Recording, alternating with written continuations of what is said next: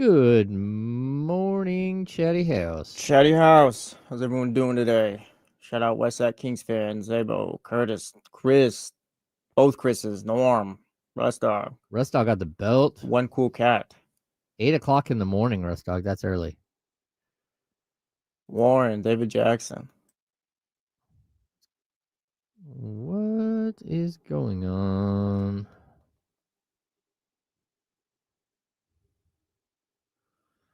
What's happening, everybody? Warren, we are up in here. Another day. I got a haircut. It's a little shorter than normal. I'm not super comfortable with it. Looks fine. Need to wear a hat. Oh, no, it's not that. It's not even bad. You're fine. It's short. It'll grow back. It will grow back. That's the key. Wheezy, Spencer, Germs, David. Who else? I think I've said hi to all you guys.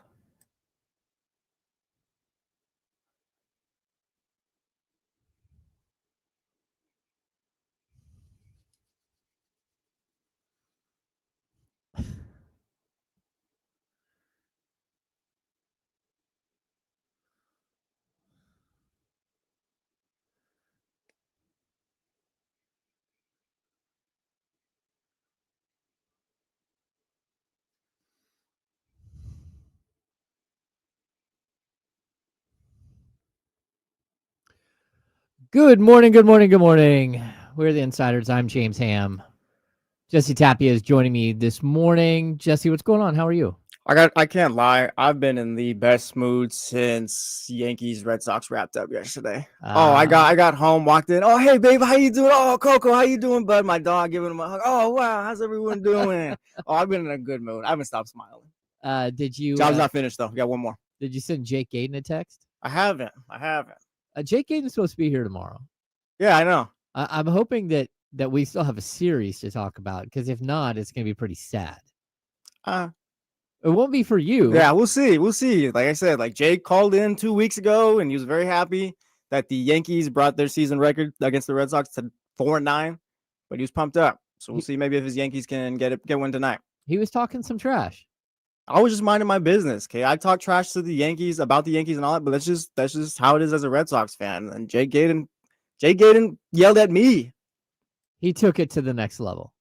He's the one who started this. Shout out Jake Gadon. Shout out Jake. Yeah. But it's always great when you beat your rival team. I swear it puts you in the best mood. It does. Yeah, I totally agree.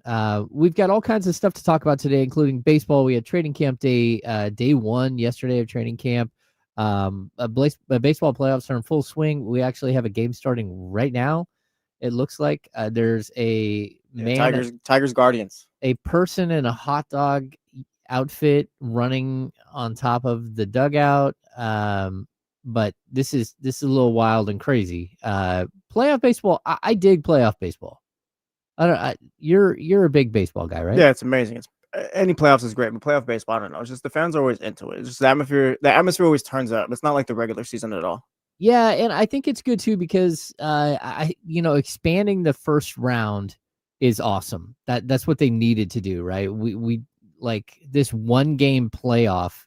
I just never understood, like the wild card game. Yeah. And I've watched the A's fall apart in the wild card game so many times, and it's like, come on. I was there when they played the Rays in Oakland. I sat at Mount Davis for that one. Didn't they? Yeah. It was one of the worst games I ever sat through in my life.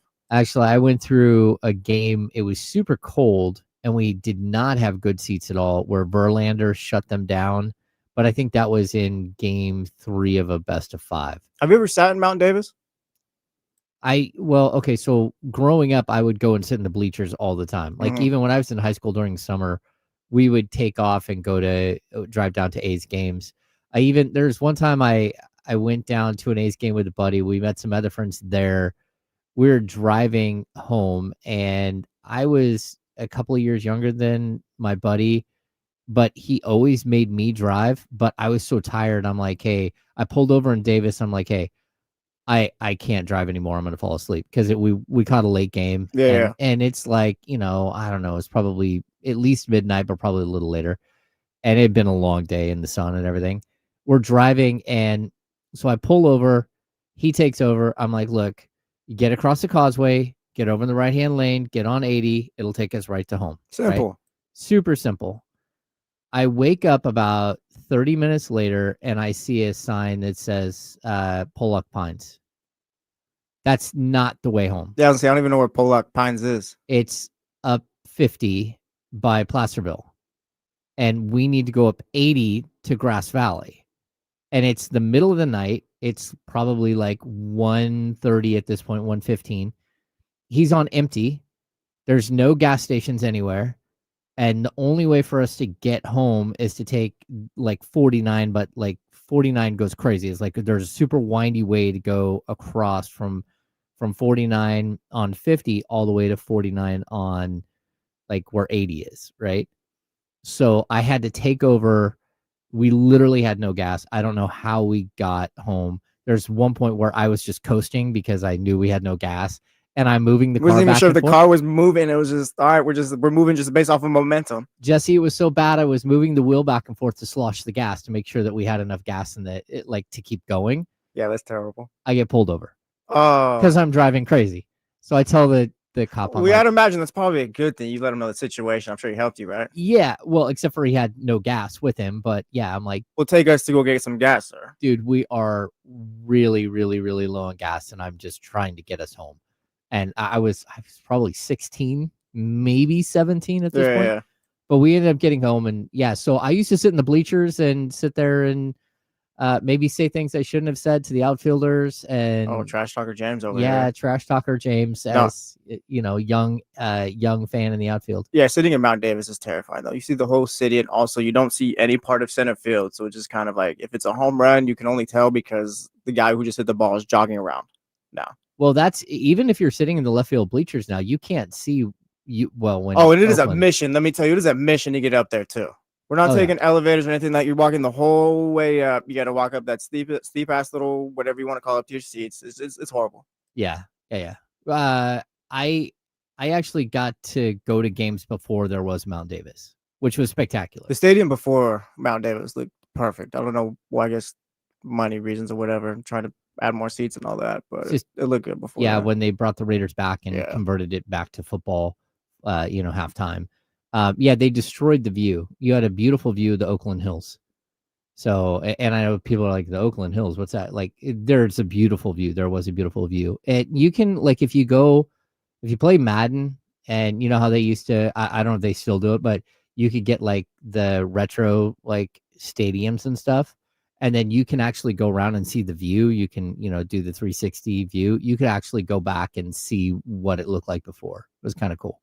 Yeah, shout out to the Coliseum. That's right. Shout out to the Coliseum. It was a great place to catch a game when I was young, and it was cheap.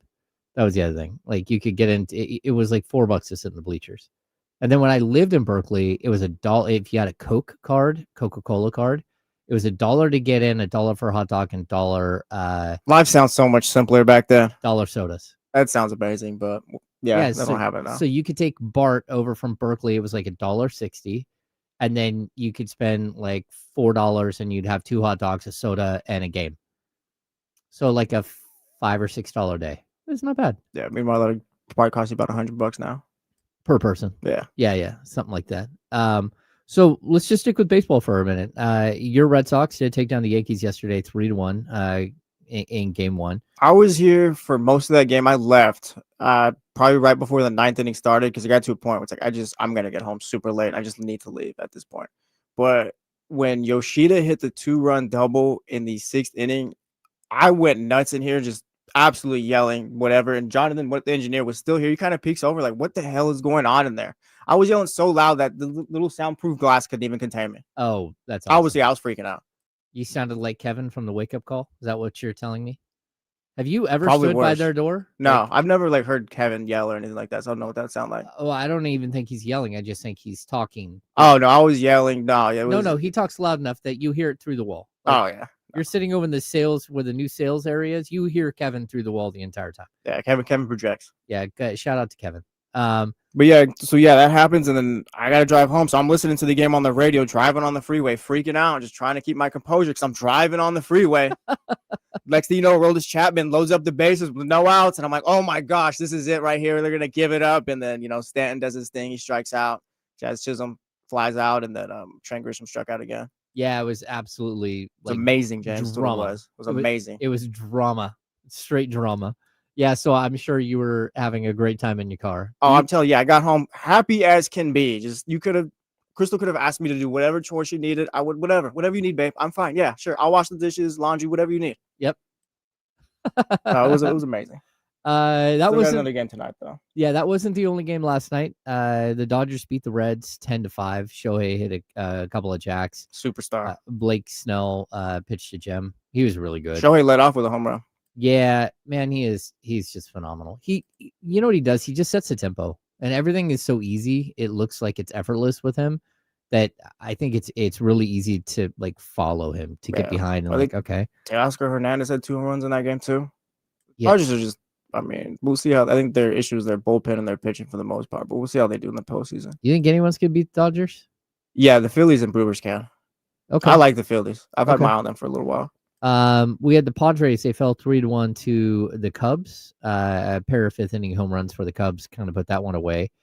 And then the Guardians fell 2-1 to the Tigers. This is sneaky. The Red Sox Yankees is probably the biggest, whatever, because of the rivalry. But Guardians Tigers has a little bit of some, I don't know, baggage, whatever you want to call it, because the Tigers were at 15.5 games, like right before September, gave that up to the Guardians. Oh yeah, and the Guardians ended up winning the division. And now it's like the Tigers picked themselves up yesterday, so it's like you wonder if they can keep themselves from choking again. Yeah, it's crazy. Skubal was absolutely a monster. Lights out. He had 14 Ks yesterday. 14 Ks. Yeah, he's just tremendous. And I'd also like just where we're at right now. We're in the wild card round, right? But you're looking, it's Red Sox, Yankees, Dodgers. There's Cubs. There's Guardians, who were the Indians, of course, forever.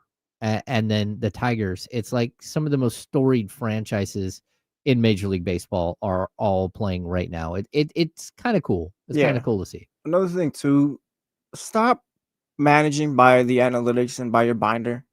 Yesterday, the Red Sox let Garrett Crochet go 117 pitches. I think he pitched 8 2/3 innings or whatever. Was a monster, and that's one of the biggest reasons why the Red Sox won the game.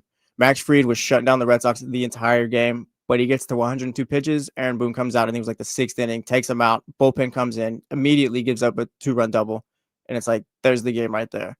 You got to let your guys play a little bit. You can't manage by a binder or by what the analytics tell you. You got to let the dude let him play baseball. It kills me when teams do that now. Yeah, because in the playoffs. The playoffs are so much about what are you saving Max Fried for? This is it right here. You got 3 games. He's not pitching again in this round. No. And then you're going to get a day or 2 off, and maybe he pitches next round. And your bullpen's already been shaky as can be all season long. Yeah. I love playoff baseball because I do feel like it's usually won by randos. That's like baseball. Whoever gets hot. Yeah, but more than anyone else, it's like some no-name dude who hits a double down the right field line or something. Well, that's the thing too. Like the Dodgers can pay for whatever players they want. Oh yeah. But in reality, they've only won 2 World Series in the last however many 30 whatever. What last time they did in the 80s was whatever. Yeah. They got 2020 and then last year. It's like baseball isn't a sport where you can just buy the best team and it's like, oh, they're gonna win every year. Yeah, it just doesn't work that way because it's too random. I don't want to talk about the '88 World Series. Yeah, what is that, Kirk Gibson? Yeah, that's Kirk Gibson doing the lawnmower around second base. No, we don't bring up your past traumatic sports stories enough, James. How old were you at that time? Let's talk through it right now. I think I was 13. I was 13. So is that like one of the worst moments you've ever lived through as a kid, as a sports fan? As a sports fan, sure. Yeah, as a sports fan, we're talking purely. So when I was a kid, we built our own houses, right? I was sitting outside with my dad. We had spotlights out in the yard, and we were doing like the subfloor of our house that we were building. And I said, hey, I've got to run inside because I'm listening to the game on the radio. I'm like sitting here listening to just incredible drama playing out. That's the best way to do it. I was watching the game on the TV, but I had the radio up on the MLB listening to it. So while we were building the house, we had like a 32-foot trailer that we lived in, and then we had like this weird little bunkhouse that me and my brother stayed in. So I told my dad, "Hey, I've got to run and see what happens." So I run inside to watch Kurt Gibson hit the home run off Eckersley, crushing. I did not want to work the rest of the night.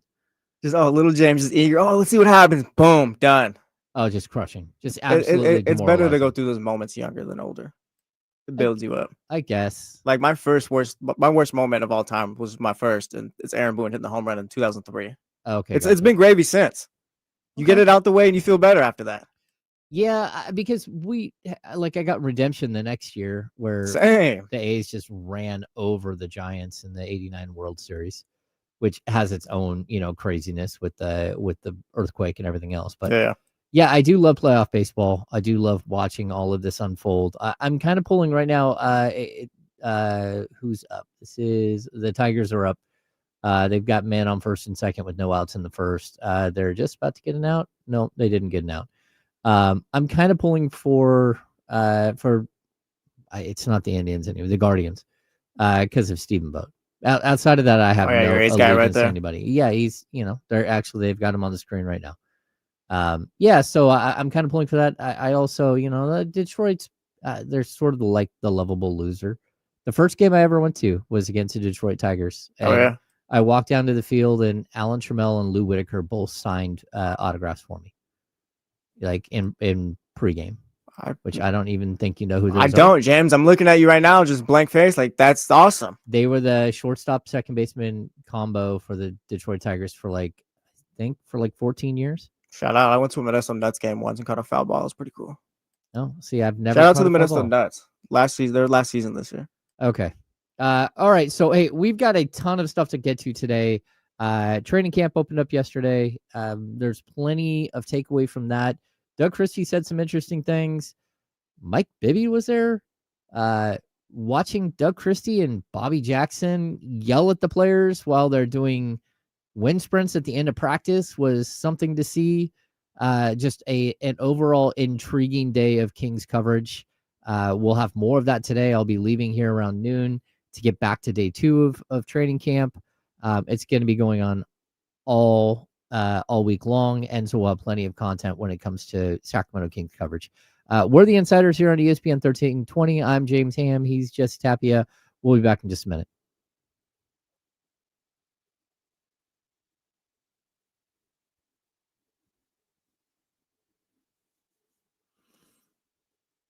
We're going to get to Kuminga in just a minute.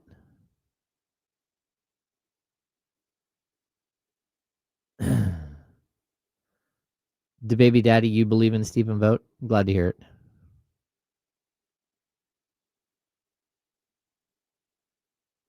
Yeah, when I grew up, my dad was in the Lathers Union, which I know a lot of people don't know what that means, but if you ever see, before they put on stucco on a house, they put black paper and chicken wire. That's lath, but old school lath is lath and plaster.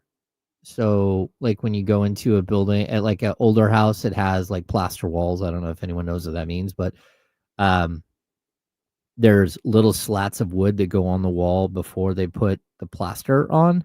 So they push the plaster into the slats on the wall to hold it up. So if you've ever worked on an old house or owned an old house that, again, the walls were always cold because they're plaster. That's what my dad did growing up, and I was an apprentice when I was young. But I helped on the downtown plaza, when it was being built in 1993. But yeah, we built our own houses. I grew up doing that, and even my house now, we added 1,700 square feet to our house. I would like to have my own DIY show. It'd be fun. Although I'm getting too old to do most. Was that on HGTV? You can have a show on. Yeah. Yeah, Scooter. It's basically stucco on the inside of the house. Yeah.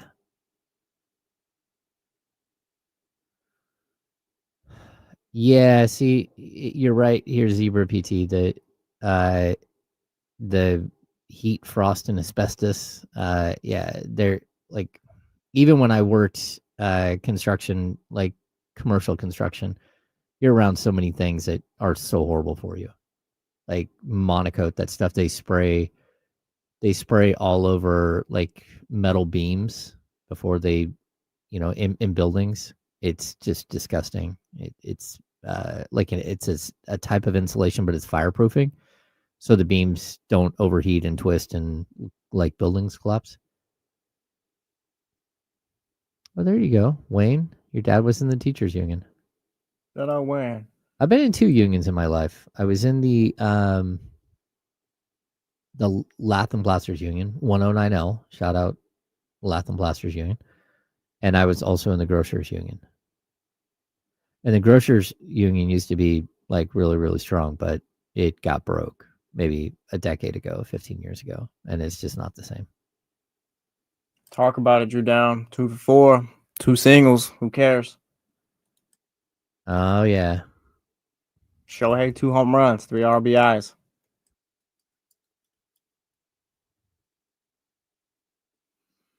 Jesse, I think I'm going to rearrange this. And I'm going to take the lead in the second block here, and I'm going to drop that into the third block. Whatever you want to do, James. We're back. Okay.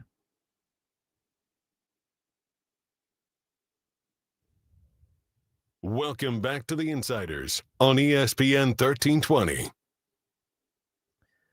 Welcome back in. I'm James Ham. Jesse Tapia is joining me today. Kyle Madsen is hanging out in Hawaii, having a great time. We do have some games this weekend here on ESPN 1320. On Saturday, we've got Clemson at the University of North Carolina. It's a 9 a.m. start. On Sunday, we have the Raiders and Ravens at the Ravens at 9:30. Coverage starts at 9:30. So we have that stuff. Should be an interesting weekend of football. Maybe loser leaves town for Raiders Ravens, even though I don't really believe in the Raiders. Maybe loser leaves town if you're the Ravens. You know, the crazy thing is, though, probably not going to have Lamar Jackson, right? I'm going to make this weird claim. I think the Raiders, they've held their own more than the Ravens have held their own.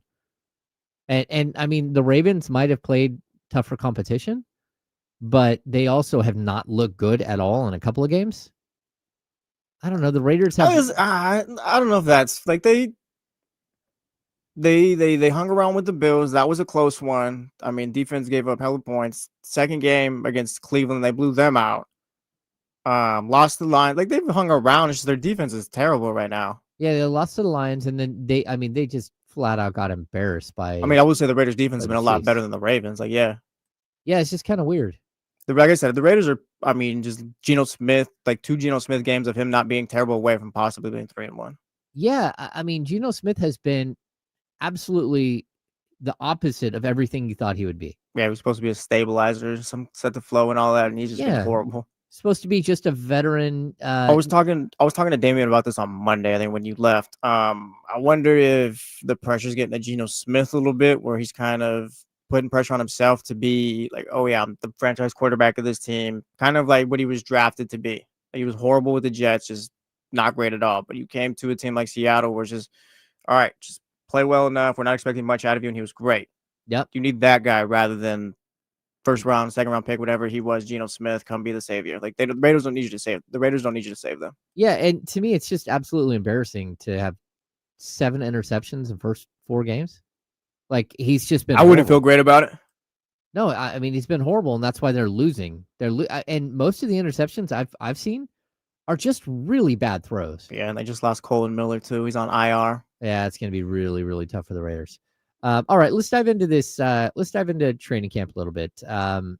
Again, show up yesterday, and they're doing wind sprints, and like they're actually scoring the basketball, and like the next guy catches ball coming out of the basket and starts running the other side. Throws a couple of passes, and boom, he's scoring on the other. I mean, it looked exhausting. I got to be honest. I would not want to be out there running and doing wind sprints. I don't miss that about basketball or about playing football at all. Yeah, James, why we sit here in these comfortable studios. I got a nice cushy chair here, state-of-the-art microphone. I can turn the AC up or down if I want. Yeah, we're not built for that life anymore. No, not that we ever were. I was High school superstar. Shout out. yeah, like I ran. I was a pretty decent athlete when I was young, and like playing football and everything. I could do the running stuff, but I never enjoyed it, and I could tell like no one really enjoys what's happening. There's a lot of rah-rah stuff going on, guys pushing each other, like gearing up. Nobody has fun doing sprints. You just do it because you need to be well enough conditioned to where Doug says, all right, we're going to guard 94 feet. That's why you do it. We're not having fun here. Yeah, exactly. And so the way it works is a guy goes up for a layup, he drops it in the basket, and the next guy coming from the baseline is supposed to catch the ball, flick it half court for a pass, and then they pass it back to him. He fires it again. It's just this whole transition thing, right? And you hear Malik Monk. He's looking around. Hey, nobody dunk it. Nobody dunk it. Because if you dunk it, the ball gets through the basket too fast and can hit the ground and disrupt the drill. And if you disrupt the drill, then it's like, you're going to have to, they're going to extend the drill longer. You see Monk like thinking the whole time, which I enjoy because Malik is like the squeaky wheel. Definitely. Yeah. Like, even yesterday, Zach LaVine, said somebody asked him what the vibes were in camp, and he's like, well, it's day one. If they're not up, if the vibes aren't high, then like, what are we doing? And he started talking about, like communication at one point, and like, he's talking about, sometimes it's DeMar's time, sometimes it's my time to talk in the locker room, sometimes it's Domas, sometimes. I mean, he said even Keegan spoke up once. He said Keegan spoke up, but he also said, but then there's, Malik, who doesn't ever shut up. It's funny how many different players have come through Sacramento and say that exact same thing, which is fine. Like, yeah, that's what you want, I feel. Yeah, Malik is the noisy one. We probably make too much of stuff like this, just given we talk about it all the time and we need stuff to talk about. But I guess it is encouraging just to know that even though Malik's name wasn't in trade talks all offseason long, like it seems like he's still ready to go, ready to be the heart, soul, vocals can be just kind of still locked in. Yeah, and like I said, we probably make a bigger deal about that stuff than what actually happens with them.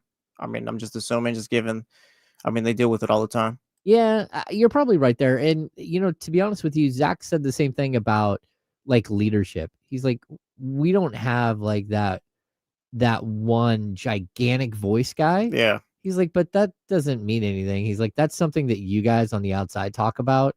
It's not something that we like stress about in here. Guys, who's going to be our leader this year? Who's going to speak up? Who's going to yell at us? Yeah. Yeah, like kind of natural. When something needs to be said, people said stuff.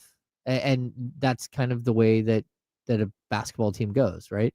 I don't think you have to go out and, even last year, remember they brought in Jay Crowder. The year before, they brought in JaVale McGee. It was like you have these guys that are veterans that actually are known to be vocal in the locker room and stuff. And I think sometimes that matters, but other times, like this is a group of professionals. There aren't a bunch of like 19, 20, 21-year-old kids on the roster at all.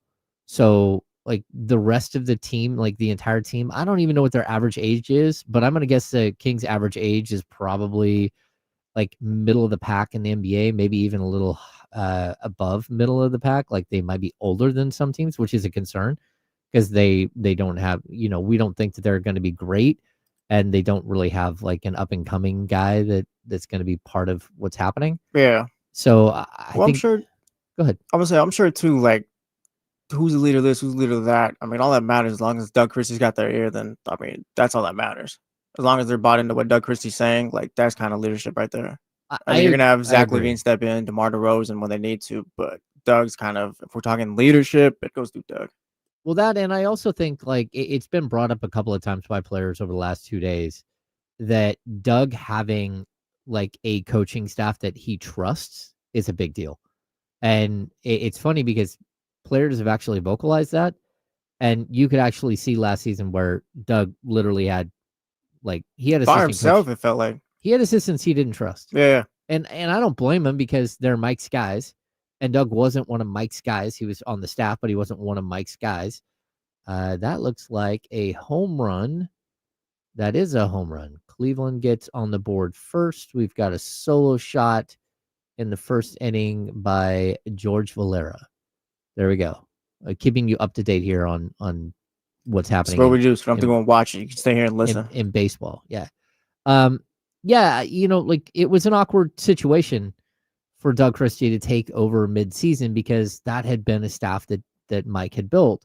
And then, again, Luke Laux leaves. They didn't replace Doug when he stepped into the role. So, Mike leaves. Like, you're just short-staffed the whole time. That does not feel like what it was yesterday. And like walking in and seeing them running these sprints, Doug Christie is in the middle of the court yelling. Bobby Jackson is on the sideline on the court yelling. It felt like early 2000s Kings basketball. Again, Mike Bibby is on the baseline. They get done with practice. They come over, Mike and maybe they get Vlade Divac to show up one time. Well, Vlade is still part of the franchise. So, yeah, I think that there might be a point. But remember, 2002, this whole thing up. Yeah, exactly. Well, I'm surprised we haven't seen Pesha either. But you remember, Vlade got in a motorcycle accident in Serbia and broke his hip maybe 3 months ago, maybe 4 months ago. So I don't know how mobile he is, if he's back here in the States or if he's still overseas or what. But I do think that we will see the whole group together at least a couple of times during the season, which is cool. But to watch what's happening on the court, number one, Doug Christie, he said a couple of things the last couple of days that are intriguing to me. Number one, he wants the team to be the best conditioned team in the NBA. I think that's fine. I also think it's his first training camp, and like this is what Mike Brown did in his first training camp, and when he tried to do it in year 2, like he started to get a mutant. The team started to mutinize on him, like, "Hey, we're not doing this again," which I think was the players bad. Like they should have just listened to their coach and gone out there. Like when you go through a season and you have 12 games lost to injury or something ridiculously low, and a lot of the reason why is because you practiced hard all the time. Yeah, the system worked that year. Yeah, you were in great shape. And then the next year you don't want to do the work. That stands out as like a red flag, not about Mike Brown, but about the players. Like, hey, he's the coach. Like, get in line, do what he's asking you to do, right? He's the one who's going to get fired if you guys don't play well. He's, if he wants a certain style of play, then you need to be in the right shape to do that style of play. You can't push the tempo if you get 10 games into the season and realize, oh, we should really run more. That's not how it works, because now you're playing games every other night and you're practicing here and there, but you have down days and all that stuff. There's no way to ramp up your cardiovascular shape in that situation. And so if you're going to be a running team, you have to do it now. And so I like that Doug Christie's doing that. What do you think about a 10-man rotation? Because that's something that Doug has brought up a bunch. I mean, I don't hate it, because outside of Malik Monk and Keon Ellis off the bench, who do you really trust? He's going to have to figure out who can play and who can't. Like, is Isaac Jones going to be someone who can give you regular minutes? Is Maxime someone who's ready to play for a second-round pick? Do you need Drew Eubanks to give you more minutes? Or maybe Dario Sarge's got to give you something. Like, he's got to figure out what he's got here still. I mean, you know what it is with the starting five, but after that, like I said, it's not great. Yeah, I mean, so I understand it. I mean, that's not something you do like going into the playoffs or anything like that. But Doug is here first year. Like, yeah, he just needs to figure out what he has right now. Can you name 10 players that you're comfortable playing? On the Kings, no. I can name 7. Okay. The starting 5, Malik Monk and Keon Ellis. Okay, so that's kind of where you're at, right? Like, I think you, like, very quickly, you're like, okay, is Nate Clifford or Doug McDermott going to play? One of the rookies you'll see. I don't ever really throw on the rookies because I want to see what they look like game 1. Yeah, exactly. So who knows? Okay, so we've got those two. One of those two is going to play, right? And then at the power forward spot, you either have Dario Saric or you have Isaac Jones. One of those two is going to play. At the center, give me Isaac Jones. Isaac Jones. What did I say? Dario Saric, Isaac Jones. But I'm going to say I want to see Isaac Jones. You want to see Isaac Jones. Yeah. Okay. Yeah, I'm there. I'm with Isaac Jones playing as well. I don't know what Dario Saric has left in the tank. I feel bad for him. He was like super honest yesterday on Monday about like he's like, I signed with Denver and like 2 games into the season I'm out of the rotation and I'm looking around like, why did you guys sign me if I'm not gonna play? And then he's like, you're not playing for 3 months and all of a sudden, hey, we need you to play tomorrow. He's like, okay, well, I haven't got to play for months and everybody else in the league is playing for the last 3 months. How am I supposed to keep up? And like, we've been practicing, but not that much. And even when you do practice, he's not part of the plan. Yeah. He's the third string guy. So all of a sudden you want me to go out there and run and act like I've been playing for 3 months when I haven't. So I thought that was interesting to see. I don't know if he has anything left in the tank, but again, I think he's like 29, 30. He should have plenty of basketball left. I'm intrigued to see what is going on there. And then the backup 5, you're going Eubanks or Maxime. Yeah, and I think Drew Eubanks is going to get the first opportunity. But again, like, you're playing 10 guys. Do you need to play 10? I mean, I guess style of play you want to have if you're going to run. Well, outside of like, I mean, yeah, you kind of do, because you're going to go. Monk and Keon are definitely playing off the bench. Nick Clifford's definitely playing. Like, you need someone tall, bigger than Nick Clifford to be out there. Like, you're going to need a backup 5. You're going to need a wing. You're going to need Isaac Jones out there. No, I agree. But like most teams do, like 8.5. Shout out Devin Carter too, by the way. Yeah, 8.5, 9-man rotation, right? That's a typical thing. I just don't think Doug can really do that right now. Like, this roster, we've talked about it off season long. It's flawed, so we just gonna have to kind of make do with it. And eventually, maybe you do get to an 8-9-man rotation. But I think right now in game 1, I don't hate the 10-man rotation. Yeah, but I could see a 7-man rotation, 8-man rotation where one of the bigs are getting to play, whether it's Isaac Jones, whether it's Sarge, or whether it's Eubanks.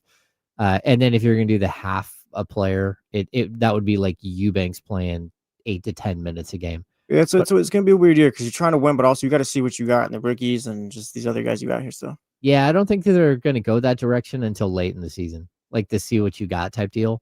Like, if Nick Clifford is able to earn his way onto the court right off the bat, then he'll be the guy that plays. And in my opinion, I think Eubanks is going to get the first shot of the backup center position. Yeah, I agree with that. And they're going to let Eubanks kind of do his thing until Maxime Reynaud is ready. And Maxime Reynaud may not be ready all season. It just might not happen. But the flip side of that, I've heard almost every single Kings player talk about the rookies and go, hey, the 2 young guys are NBA ready. Like, they get it. They're smart players. Well, I mean, the talk, like Nick Clifford, he looked good all offseason long, but when they drafted Maxime, was kind of they got like real intentions for him on this team. Well, yeah, and I mean, Maxime was a 4-year college player, and Nick Clifford was a 5-year college player. Like, if they're gonna play in the NBA, they should be ready to actually, like, and I'm not saying play 24 minutes a night, but they should be ready to play, 12, 15 minutes a night. You would hope, but I do think that, like, as a new coach, you've got Drew Eubanks, you're gonna rely on like a veteran there. And I might see the same thing with Nick Clifford, at least in the first 2 weeks of the season. Hey, we need shooting. Let's make sure that we do the shooting thing, but let's get Doug McDermott on the court, because Doug, we know what we're going to get from him. Yeah. So I could see them doing that and then expanding the role of Nick Clifford and Maxime Reynaud as the season goes on. We'll see what happens, but I trust Doug Christie's process. I think he's a good coach. Last year was the most insane thing he had to go through and all that, as far as just trying to get that team through the season. Now he's got his guys with him. So yeah. The other thing is, he wants to run this team. Realistically, I don't think it's built to run. Like a year ago, set the culture and establish it. If guys can't fit in, you figure out who can and figure out who can come in and do it. No, I guess you're right there. Like, if someone can't keep up, then they're just going to get left behind. You just know that, all right, this player doesn't work for what we're trying to do, and then you find someone who does. Yeah, and I think their idea is to set their identity on aggressive defense that leads to transition baskets. That, like a little bit of a gambling defense, a little bit more, like the equivalent of a blitzing defense in the NFL. And then, of course, stay in front of your man. That's going to be the other thing. Doug Christie talked about, the last couple of years they've been running at the shooting hand, right? And they're not doing that. The new version of the Kings, the design is for them to run square to the player, not run at the shooting hand, which is just a little bit different, like stylistically, than what we saw. And he said, I don't want to give up inline drives to the basket. And I want to be in a position to defend if someone doesn't shoot the ball. So we're going to see some structural changes. That's like a nuanced change. But like, this team is going to run a different offense. They're going to run a different defense than what they've ran in the past. And I'm kind of here to see what exactly that's going to look like. Right. So, okay, we're going to step aside. When we come back, we're going to get to Kuminga Watch. Oh, I don't got it popped up right now. We'll hit the button coming up. It is quietly, Kuminga Watch died yesterday, and we're going to do like an immemorial. Kuminga Watch. We're the Insiders. James Ham, Jesse Tapia. We'll be back in just a minute.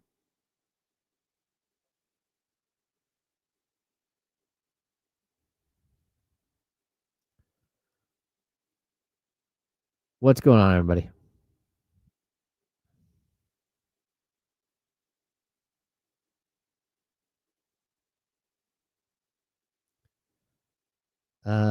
Yeah, the Sarich thing was interesting. In all honesty, like the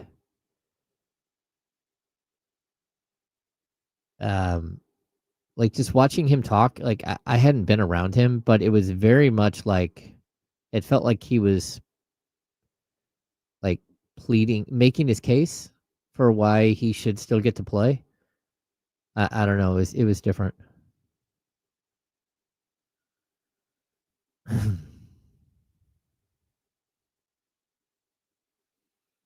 Yeah, exactly. Jason Siebenthal. It may not be dead. It's dead for now, but it may not be dead in its entirety. Will, do I ever go to the local cafe in Meta Vista? I don't think I've ever been there. I have gone to Tin Lantern in Meta Vista. But actually I had to drive through Meta Vista this morning. Highway 49 has just been a mess.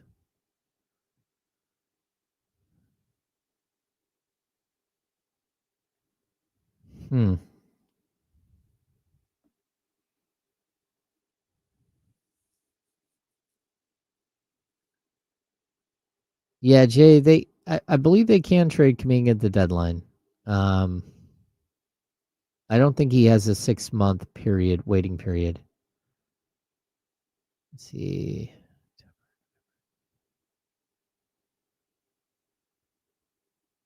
Okay, January 15th. Yeah. I think we are going to see him, like there's going to be like unless he just fits in and all of a sudden is phenomenal for them and they fall in love with him.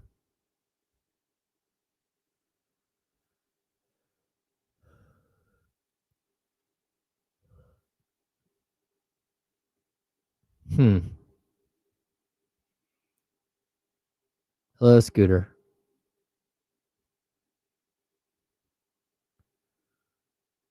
What else is going on up in here? Thanks for everybody who showed up last night for the podcast with me and Brennan and Sean. That was fun.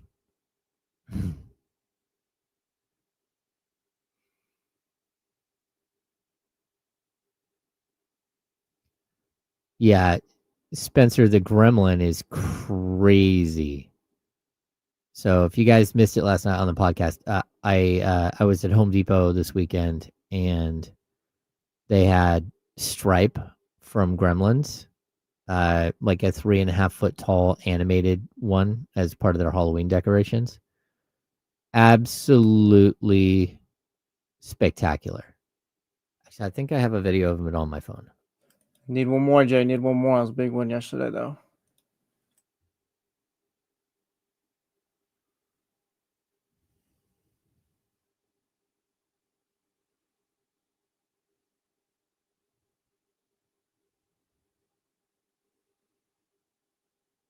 Oh my gosh, I have so many videos and pictures on my phone from training camp. Maybe I shouldn't be doing it. Oh, here it is. So first of all, that's what he looks like. But he's 3.5 feet tall.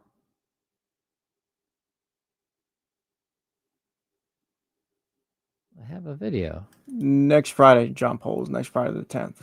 What the?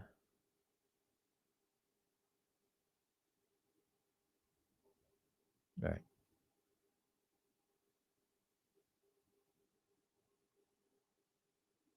Welcome back to the Insiders on ESPN 1320. Welcome back in. I'm James Ham. Joining me today, Jesse Tapia. Taking you up until noon. D-Lo, in case you're going to step in while I sprint out to training camp, day 2 of NBA Sacramento Kings training camp. The news broke yesterday afternoon that Jonathan Kuminga decided to take a 2-year, $48.5 million contract with the Golden State Warriors. What's all pour one out for? Kuminga Watch. It was a fun bit. Shout out Kyle Madsen. It was one of your best. It's over. It's over. Kuminga Watch is over. Or is it?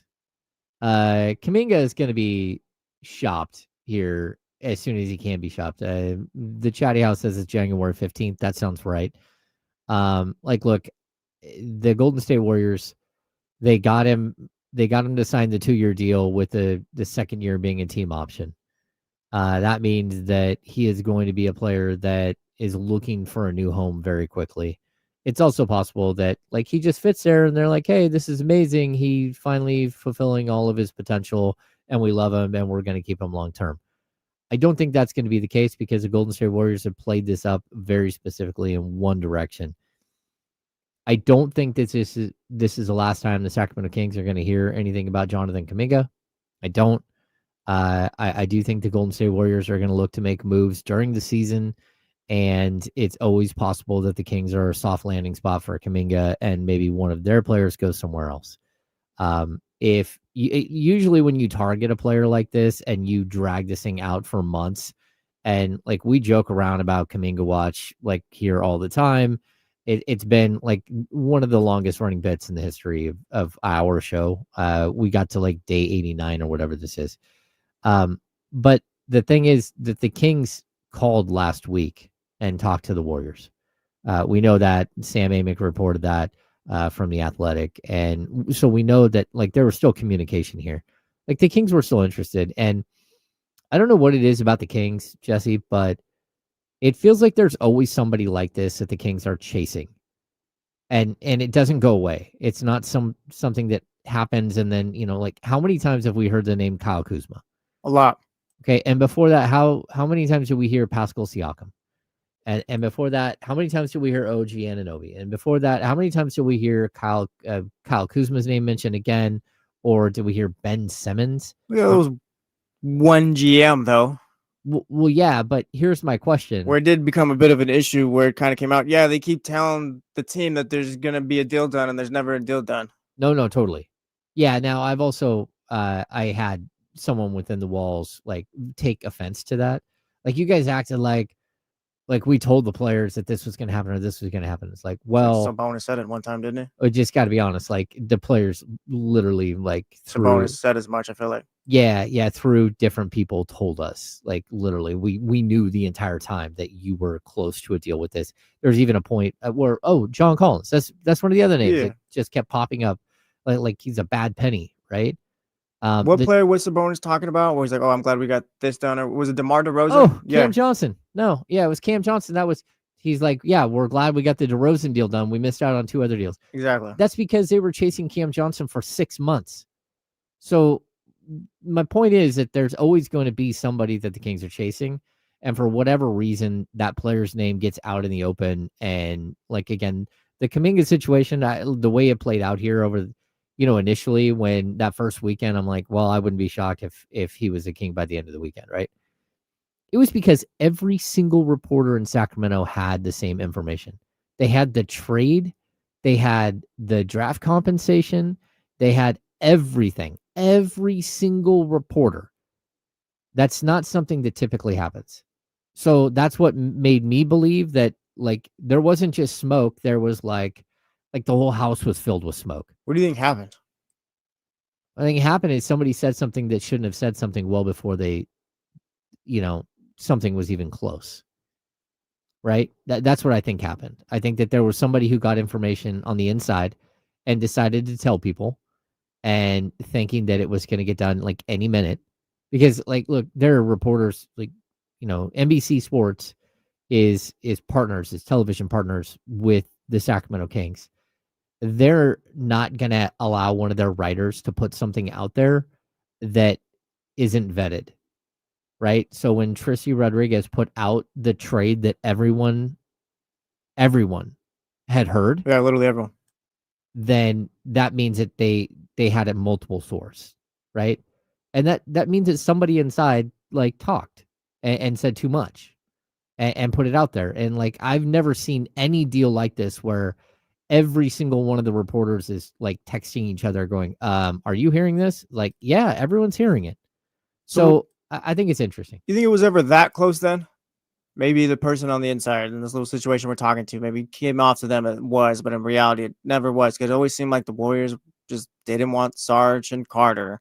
And then we got to the whole Malik Monk and unprotected pick, protected pick. They wanted unprotected or whatever. But it just seems like all the offers we heard, the Warriors kind of scoffed at. Well, the offers at least weren't good. How it was reported. Yeah, that's what I mean. So was it ever really that close? Well, it probably wasn't, to be honest with you, because I think the problem is two things. Number one, the Golden State Warriors are the ones who literally could say yes or no. Yeah. Right? Like you can like somebody all you want, but if they won't go out with you, they won't go out with you. You can't say that you're dating them because you're not dating them. That'd be weird. That would be weird. It'd be really weird. It would be really weird if you just ran around telling everybody if you do that, dating stop. somebody. Yeah, if you're like, oh yeah, we're dating. It's like, no, you're not. Like, no, that's not what's happening, right? So it does have this weird vibe, but I also there's always that possibility that the Warriors were like, hey, why are you putting our laundry out there? Why are you telling people this? And no, we're not going to do that deal now because that, first of all, that deal's not good. And our fans are freaking out because they're looking at that deal and it's not very good. But also number two, like, why are you putting our information out there? And so I think that there is like a certain amount of like, why did this happen the way it did? But it also feels like the same exact thing that happened for 5 years with Monty McNair, where stuff got out and not only did stuff get out, but like you couldn't close the deal. Like, I don't know how we separate this from all of the others, from the Cam Johnson thing, from the John Collins thing, from the Kyle Kuzma thing, from the OG Anunoby and the Pascal Siakam thing. And well, it's just because it felt like the past deals with Monty, it always felt like, oh yeah, like something like it's close. I don't even know if we ever heard that it was close here. All we ever heard was the Kings are offering this, and the Warriors said no. The Kings are offering that, and the Warriors. It was always just negotiation. The initial thing was, oh no, this thing is super close. I know, but we just talked about it. Like it could be someone where it's just maybe someone on the inside felt it was, but in reality, it wasn't. No, that's always possible. Yeah, because like at that one point, sure, but since that one point, it never felt like it was ever really that close. It was just more so Kings called the Warriors and they're negotiating and they offered this and this time they offered that. But I don't know if it was ever really like, oh yeah, like the Kings are right on the doorstep. Besides that one point when we got to, it was like, oh, maybe this will happen. Yeah. Like I said, like since then, it never felt like it was close. It's just more so with negotiations being reported on the rest of the offseason. No, I think you're right. I think in the end, it's gonna break down to that whatever information was out there that we all heard, which is why I think it's different from the past regime. Well, yeah, like they got reported out there in the open, but I don't think it was one of those Kings again messed up. They couldn't close it again. I'm not sure that the Kings were like fighting so hard to close this deal, if it makes sense. Because if what we heard, like the stuff that's been reported, oh, the Kings offered unprotected pick, then it works. Like the Kings could have did that, but they chose not to. Yeah, well, and I'll tell you, I've had conversations with high level people within the walls of Sacramento Kings, and it was always like, yeah, we like Jonathan Kuminga, but we like him as a player that has potential to be more, and we like him at a low cost, both not just what will it cost to trade for him, but on top of that, what exactly are we going to have to pay him? Yeah, like the Kings wanted him, but also we're willing to walk away, or just we'll offer this or whatever. If the Warriors want it, great. If not, then that's not going to happen. That's what I kept getting the feeling, that the Kings were always willing to walk away. That the Kings were like, they're sold on the length, athleticism, and potential. They're not sold on this being a knockdown, like it's gonna surefire bet. Yes, take the unprotected pick. Hey, take this one player too, and we'll get this done right now. And this is, I'll tell you, when I when I looked at this deal and I've started to go, I don't know if this is gonna really. I don't think it's realistic. It was very specific. It was that all of a sudden we started hearing it's a 2030 first round pick. And if it's not going to be a 2030 first round pick, if it doesn't, it's protected. And if they don't get the 2030, then it becomes the pick swap pick in 2031 with the Spurs, right? And then you look at Kuminga is about to sign the Kings were offering a 3-year contract. So that puts you 25, 26, 26, 27, 25, 26, 26, 27, 27, 28. So you're going to trade a 2030 first round pick when the player that you're acquiring might not even be there, might not even be on your roster at that point. That seems like a bit of a strange deal. So look, again, I'm going to say it. I don't think we've heard the last of this. I do think that, the Kings are interested enough in Jonathan Kuminga. I know BJ Armstrong's a big Jonathan Kuminga fan, the assistant general manager for the Kings. I just wonder, if you go back to the table, what do you even offer up at this point? Do the Warriors do you expecting them to take the deals that you've offered, or because like I said, it's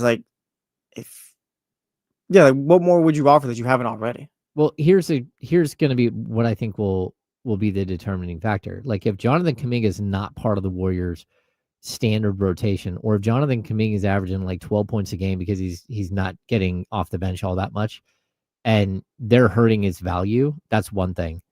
If the Warriors do what might be right by their franchise, but not right by the win-loss total, and they're just all right, you know what? Let's just put this kid out there for 32 minutes a game, 35 minutes a game. Let's put him in the starting lineup at power forward alongside Draymond Green and Jimmy Butler on the front line, and let's see what happens. And if you do that and he starts averaging 20 and 7, but you still don't like him and you know that it's not leading to winning, but all of a sudden he's averaging 20-something. There's something there. Then the value of Jonathan Kuminga goes up. So I do think that they hold some sort of card here and what his value might be. But same time, if I'm the Sacramento Kings, I'm moving on. I'm moving on to what's next because I don't think that this deal, again, it was way too public. There's way too much going on. The ESPN side, the athletic side, it was everyone. Everyone was talking about it. It was the most talked about trade negotiation of the offseason for a guy who is totally unproven. Yeah, it's a really, really interesting thing. So I don't think we've seen the last of it, but if I were the Kings, I would be moving on.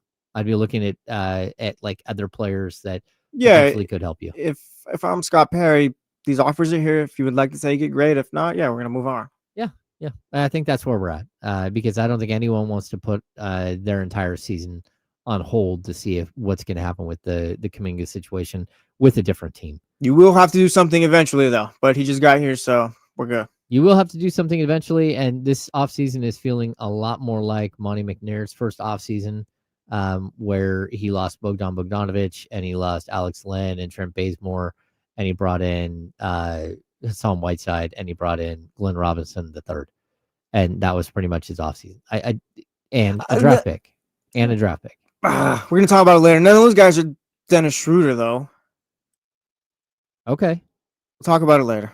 We will. We'll be back in just a few. We're the Insiders here on ESPN 1320. See you in just a minute. Yep.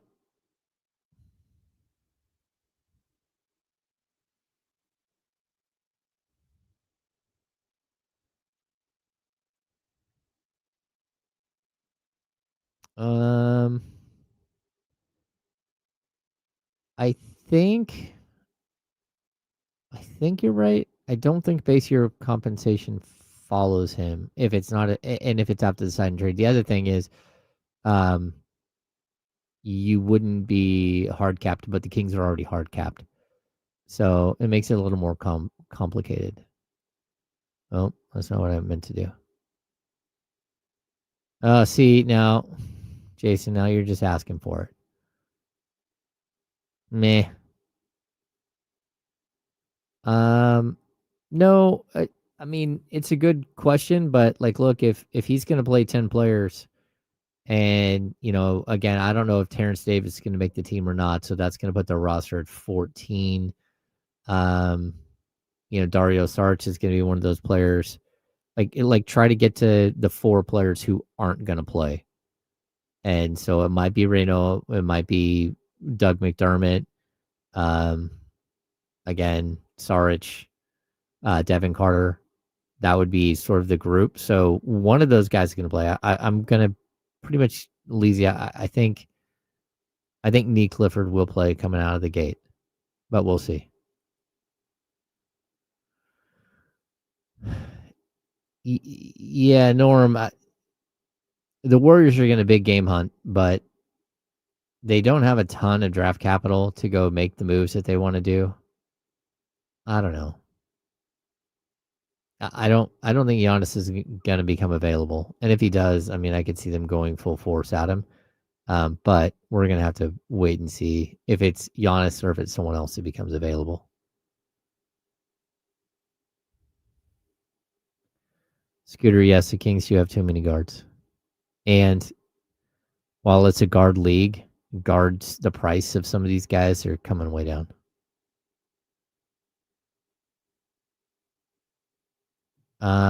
Just based on, no, I think they're keeping Debo. I think they had an opportunity early in the summer to they had a conversation with him and say, hey, do you want to be here? Do you not want to be here? And his answer was, yeah, I'm in. And so they're pushing forward with sort of that mindset for right now. But again, whether he'll be here next season, whether he'll be here at the deadline, I don't know. After the deadline, you got to get younger. You got to get more athletic. You've got to get, somebody put the Kings. Oh.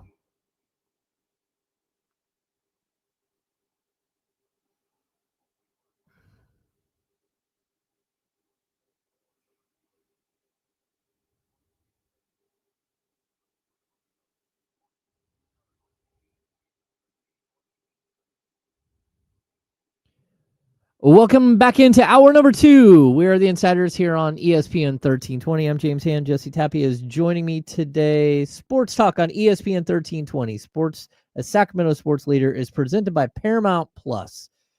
You can't count on much, but you can always count on Sundays with the NFL on CBS and Paramount Plus. Watch your local NFL games live every Sunday, all season long. Visit ParamountPlus.com/NFL to get started today.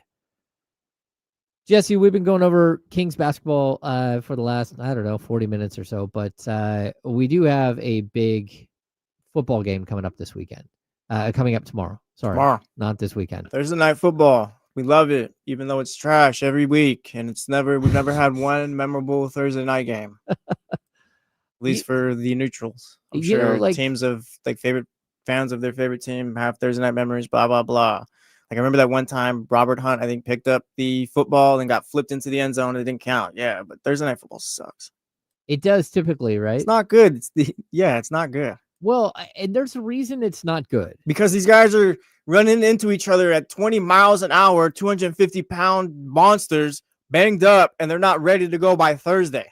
That's the problem. Yes. Like you have the 49ers, a game on Sunday, 3 days off, and then one team has to travel somewhere and go play. The 49ers' entire team is on the injury report. That's what we're going to talk about right now and why it's going to be tough for them on Thursday. Yes, they have no chance to recover. Yeah, they don't. We're getting estimated injury reports if they practice today. Well, and then it's walkthrough day. Exactly. Right? Oh, it's he's a non-participant, but it's only a walkthrough. Okay, well, what does that mean? Does it mean he literally can't do a walkthrough? Because I don't know. If you can't do a walkthrough, you're not playing in 2 days. You're not playing tomorrow if you can't do a walkthrough today. Am I taking crazy pills? No, that's exactly it. If you're not healthy enough to do a walkthrough, where you're just basically running through maybe 20 plays, a couple of defensive adjustments, talking about, Matthew Stafford's cadence and then what their offense might look like. If they do this, you need to do this. That's you a problem. Be in the training room, yeah. And I mean, I think the last injury report we saw was Brock Purdy, Jennings, and Ricky Pearsall still would not have participated if there was practice. Going into this game, whatever. The Niners lose, whatever. They're banged up right now. I'm not too worried about them or even for the, I guess, bigger part of their season. Like, I think they'll be fine going forward. But if the Rams don't win this game coming out of Thursday, then I got a lot of questions about them. This is almost like I don't see a way they should lose this game. They haven't been. They've been shaky, but I feel like they're usually shaky early in the season. I wouldn't call them like they blew that game against the Eagles, but I feel like for the most part they've been pretty good. Yeah. They went toe to toe with the Colts, but I think that says more about the Colts. Just all right, the Colts are a good team right now in the NFL. Okay, but are we still convinced that the Colts are a good team? I mean, we're starting to come around. Yeah, we got to give them that respect now. We do. You think so? Yeah, for what we think of what I think of for me personally, what I think of the Rams are a great team. I think they can challenge the Eagles. I don't know if I have them in that tier. Shout out Kyle Madison right now. But yeah, the Colts hung with the Rams. And I mean, if not for that little fumble at the goal line thing for that one player. Yeah, they were right there. Yeah, I mean, they earned their respect. Yeah, they're a good team. Okay. I'm not saying, oh yeah, the Colts are going to go win the Super Bowl or anything like that. But 3-1 through 4 weeks, and you've played well against everyone so far. Like, yeah, you're a good team. I think so. I think that they're going to be quality, but I need to see what they look like by week 8.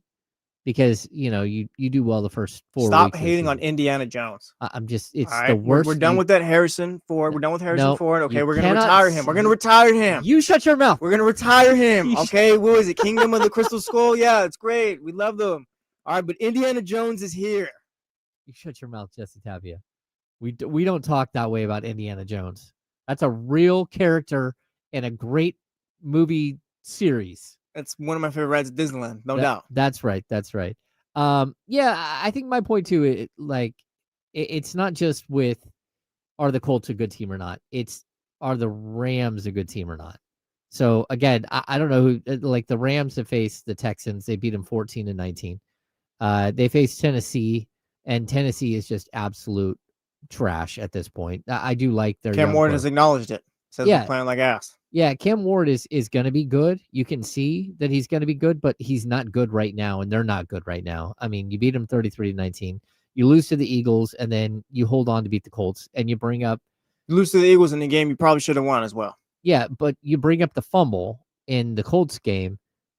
That was first of all, that was devastating for that young guy because that was his first NFL touchdown, and it was not. These players are never going to learn. To me, it wasn't like you've seen the guys who drop the ball before they get into the end zone. He switched hands and was getting ready for some sort of celebration, and the ball just fumbled out of his hands. That wasn't like the whole, get near the goal line and drop it thing. Deshaun Jackson, I think, is the most famous one. Yeah, I think so too. So I felt really, really bad for that. Was his first NFL touchdown that ends up bobbling out of the back of the end zone. Could have been his first NFL touchdown, James. Yeah, it could have been. And it's one of those things where you might never live that down. You might never get another opportunity like that. He just got to score another one. He's fine. He'll be fine. He'll be fine. He might. He also might ever score a touchdown again. We'll see. But point being, I think the Rams are good. I think the Colts are good as well. And like I said, if the Rams come out of this game losing, that's great for the 49ers. You got heart and you came out of that game with a win. But also it's all right, maybe the Rams aren't the contenders we think them to be. You wouldn't, if the Niners lose this game, you wouldn't think differently of them. No right? thoughts, no. I mean, they're banged up right now. They're banged up going into LA on Thursday night. That's just a recipe for a loss for every team. Yeah, I think so too. Even if they were healthy, it's just being the road team on Thursday night. It's always been tough. So, yeah, the fact that you're probably going to play with Mac Jones, or it looks like you might play with Mac Jones. You might be down to your top 2 receivers. George Kittle's on injured reserve. And yeah, what am I going to say about that? Yeah, I mean, realistically, if you're going into this game, you're down for your top 5 pass catchers. I mean, because Ayuk is gone. Pearsall is highly questionable at this point, and same with Juwan Jennings, and then Kittle. So all you've got left is Christian McCaffrey. Yeah, if the 49ers win this game, we're probably talking about Fred Warner being the greatest linebacker of all time because he made all these amazing plays, and Mac Jones is going to net the 49ers a second-round pick in the offseason or something like that. Yeah, I mean, that's the crazy thing too, right? Mac Jones has the opportunity to get his 3rd start in 5 games. He will. Right, if the Niners a draft pick. Yeah, if he starts this game, he'll actually have more starts on the season than Brock Purdy. Yeah, the Purdy toe injury thing is. I hope it doesn't linger all season long, especially when you look at like Joe Burrow gets hurt. Well, it's in a that turf first- toe thing, right? And those don't really ever go away, Yeah, at like least for during the season. Joe Burrow had that like brutal, like it didn't even look like he hurt himself in week 1, and he's out 3 months. And Brock Purdy's out here, missing games. There's degrees of injury clearly, but I do think it's one of those weird situations where you might be better off just starting Mac Jones, giving Brock Purdy, because then you get 10 days before your next game. They probably should. I mean, like I said, call it what it is. It's a tough situation you're going into. Is like Brock Purdy playing really going to change that much for your game? Probably not. Like if Brock Purdy starts, I still expect the Rams to win. Yeah, I would agree. I mean, like you got to have someone to throw to, and I think the team's Niners just too banged up right now. Yeah, they have much bigger issues too. You can't run the just, football. Yeah, which is probably my biggest concern. Well, and they can't stop the run.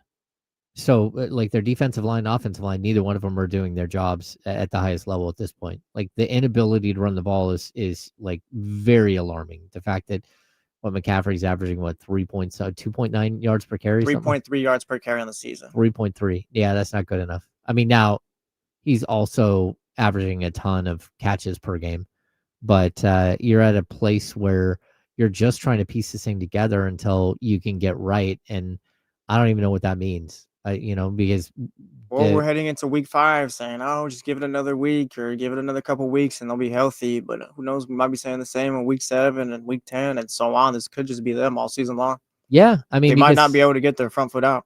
We're looking at the possibility of a window opening for Ayuk, but it doesn't sound like it's opening. Well, even when he is back, whether it's week 6, week 10, week whatever, like who's expecting a wide receiver coming off a torn ACL to really do anything? Yeah. No, I mean, that's a big problem for the 49ers. I also think he's not even all that tradable at this point. Our guy Joe just walked by wearing an orange vest. He's getting ready for Aftershock, which begins tomorrow night. Shout out to the promotions team. It's always fun doing those big events. They are working extremely hard. Joe, the leader. Our guy Joe, leading promotions. Yeah, he is leading promotions. Unfortunately, that means he's not here. Yeah, it's kind of tough. Yeah. We miss you, Joe. Yeah, we miss Joe. Come back soon, please. And I think he is coming back soon to help fill in for you. He can help D'Lo and Casey. I'll be out for about a couple weeks, pretty much. You're going to be out for a couple weeks. Starting next Tuesday. I'm going to come hang out with the guys in the chatty house on Monday. Come hang out one more time. And then we'll be off for a bit. One last time as a non-married man. Yes, that last time. But we're D'Lo and Casey and 1320 for life. It'll be like a bachelor party for Jesse. Yes, the D'Lo and Casey bachelor party for me. That's right. Outside of the inability to run, is there anything else about this Niners Rams game that like sticks out? You're like, if you're not going to be able to get to the quarterback, that's going to be tough again. I don't want to say it's been an issue. They're bottom 5 in the league in sacks so far this season. But if it continues to be a point where you're not even getting Matthew Stafford's jersey dirty and he's just upright hitting Puka Nacua and Devontae Adams, that's going to concern me as well.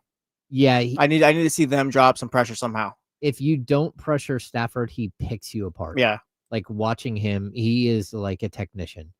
If you can't get pressure on him, he's going to absolutely demolish the 49ers. Yeah, so if you're not able to run the football and you're also not able to get pressure to Matt Stafford, then they have no shot. Yeah, I would totally. So those are 2 things I'm watching for right now. But again, like it's injuries. If they lose, I'm not like, oh, the Niners are in trouble. Blah blah blah. I had them as a wild card team going into the season, so nothing's really changed. Yeah, I kind of feel the same way. Yeah, I mean, if they lose this game, it's a schedule loss. Yeah, it says more about the Rams win or lose than it does the 49ers. Is there anything else you're looking forward to this weekend of NFL coverage? NFL, let's see. I want to see. We got Ravens, Raiders. I want to see. I mean, if the Ravens lose, I think I'm out on them the rest of the season. Really? Yeah. You're 1-4 at that point. Yeah. You're 1-4. Lamar's dealing with a hamstring injury. Your defense is hot garbage. I mean, like, and you lose. And if you lose to the Raiders, no disrespect to the Raiders, but you lose to that team, that's kind of tough. Like, how am I supposed to take you seriously as Super Bowl contenders? Yeah, I don't at this point. Like, they have a lot of work to do, especially with their quarterback hurt. Like, I'm not sure how effective he's going to be. Raiders got the Colts, by the way. Wait, say that again? Raiders got the Colts. Did we read the wrong thing earlier? Oh, we did. Oh, let me look at that. Oh yeah, look at that. What day did you read, James? It's 10-5. Texans Ravens. Either way, we'll switch it to there. If the Ravens lose to the Texans, I mean, yeah, I'm still out on the Ravens as well. What in the world? How did this happen? Charlie, the lookie Did is wrong. Did we Charlie. get some wrong info? Yeah, I'm looking at it says Raiders at the Ravens. He wrote it on the paper. We just got wrong info. That's an E on us. I'll take a lap. It's my bad. Yeah, we'll take a lap. Well. That's E on us. Either way, Texans Ravens, just take it back. It's the same thing. If you lose to the Texans right here, then I mean, I'm not really thinking much of you going forward. And it's kind of sad. The Texans haven't been great either. CJ Stroud struggled. That offensive line is horrible. I kind of feel like the Raiders and the Texans are kind of the same team at this point, which is not good because I thought the Texans would be much better. Yeah. Yeah, kind of a disappointing start. So I'm watching the Ravens. I want to see Jackson Dart in his second start. He I don't want to say he lit it up against the Chargers or anything like that, but he did enough for a rookie quarterback where it's like, okay, he's got some talent there. Yeah. Takes off with the football too, which I didn't know he could run that much. I like Jackson Dart. I thought he was spectacular in week 1. Yeah. And of course, week 2, he gets to go up against New Orleans.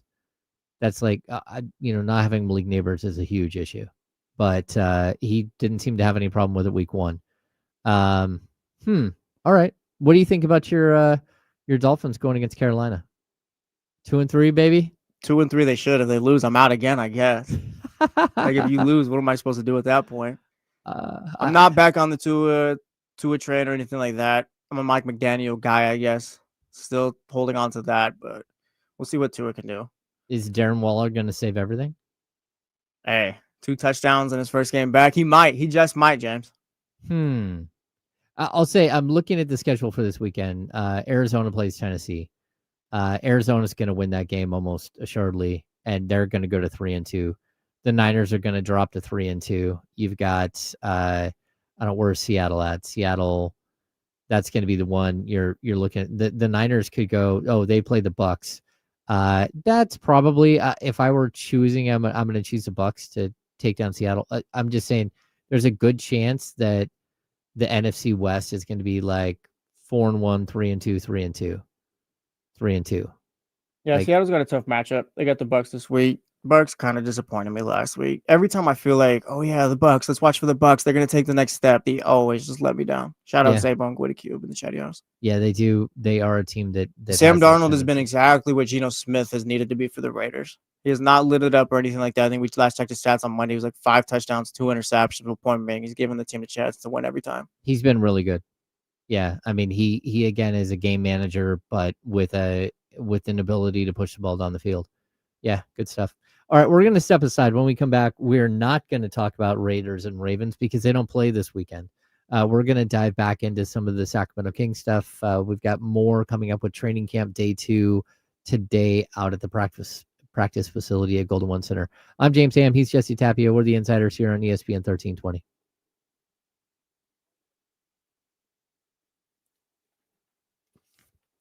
I need a pen so I can change You need to throw that in the shredder. Yeah, and he'd already messed up the time for the morning. I'm sure he's out there listening. Charlie. Let's cross out Ravens and put in.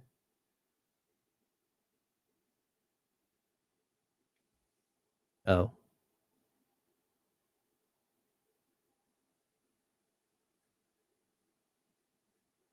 Is it at Colts or is it at Raiders? Is it in Las Vegas or is it in? It's at Colts. Okay. Huh.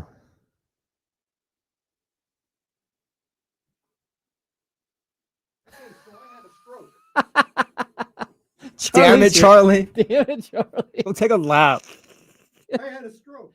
I saw Colts, and on my schedule, I put down Baltimore. Oh, Baltimore Ravens, Baltimore Colts. Got it. Charlie. They moved hella long ago. They moved like 4 decades ago. Yeah, that was like 4 decades ago. We fixed that. This is what you do when you got a senior citizen who's in charge of stuff. Oh, no. Yeah. Charlie's here to explain. That's not his explanation is fair. It is. There was a time where it was the Baltimore Colts. No, my explanation is I'm older than dirt. That's my explanation. All right. Oy vey, everybody. I guess we should have fact checked the lookie, because that's where I like double check that next time. I wasn't going to talk Raiders at all, and then all of a sudden I'm like, all right, we got them on the air. I'll mention them. Thanks, Wayne. Appreciate the congratulations. Oh, the Tigers just tie it up.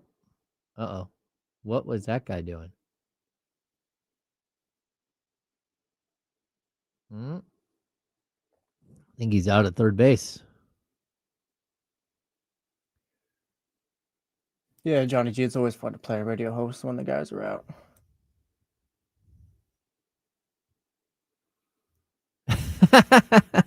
Bobby Hill.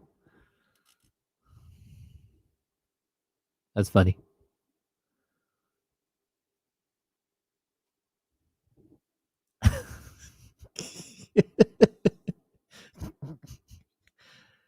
What year did they move from Baltimore? Welcome back to the Insiders on ESPN 1320. Welcome back in. We're the Insiders. I'm James Ham. Jesse Tapia is joining me. We're trying to figure out what year did the Baltimore Colts move. Feels like last year to Indianapolis. I don't know. It was a long time ago. It was like 80 something. Oh, from 1953 to 1983 per Wikipedia. Wow. Okay. And then of course, like, isn't there an entire 30 for 30 on this? Yeah, there is. Is it the band marches on? Is that I don't even remember. I don't even think I watched it. I think I did, and I think it was a really good one. The Baltimore Colts story, I'm gonna be honest, is just not interesting to me. Like, the Colts were Indianapolis when I got here. I'm more infatuated with the Indianapolis Colts, I think, being a previous AFC East team than them leaving Baltimore. Yeah, it's wild. But yeah. Well, and then they brought in the Baltimore Ravens as well. Yeah. The Baltimore Ravens are the old Browns. Yeah, the old Browns. And then the Browns got a team. The new again. Browns, yeah. Boy, what a mess. Yeah. Wow. Shout out to our guy Charlie. Shout out to Charlie, who completely sidetracked the show. We're sitting here. It would have been so hold on. It would have been so much better if he was like, yeah, I saw the Colts on the schedule. I saw the Ravens got a mixed up. He's like, no, yeah, when Baltimore moved. Yeah. It's like, wait, how long ago was that? Wait, when did that happen? Yeah. Well, we got to clear it up. The Raiders, just so we look at the Raiders play this weekend at 9:30. Yeah, the coverage starts at 9:30 here on ESPN 1320. They play at the Indianapolis Colts, not the Baltimore Colts, not the Baltimore Ravens, not anything having to do with Baltimore at all. Yeah, let's see. What do we got? Someone asking, where did the Houston Oilers go? The Houston Oilers, Tennessee. Yeah, they became the Tennessee Titans. And then also, the Tennessee Titans should not be able to wear the Oilers' old stuff. Let the Texans have that. Yeah. Maybe I disagree with my own point. Like, who has the history there, I guess? I don't know. I think they should own the history. Like, the city should own the history. Like, does Warren Moon go to Tennessee Titans games? Oh, yeah, former great, franchise great is here. That's a good question. You sent him to the Texans. I don't, like, I do think that when you... Shout out to the Texans. I think your biggest great is Andre Johnson right now. Yeah. Shout out Arian Foster. Yeah, I think when you leave a city, the history of the team should stay with the city. Like, again, like, the Oakland A's, like, leaving Oakland, when they get to Las Vegas... I'll never forget when the Las Vegas A's beat the San Francisco Giants in the Earthquake Series in '89. When they won back-to-back World Series in the early 70s. No. Or when they went on that, 21-game winning streak. No. I love the Las Vegas A's and Moneyball. It was great. Yeah, no. That it doesn't sit well with me. Yeah, that's going to be awkward. It also, like, the Seattle Supersonics, like, they still exist in my mind. they just don't have a basketball team anymore. It's still like the history should be in Seattle. It should not be. The Thunder are their own team. They don't. There's no Seattle Supersonics. Like I get they moved and all that, but they're their own team. Yeah, I totally agree with that. All right, let's get to exactly. Kyle Renata brings up the Philadelphia A's. The A's moved a bunch before 1968, and now here they are again. Thank you, Cisco. Ask a good question. So, do the Kings lose the one championship that they have? Yeah. Well, maybe let's not do it that way then. Do any of us really count that as a Kings championship? There's teams with none of them, and for those teams, if they try to trash talk you, yes, you pull out that one title. I don't care who won it. Our franchise has one. Okay. All right. Your franchise, but point being, yes. When you're telling them, yes, my team has one. Okay. It's trash talk 101, James. Like Andy is like doing weird stuff in the windows. I don't know what Andy's doing. I don't know what he's doing either. Maybe he's just realizing that Kyle Madsen's not here. Now he's going to probably go talk to Charlie. Every once in a while, we have strange looky-loos looking in our window, and today it's a weird place we work at. It is a weird place that we work out. Let's get to I keep getting. I don't know how to describe this. Like, I think that there's one path forward where the Kings can be way better than we expect. And what path is that? And it's one player. Like, I keep coming back to this. Like, I know exactly who Domantas Sabonis is. I know he's going to score 19 points. He's going to grab 13 rebounds. He's going to dish out between 6 and 8 assists. Like, I know exactly who Zach LaVine is. I know exactly who Dennis Schroeder is. I don't care, there's variance on Dennis Schroeder because he's been in so many stops that he's asked to be something different everywhere else. But again, I know who Malik Monk is. Even Keon Ellis. I know Keon Ellis is a great defender and a big-time three-point shooter. There's one player on this roster that has the opportunity to be better than who he has been the last 2 to 3 years, and that's Keegan Murray. And that's because he's the young guy that still has top 4 potential and still has the ability to take a leap, even if it's just to get back to the 15-point per game guy that he was 2 years ago. But I still think that there's a way to get him back on the right path. I just think that everybody on the team has to be under the understanding that is that path realistic? I don't think, what is that? Like, what needs to happen then? Like, map that out. What needs to happen for that to happen? What process needs to go through? I bring this up because part of it is that Doug Christie talked about it yesterday, that, somebody asked him specifically about Keegan Murray, and he said, yeah, I want Keegan to shoot 10 threes a game. And I'm looking around like, man, the dude shot 6 last year. Like, how are you going to get him to shoot 6 more? Because it's not that could we go back and watch the tape and say, oh, he should have shot that? Yeah, but maybe once every 3 games where he didn't pull the trigger on a 3-point shot that he should have shot. So how are you going to get those extra 4 threes a game? And the only way to do that is for his teammates to go, oh, okay, let me help you. Let me help you get to 10 threes a game. Let me help you become a priority in our offense. Let's get you 15 shots per game and allow you to develop into the player that, could help take us to a different level. And I don't think that the players on this roster are here for that. And that's part of the problem with having a bunch of short-term contracts, about having guys that are not part of the future in 2027. They don't care that they're not part of the future in 2027 because they'll get paid somewhere else. But in order to get paid somewhere else, they still have to put up their numbers, and they're going to put up their numbers. Is it on them though, or is it a Keegan Murray not being aggressive thing? I think it's part of, because I feel like it's both. I feel like maybe it's short-sighted, but if Keegan is that player, then that would kind of stand out. Like, I don't buy into the whole where he's just buried behind everyone. Like, if you have this player that we think he can be, why is the coaching staff not, I guess, putting an emphasis on that too? Well, I mean, I do think that they have, but I also, and if they have, then to me, like, it's maybe it's just a Keegan Murray thing. Maybe he's just not that player. No, it's very possible that he's just not. That he's just like a really good 3-and-D player. Because the dude doesn't back off. Like, he can score offensively and all that, but it's just, we're going on, what is this going to be, year 5 for him now? This is year 4. Year 4 of, okay, can Keegan Murray be aggressive? Can they get him his shots? Like, can they just make him a focal point? Okay, well, what if I told you that the Sacramento Kings just engaged in contract in a potential trade for a player who, it doesn't matter what age he is, has a year more experience than Keegan Murray, and everybody was super excited to try to get him on your roster, and Jonathan Kuminga. I mean, you realize it. Jonathan Kuminga is 3 years younger than Keegan Murray, but he actually came out the year before Keegan Murray in the draft. Yeah. And has a year extra of experience. And everyone keeps saying, well, his ceiling because of his age. It's like, well, his ceiling is like, at some point you are who you are in the league. You played 4 years in the league. Well, yeah, but there's times where like Kuminga, like he's not getting minutes or whatever, and he's just kind of out of the rotation. Like Keegan Murray's had more opportunities, and I'm not arguing that Kuminga could be better than Keegan Murray or anything like that, but I feel like we've just seen enough from Keegan Murray where it's like, oh no, he's just not an aggressive player where he's not going to go out and get his shots.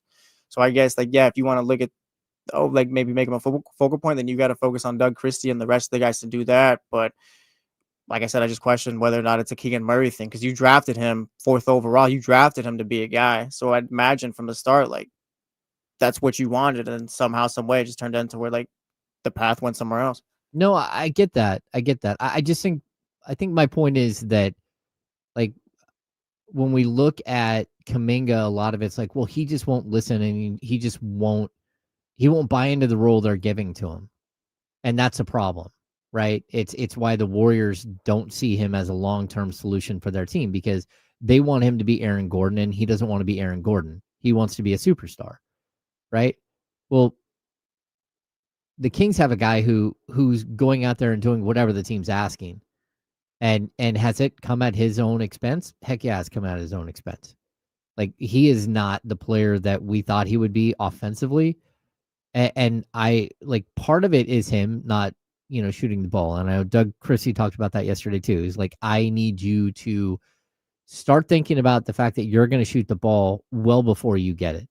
Like, it's not you get the ball and then you decide to shoot or you decide to pass or you decide to dribble. No, you need to be hunting shots. He said, you watch Doug McDermott come out on the court, and Doug McDermott is hunting shots the entire time. He is not worried about anything other than going and shooting the ball. He's not worried about how many shots he's taken. He's not worried about somebody else's stats. He's only worried about shooting the 3-point shot. And he's like, I need to get Keegan to that point where, again, if he's in the corner and he's starting to, like, come out of the corner and come off the DHO, like, his decision to take that shot doesn't happen when he gets the ball. His decision to take that shot happens when he's standing in the corner and he starts to make his move. Yeah, hasn't even gone to him yet or whatever, but he just knows. Yeah, and so I don't know that you can make him into that player because I think that's one of the questions. And it's a question that we'll ask Kenny here coming up here in a few minutes when they join us for the handoff because, like, look, Kenny was a shooter. Kenny knows, like, you can't tell him not to shoot. That's not the way it works. He's there to shoot the ball. I don't know that you can make somebody into something that they're not at the NBA level. I think you can give them more opportunity and hope that they become a better player. But, like, I'll keep saying this. I look at Keegan's career path in the same way that I kind of look at Cam Johnson's career path. Cam Johnson would never even come close to 19 points a game like he did last year until he got to a team that's just so bad that you have no choice but to get these shots in. Yeah, you have no choice, right? And I don't know if you can put Keegan in a situation where he has no choice. I mean, you can, but it's probably 2027.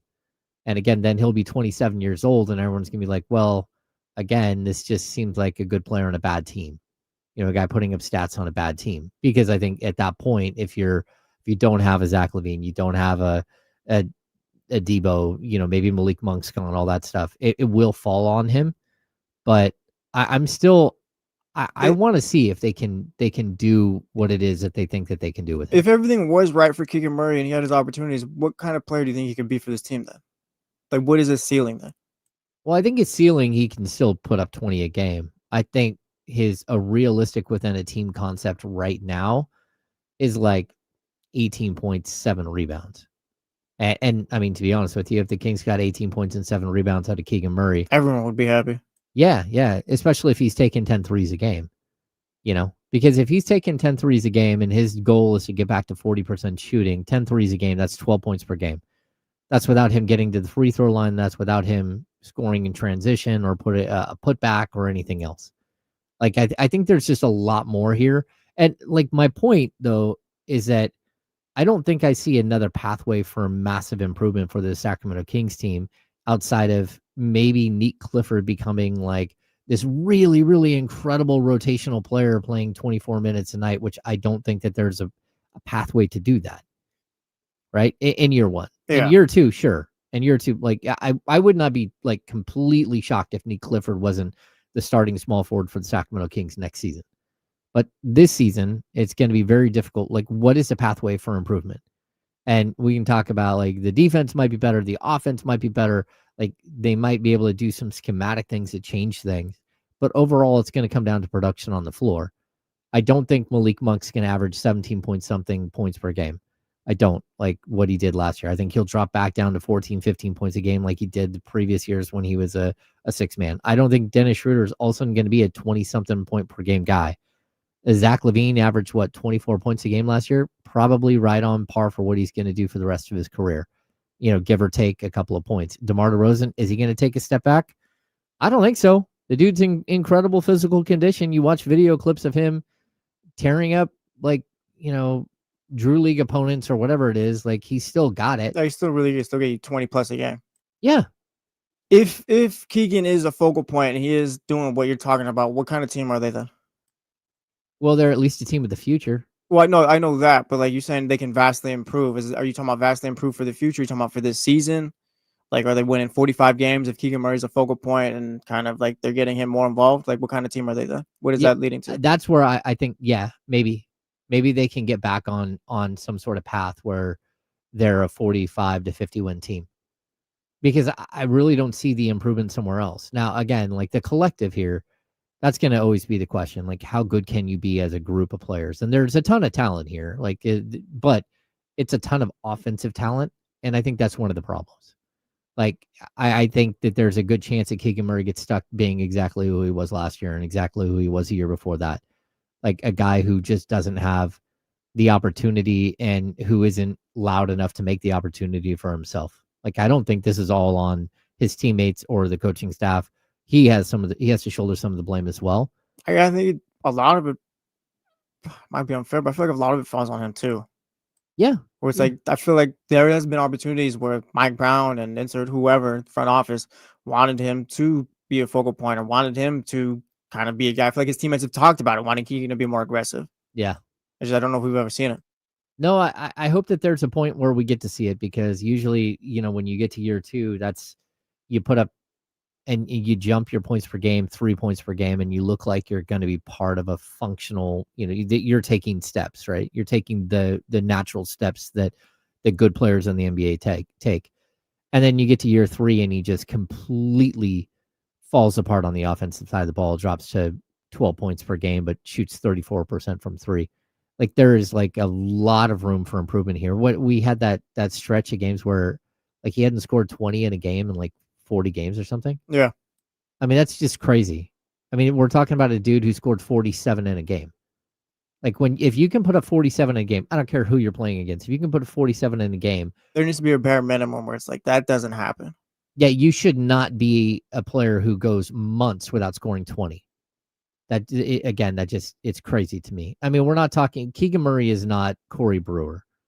Like Corey Brewer scored 50 in a game. Tony Delk scored 50 in a game.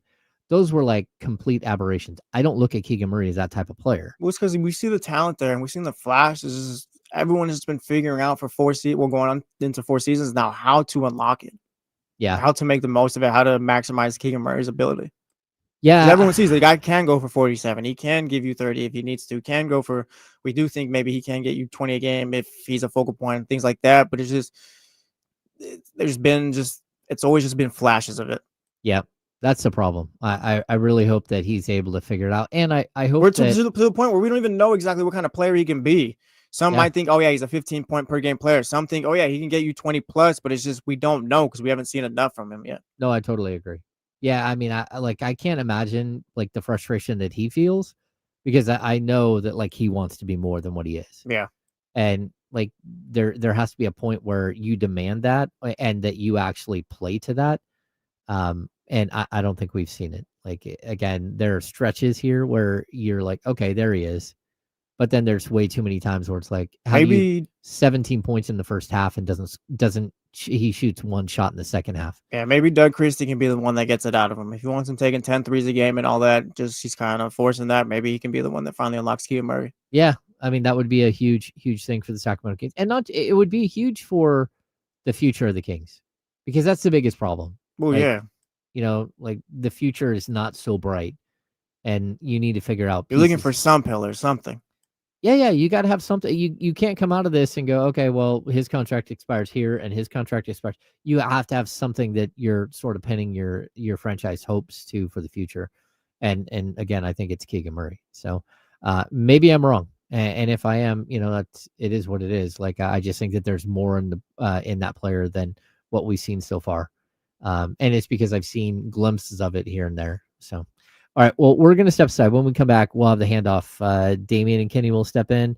I think we'll continue this conversation about Keegan Murray and sort of where he's going to be this season in sort of the hierarchy of the Sacramento Kings scoring. I'm James Ham. He's Jesse Tapia. We're the Insiders here on ESPN 1320.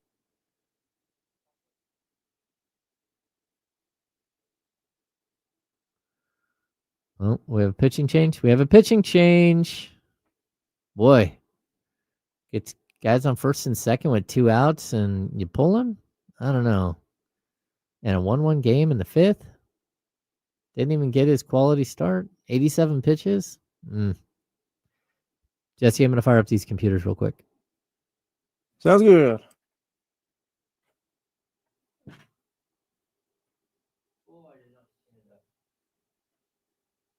Ash feeling great after yesterday's game. Just got to close it out today. But, I mean, I'm not too worried if they lose today either. After the Devers trade and just seeing how the young players have played, so far it's been a successful season for the Red Sox. But I'm not going to be like, oh, yeah, like it's fine. Like, you need to go up beat the Yankees now.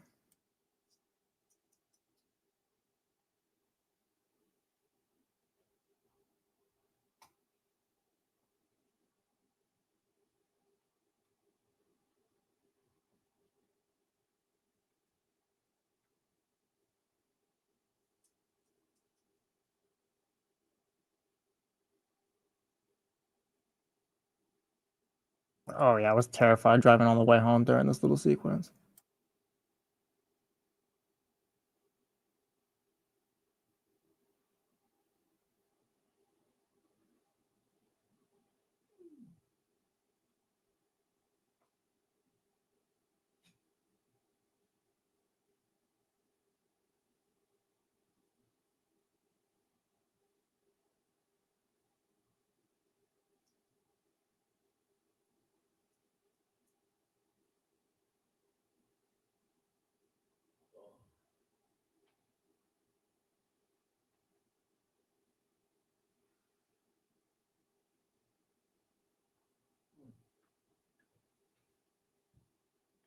Yeah, I like them. I would get a jersey, but not right now. But I like them. I like them better than the yellow and blue ones. And those are like the city colors or whatever. But yeah, I'm a fan of the green ones. Also, they win a bunch in those ones. Hey, let's literally just pop the rib out.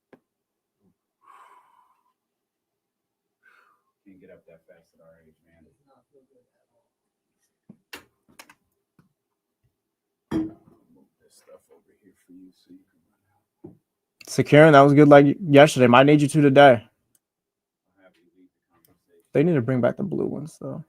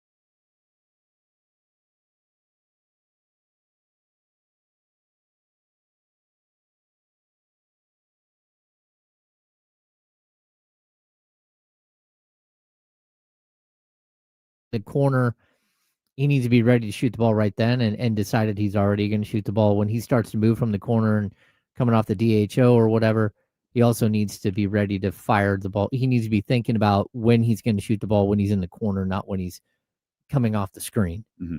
And I think it's interesting, but I also think that like the pathway ahead for the Kings, like not just this season, but the way that they could take a leap this season and the way that they could actually start having a better future than what looks like right now is if Keegan Murray actually fulfills like his promise.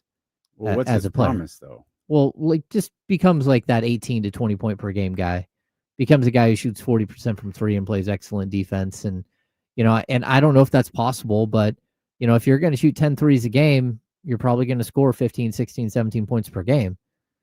If you're not going to, if he's going to be back down around 6 threes a game, he's probably going to average 12 points a game again.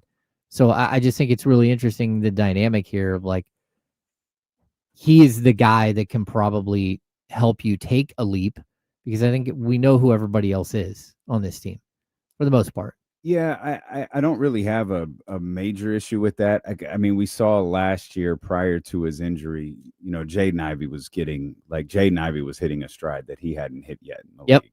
And I think Jaden Ivey has the potential to be like and I don't know if it's going to be this year. I think it's high pressure to just kind of pick up right where you left off coming off the injury that he had. But I do think over the course of the next year or two, we'll start to see Jaden Ivey emerge as, that player, at least I thought he would be coming out of the draft. So I don't have any issue believing Keegan can't continue to get better and can't continue to grow as a player. Of course, he's operating under a different head coach now, but you also have this, this component where, Jaden was kind of emerging as a primary scorer in Detroit. Like that's not Keegan here. And Keegan would have to take that. Keegan would have to take no, I'm going to be a primary scorer. I'm going to be one of the top guys. I'm going to be a focal point of everything we're doing. It's tough for me to think 18 to 20 is in range. I don't think it is on this team. Okay.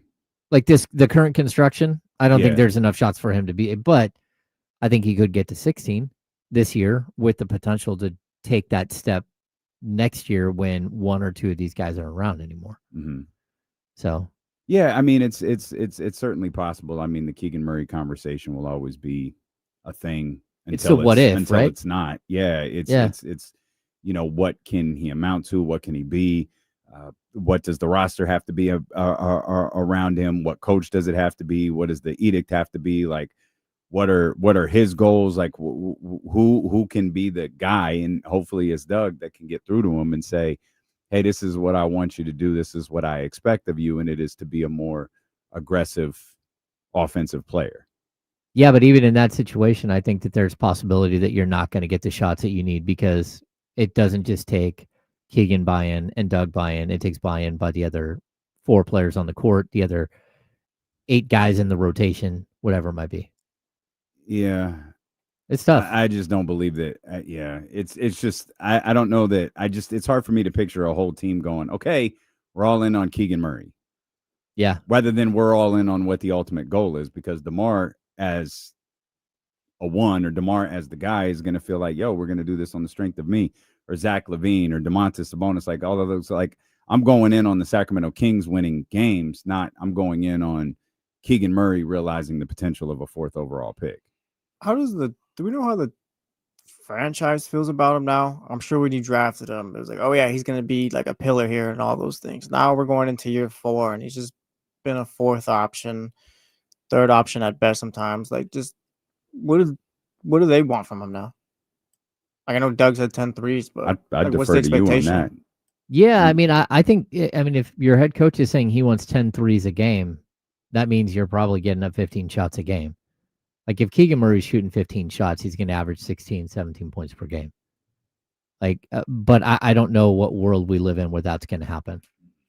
You know what I mean? I mean, the shots are there for him. Take the shots. Like last year, he could have easily got 15 shots a game. How is that possible? They were there. How many did he take last year? How many shots a game did he take last year? 10. He couldn't take 5 more? in that the way everything was last year, and we were begging him to be more aggressive? Oh, We were begging him to be more. We can't have revisionist history. We were begging him to be more aggressive. That means the ball was in his hands enough times that we saw him pass it off or be hesitant, where we were saying, hey, take more shots. yeah, but if you really go back and watch last season, what was that, one time a game on average, maybe once every 2 games on average, where he didn't take a shot that you were like, man, you really should have taken that shot? And that's 12. We had 12 now. Not to mention, No, that's 1 shot per game, 1 every 2 games. That puts him at 11 shots, maybe. I'm just looking at, like, I get what Doug says. Yesterday he said, hey, I need Keegan thinking about that he's going to shoot the ball way before he actually shoots the ball. I need him to think that I'm taking this shot when he's standing in the corner before he starts making the break to go run off the DHO. Or he's standing in the corner and, like, he's ready not to catch the ball and decide what he's going to do, but to catch the ball and release it. And so I get that part of it, but I just don't know that there were, like, you look at the usage, you look at everything else. There wasn't a whole bunch of shots that he passed up on during the season. He also has to improve his game, and maybe he has over the season, and have more variance to what he's able to do on the offensive end. Right now, he's a guy that can catch and shoot. He can dribble once or twice, and that's about it. There's opportunities for him to be able to attack, to show a little bit more of an isolation game. There's to slash a little bit more on the offensive end. He could do it. I don't know what his role was, so I don't want to say he just blatantly didn't do it, but he can get on the offensive boards a little bit. That's another opportunity to get 1 or 2 more shots a game. Maybe get to the free throw line a little bit more. Mm-hmm. Like he's in. The summer's over, and I'm sure he worked on his. I'm positive. I trust him that he worked on his game. But there's things in his game that he's got to improve on. The handle, the dribble, the shot off the dribble, all that other stuff, and hopefully he brings that into this year. Yeah, I'd hope so too. Like, look at you talk about the free throw thing. He dropped from 1.6 free throw attempts per game to 0.9. And I think a lot of that's because he was just asked to shoot the 3, right? He would, like, go stand in the corner. You know, he took 10.8 shots per game. Like, if you had the 12.7 shots per game that he had the year before, he would have put up the same number. Like, I mean, just if you look at the percentages, if he takes 2 more shots and he's shooting 45% from the field, it's another 0.9 points per game or whatever. He would have been, like, back in line with what where I think he was the year before and sort of building. My biggest thing that, like, when we started this conversation is that I don't really see the pathway forward for the Kings, like, outside of this year, without Keegan taking that step. Because if not, we're just waiting till 2027 when you try to find other players that can play. Because he's the one guy that's young enough that has the top end talent to be part of the future of this team. Well, we think he has the top end talent.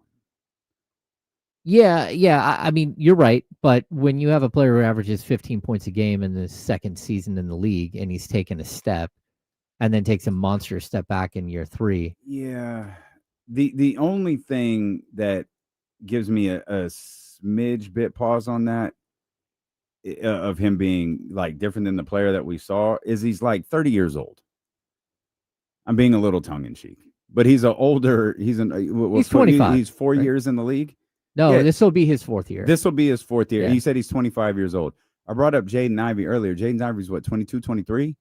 Yeah, I mean, he's same younger. time, like, obviously Keegan was in college longer. I heard you bring up, Jonathan Kuminga being 3 years younger than 3 years Keegan. younger, and he's been in the league a year longer. There's a certain level of, like, it's not so much time in the league, but also, like, age, kind of like you are who you are. It's like how I felt about Bogdanovich. Like, Bogey got here, he was a good ball player, and all I kept hearing was people talking about, oh man, that's his first year, he's gonna get better. It's like, well, wait a minute, he's like 27 years old. Yeah, he's been a pro since he was 7. Like, no, I think that this might, like, it was a great first year, like that, but, like, this idea that he's gonna, I don't think that's realistic.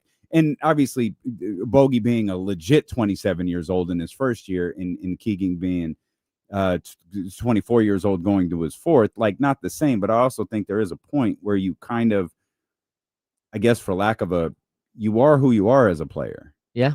And again, I lean towards Well, actually, I'm kind of just splitting the difference between like both of you. Yeah, we begged for Keegan to be more aggressive at times last year. But yeah, I also think Keegan can be closer to a 16, 17 point per game scorer than he can a 13 point per game scorer.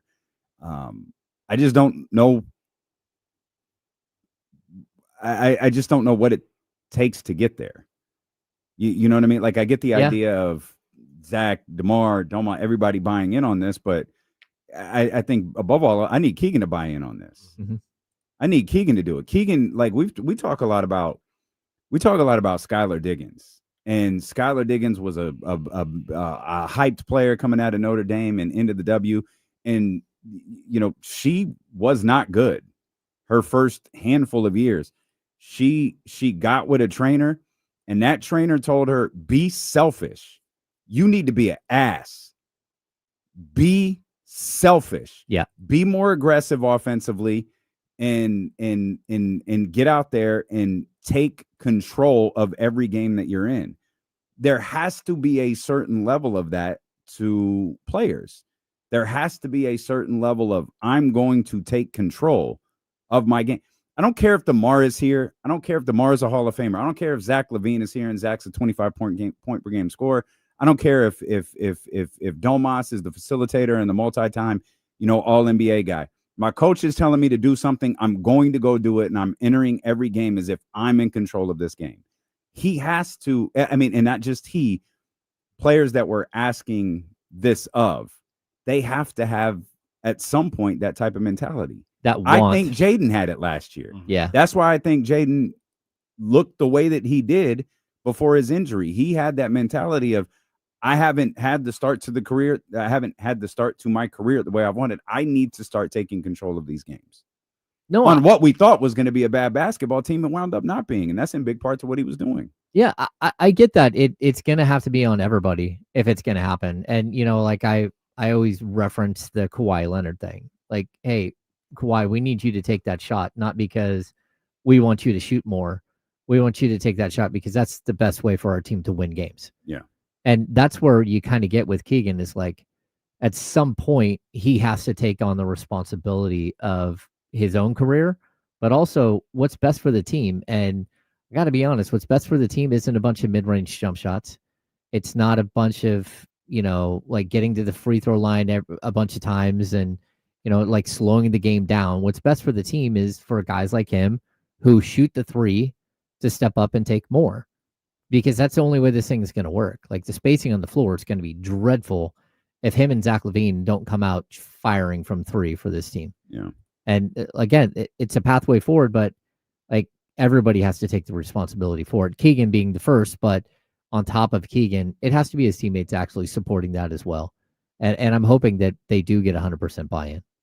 Kenny, I'm sure you want to weigh in on that. Can you hold that thought 1 second? We're getting James out of here. One last time on the Insiders, though. Kuminga Watch. James is coming back in studio to be with us at 3 o'clock. We can continue this conversation, but you're headed off to practice, so we'll be tapping in with you here in just a few minutes. But let's get started here with D'Lo and KC. Hey, Riggs. Yeah.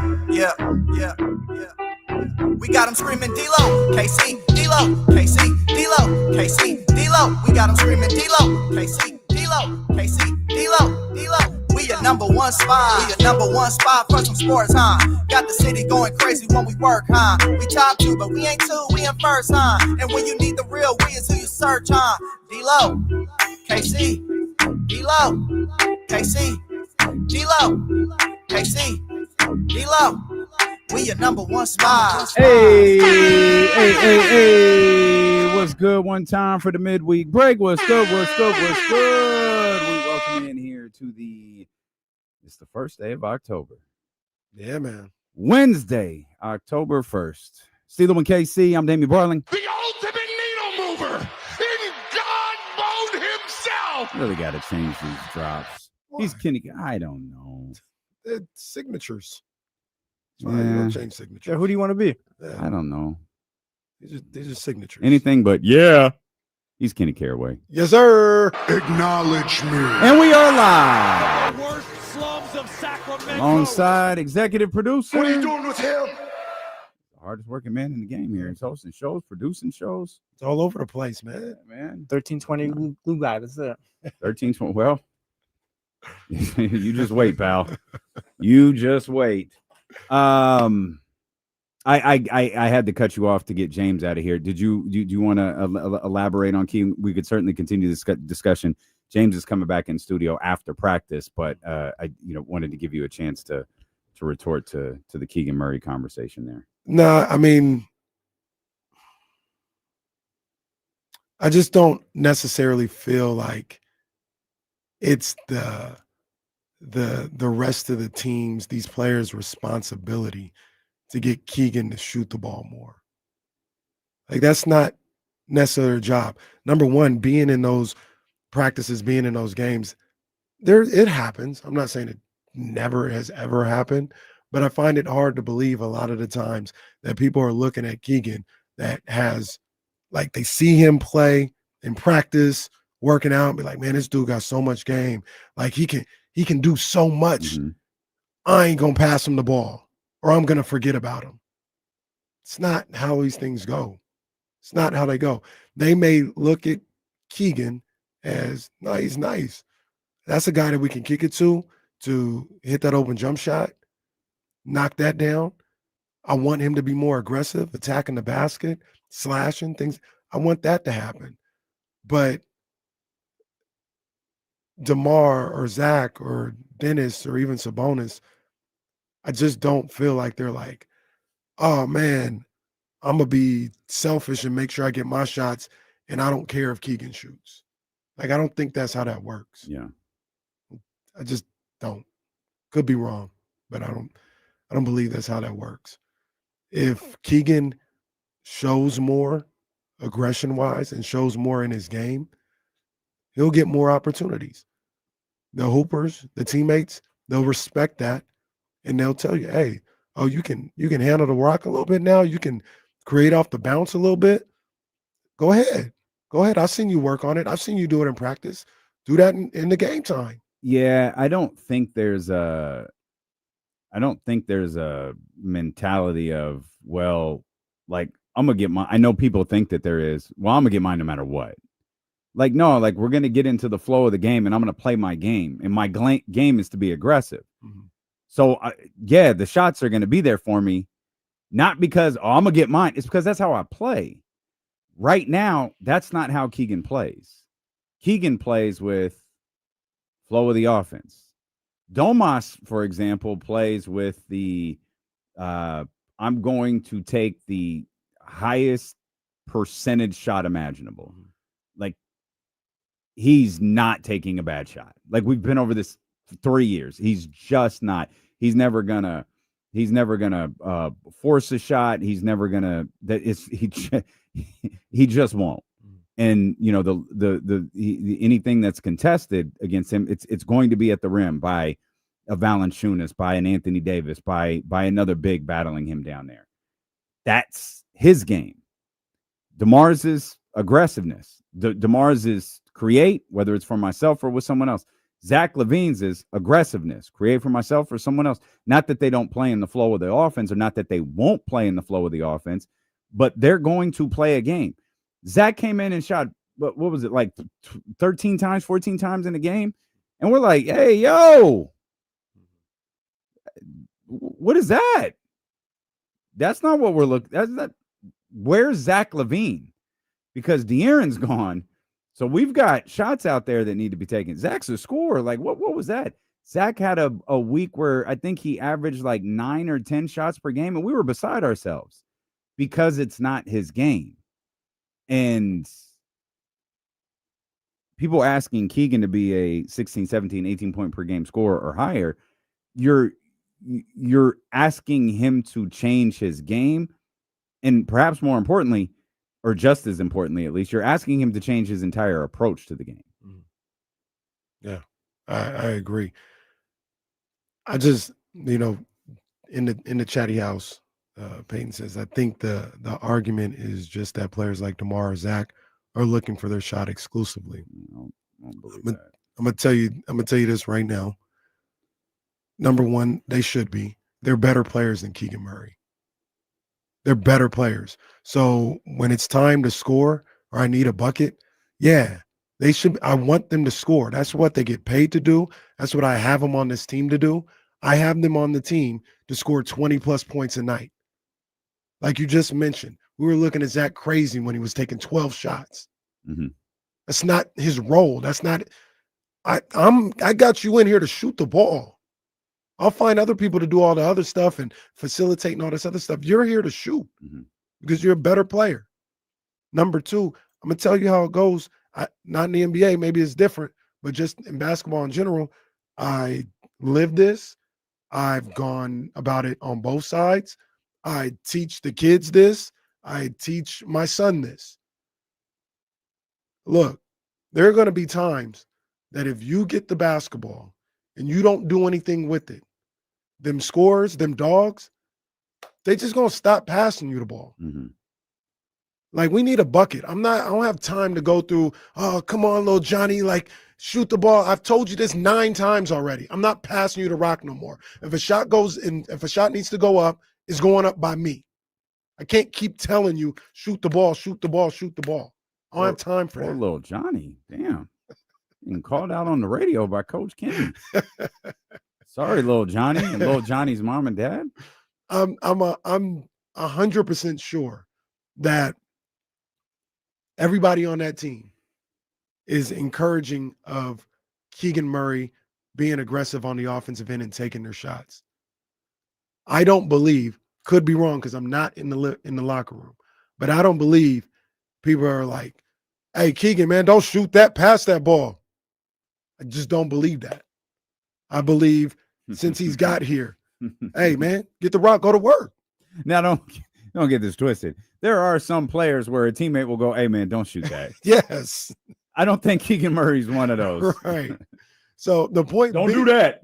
Don't do that. Yeah, there's plenty of those. The point being, bro, I'm not going to tell you this forever. It's not my job to tell you to shoot the ball all the time. It's not.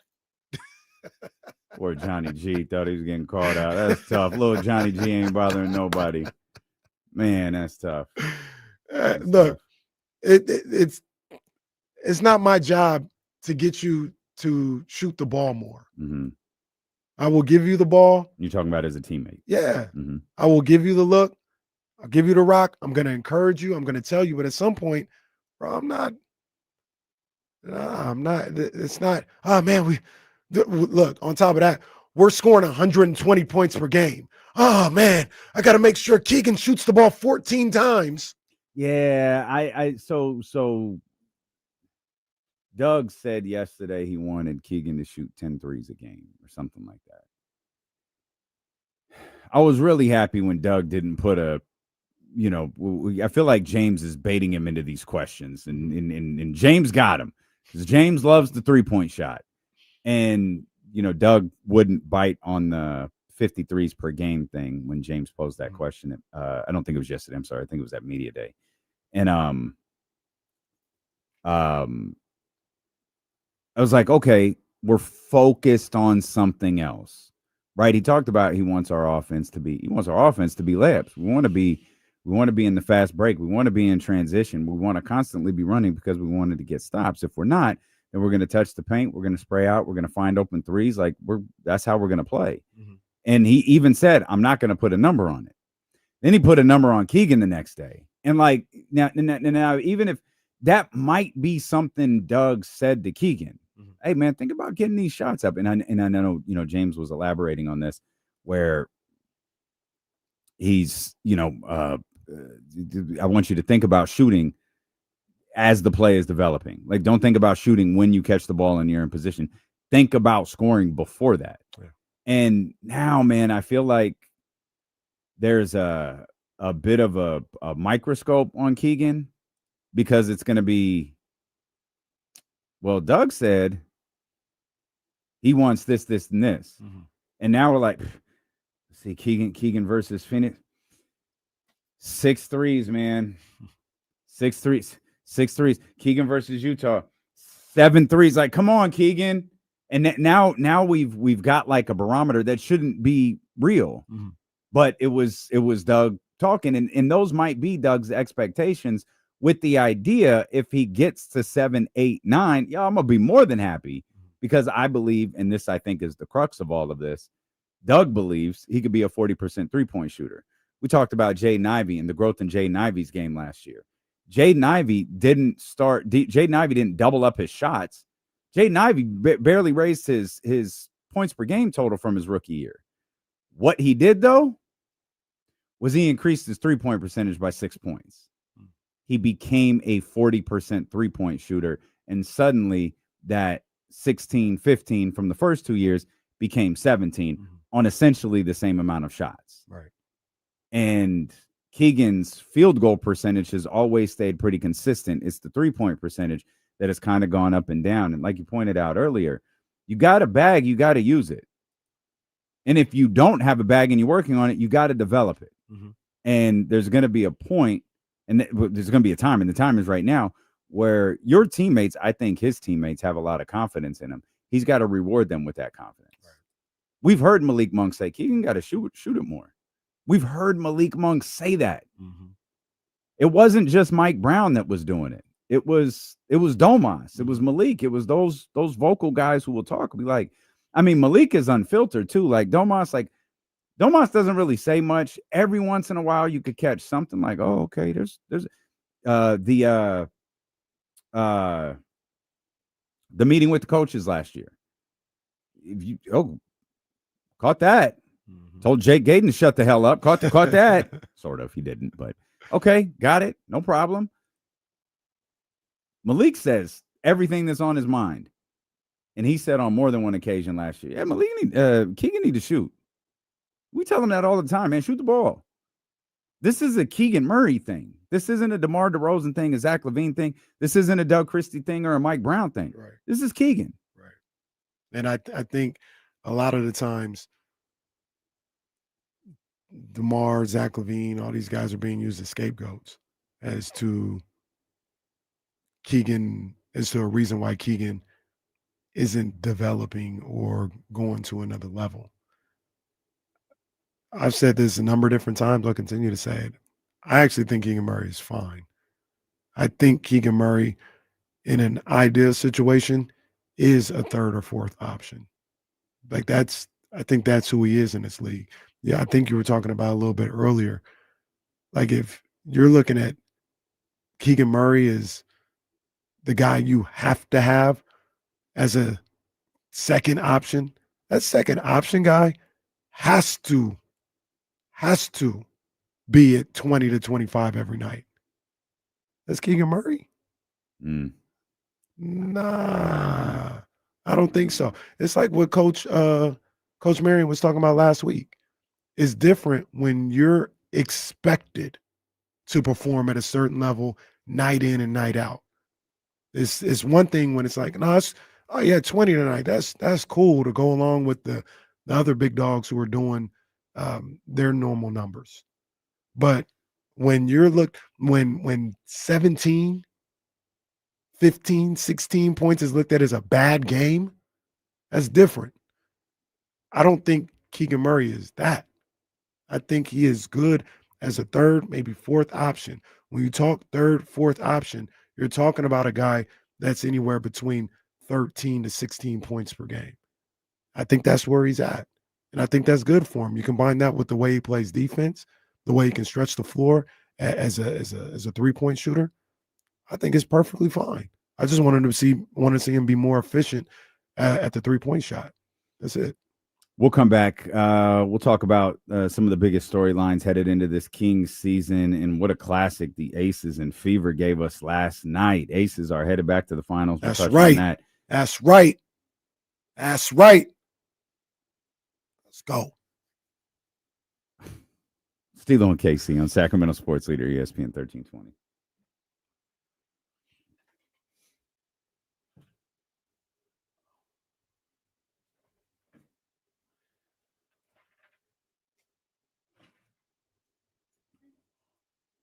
Yeah, I know. I saw it. I saw it.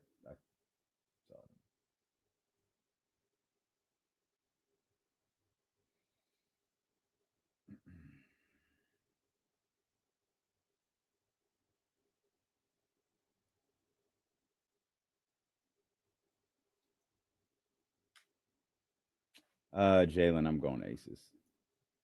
Hell of a job by the Mercury, though. Hell of a job by the Mercury. But I'm going Aces.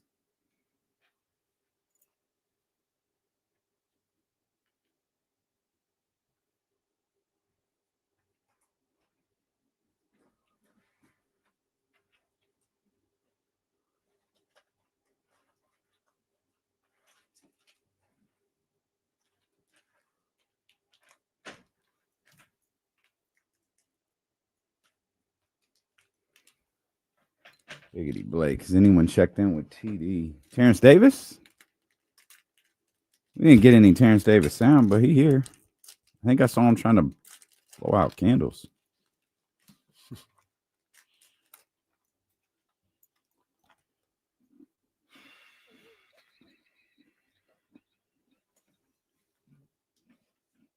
Aren't you Wanda walking around with a teapot?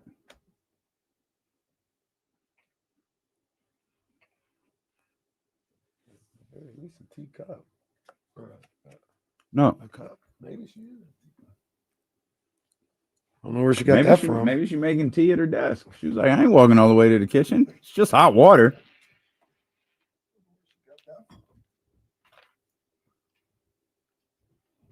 Wanda already out here moving the sticks. I like that. I like that. I like that. We've been trying to pick up a first down for a year.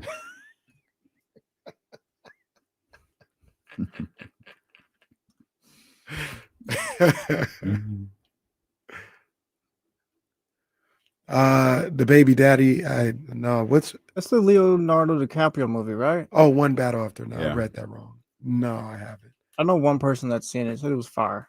Yeah, I haven't heard anything but great things about that. I haven't seen any trailers or previews for it. I've just been out on it, I guess. I saw a commercial maybe a week ago on TV. Yeah, Katrina. Yeah.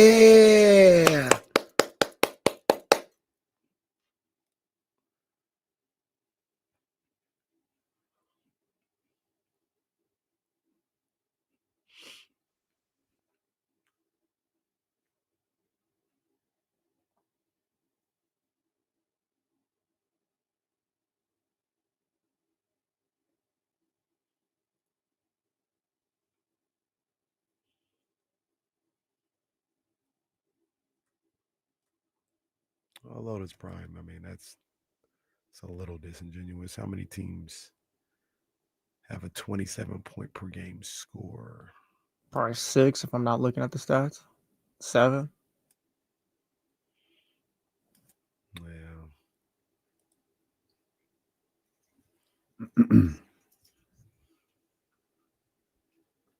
Let's touch on this now. I want to get back to the Kings, obviously, as James Ham is off to practice. James will return here later on in the day to talk more Kings basketball with us.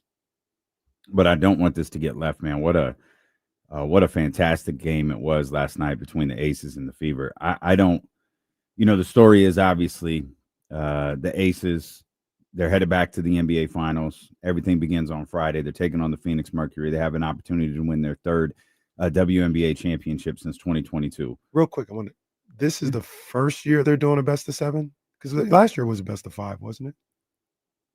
No, I think last year was best of 7. Because I thought Minnesota won the first game. Liberty came back in the second. Sabrina hit that big shot in game 3. They lost game 4, and then game 5 was the one. I thought that's how it went. Maybe I missed a couple games in between. Maybe this is the first one. I thought for sure it was last year. No, you're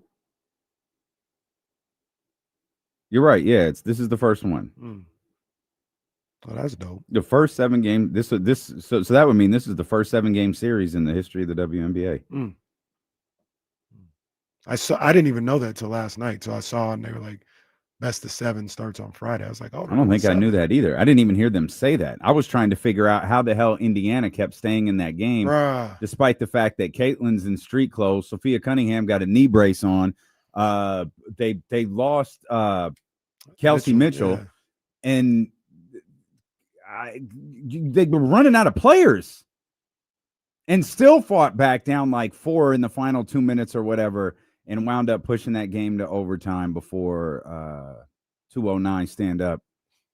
Chelsea Gray said, "All right, God damn it, enough is enough. It's enough. Let's get this over with. Let's get to the finals." Yeah, I couldn't believe it. I couldn't believe after all that Indiana was still there, still standing, still strong. But shout out to Odyssey Sims, shout out to Leah Boston. Yeah. They were just getting after it. And my girl Asia, really, really frustrating. Caitlin was not available for that. Like Caitlin again, like Caitlin, Asia on that stage in that game.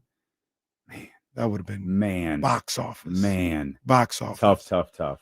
And then my girl Asia, I don't want to say she almost cost us the game.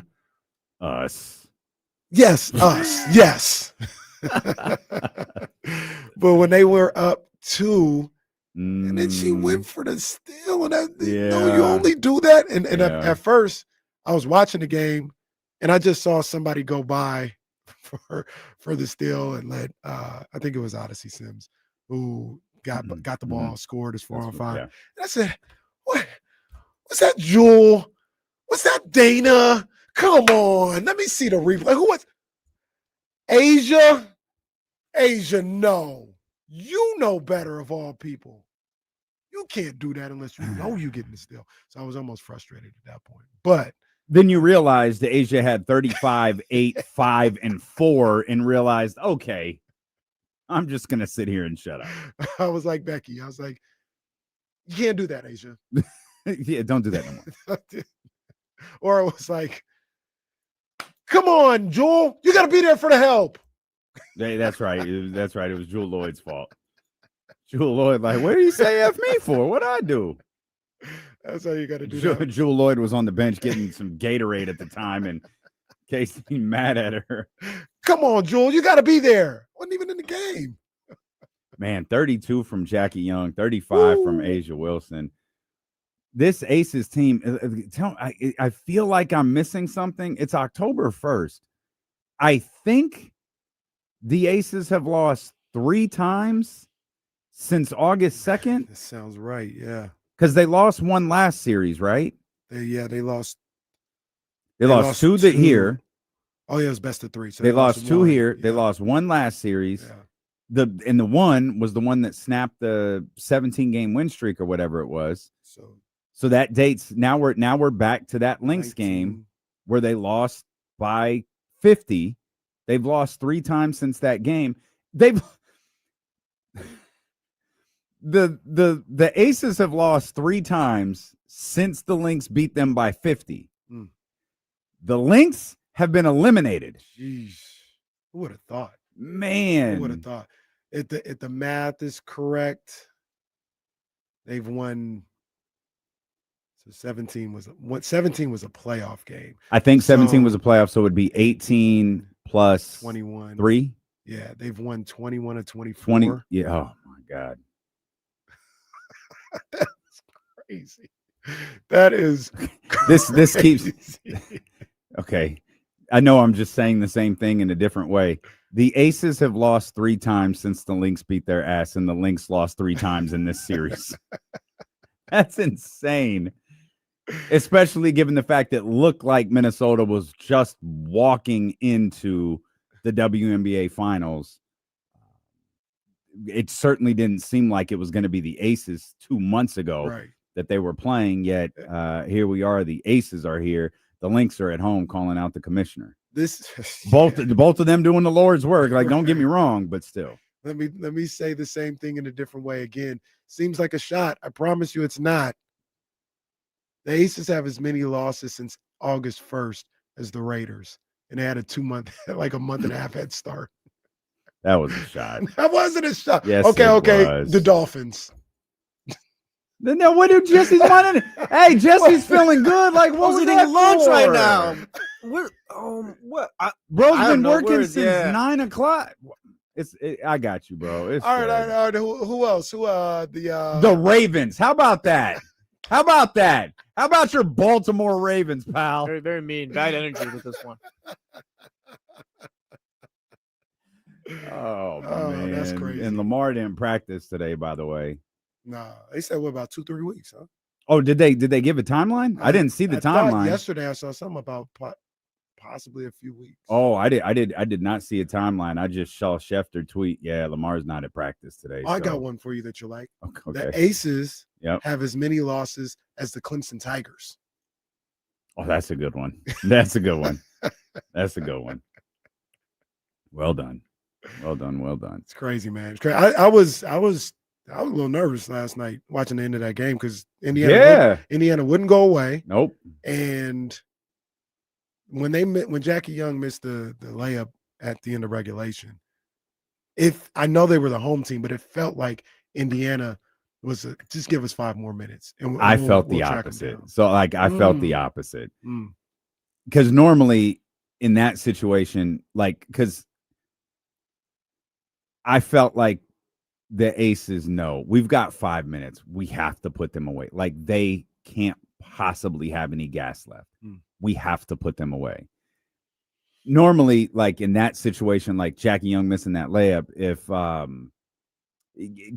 anyone on Indiana had missed the layup on their end, you would have felt like that was their chance. Mm-hmm.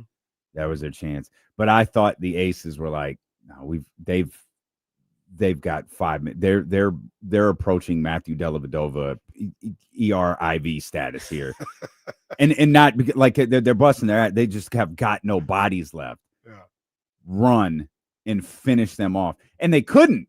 Oh, like they absolutely couldn't until there was like less than a minute left, and then it was like, okay, I think Chelsea hit the 3, but then like I think Indiana came back and scored right after that, and then the Aces scored 2 more times, and it was like, okay, that's it. And that was the first time the Mandalay Bay got up and was like, all right, we're going back to the finals. Yeah. And I think this is I'm not looking at the records and what happened in the season right now. I'm looking at the players in these games. That Phoenix series is going to be tough.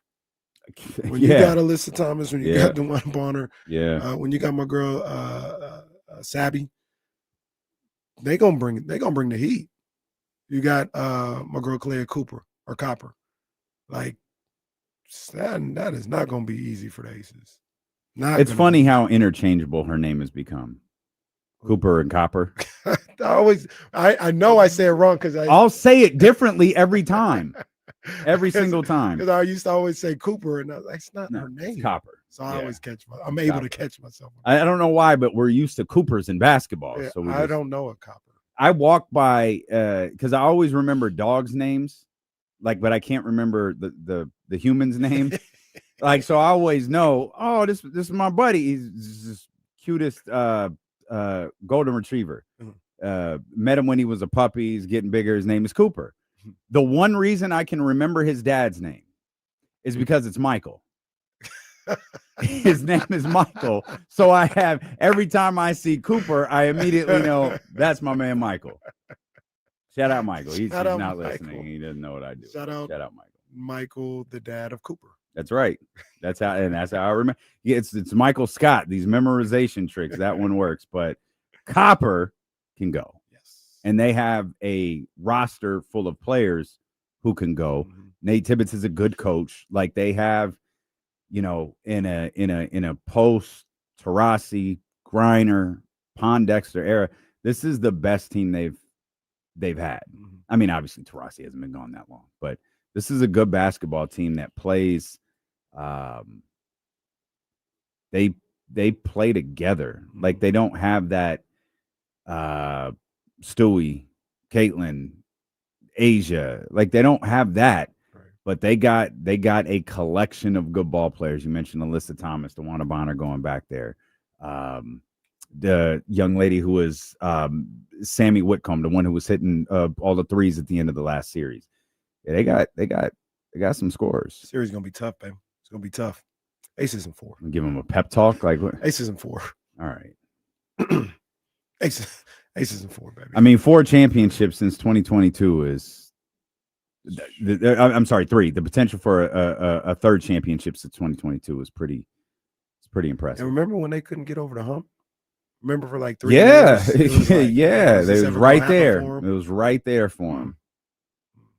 And it, sneaky. They're back here with a chance to win a ship. Yeah. After that, I don't want to call it controversial, but it was definitely a trade that got our attention. Yeah. Sending Kelsey to LA. Is this, if they win the title, is this their Warriors 2022 title? No, they're way better than the Warriors. Absolutely not. They're way, way better than the Warriors. And there's no Boston in front of them. Yeah. Like, part of what the Warriors did was beating the team that was the best team in the league. So, nah, the Aces are too good. Can I tell you? Not in 4. It's a 7-game series. Aces in 5. No, 4. No, that's 5. No, okay, I'm not okay, saying, I'm not okay. saying I got you. I'm saying 5. Okay, it was very nice of you. Very, very nice of you to give the 17-loss Phoenix Mercury team 1 win in this. I have to tell you really, really quickly how my morning started because you brought up the Golden State Warriors. Okay. I got a quick lift in and thought, you know what, man, I feel good. I got some time for the girls get up. I'm gonna get on this Peloton and rock with my man Alex T. Go 3 days straight here. Yeah. And I found it was like I'm not gonna do a 45 or 60. I'm gonna do a 30, and I'm gonna go. And I just kind of pulled up one that was just right there. It wasn't live, obviously. It was a archived one, but it was archived from like a week ago. So if you've ever done Peloton and you pull up an archived class from like a week ago, there's usually a lot of people in it because it's fresh. Right. And so I clicked on that one, and immediately it was like, oh, okay, yeah, it's popping in here. There's like 70 people in here right now. All right, it's a good look. And immediately, as I'm going through my warm-ups, my eyes are drawn to one thing. There's a Peloton user named Gas Break Dip. What's that tell you? It's a 40-year-old male from the Bay Area. Yeah. He had just started. So I hadn't started yet. He had just started. So he was registering numbers. And his avatar was a Golden State Warriors logo. Gosh. So did you chat with him? I hit the button to give him a high five because I wanted him to know I saw him. And I wanted him to look down and see me in Sacramento. Yeah. And it was going to be my mission. If nothing else happened with those 71 other people that were in the class at the time, I was going to beat Gas Break Dip. Get him. Let me tell you, I put them headphones on, and it wasn't a good playlist either. It wasn't a playlist for Alex T. I wasn't expecting this. It started with an Ed Sheeran song, which was fire. I was like, it wasn't that. No, it wasn't that. But the song was fire. Yeah. So I was like, okay, I'm a little nervous about where this is going. And it was not a playlist that I had hoped for. The energy was there. Dreams and Nightmares kind of hit at the end. So that was work. That worked. But I want Sacramento to know I beat this person's ass. He has no clue. Yeah. That he was in the race of his life this morning. He has no idea. Better, probably more accurately stated, he wasn't in the race of his life. I was. Because there was no chance I was going to let someone with a Golden State Warriors logo as their avatar beat me. Dog. And you'll be pleased to know, I left his ass way behind. There we go. That's what I'm talking about. Leave no doubt. I finished third on the board in the 73 person, run. I don't know where Sweetie finished. I left him so far behind. And all I could think of, well, when I was done, of course, thought, it's just like the Warriors. Started out strong, but those 40-year-old legs caught up with you, huh? Gas Break Dip. Oh, man. Yeah. Oh, geezer. Hey, Grandpa. Why don't you go ride the Peloton senior tour?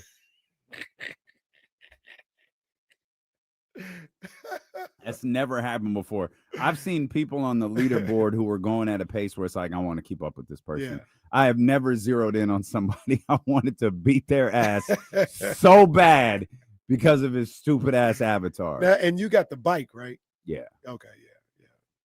Just zooming past.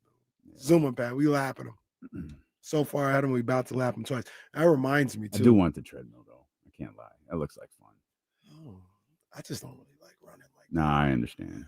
Well, I'm training now, so that's true. That's true. A Peloton would help. I'm sorry, a treadmill would help. That reminds me. Yesterday, I had an opportunity. I went over to Sac State basketball practice. Saw that. It's gonna be a nice little season. It's gonna be. I'm surprised you were sitting next to Albie Akani. Well, okay. So look, I went in there and I'm watching practice a little bit, and then I see my man pull up. Mm-hmm. He's like, "What's up, man? What you doing in here?" That's not what he said. What's up, you little bitch? Come on, sit down. That's not far off. Yeah. He probably used the Luka Doncic word, if we're being honest. That's probably the word that he used. He said some crazy stuff. I know. He's hilarious. But he goes, he's greets me and we're talking for a little bit. He said, Hey, where's your little partner at? Where's your little partner? And he's probably afraid. Acting like a little. Yeah. Little, he's afraid I take him to the track right now. He lucky he's not here right now. I take him to the track. Yeah. He meant it too. He meant it. He would literally be like, "Hey, Mike, get him some practice shorts. I'm leaving practice for a minute." He dead serious. He said, Tell him I'm waiting for him. Yeah, come on, you little I'm bitch. waiting for him. Let's go outside. Let's go. All right, go on. And every sentence ends with "you little bitch." Every single sentence. That's how he did, man. But yeah, he said, "Where's he at? Where's he at? I'm gonna get him. Then he will run your ass into the ground. He'll very literally make you vomit. You go, "Hey man, good job, Bubba. You all right? Huh? Good job, Bubba."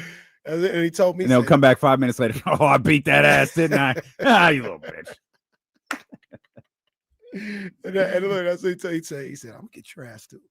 Get your ass." I said, "Oh man, look." I'm surprised he let you off the hook. You showed up in basketball shorts.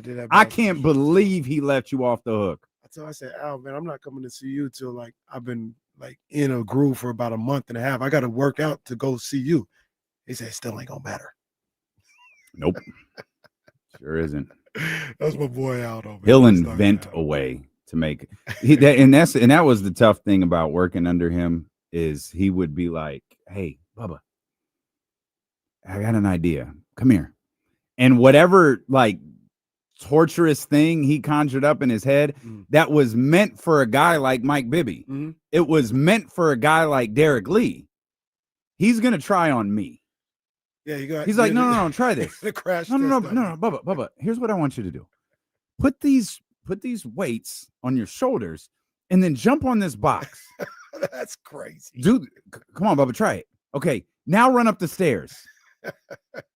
Okay, come down and then jump again. Okay, put the weights down, do it again.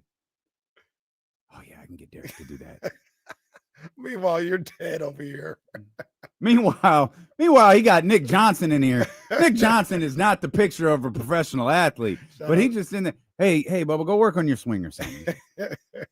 All right, man. I ain't never going to a Sac State practice just because of him. Shout out Nick Johnson, CKM stand up. Oh, I love Nick. Yeah, Nick's good. But hey, the basketball team. Obviously, we got the star Mikey. Mikey the truth. But they got Bear Cherry, who Leezy said, and I understand it. He said he looks like Karl Anthony Towns, and he does. Like body wise, game wise, physically, looks like Karl Anthony Towns. Skill wise, he looks like Karl Anthony Towns too. Is he sassy? He's not sassy. Oh. I watched them scrimmage. No sass at all, huh? After all of that? No sass at all. No, that's tough. But he kind of, I don't want to put this on him because he's young. Call him cat without the sass. You remind me of Boogie Cousins. That's how he played because he get in the block. What's brother's name? Too. Bear Cherry. Where's he from? He's from San Diego. He played at UNLV last year. Okay. You're saying pro. Bear like the animal and cherry like the fruit. Okay. He's a pro. If he really like he's okay. He's definitely a pro. NBA potentially, definitely G League, definitely overseas for sure. But he's a pro. And then they got this other cat, Prophet Johnson, the other guard. Him and Mike. These names are elite. No, they got Prophet all Johnson, team. Bear Cherry. Like this is they got all Mikey Williams sounds like a professional basketball player. But I'm just telling you guys right now, man. Sac State basketball. That's gonna be a show. What time was practice yesterday? 4:30. Oh. I think you can talk to Ryan too, but I think on what was yesterday? Tuesday. I think Tuesdays and Thursdays is 4:30. The other time is like 2:00. That's why I was like, man, let me get over there right now because I ain't gonna make the other ones. Yeah. But okay. Al said he was gonna call into the show probably next week. Oh, great. Can't wait for that. Can't wait for that. I need to cushion that. Like I need to take him to breakfast or something. Like, hey man, let's go to breakfast, man. Let's get a bite of tea real quick. Yeah, you gonna go grab some toast or something? See you trying to soften me up. Yeah, he'll know too. He'll know. He'll send back a laughing emoji. All right, little bitch. I'll see you at 7:30. Because Al ain't going to brunch and he's not going to breakfast at 9. He's like, I'll see you at 7. Oh hell, right, man. Yeah, he's a character. I'm excited very, very excited to watch that Sac State team play this year. And so Mike was at King's practice yesterday, right? Yeah, okay. Yeah, I knew. I think Sean and maybe Matt had posted some videos of Doug and Mike, but I couldn't remember if that was King's practice or Sac State practice. Yeah, they was at King's practice. Yeah. Okay. And then they had their own practice in the afternoon. Brad Miller was in the house.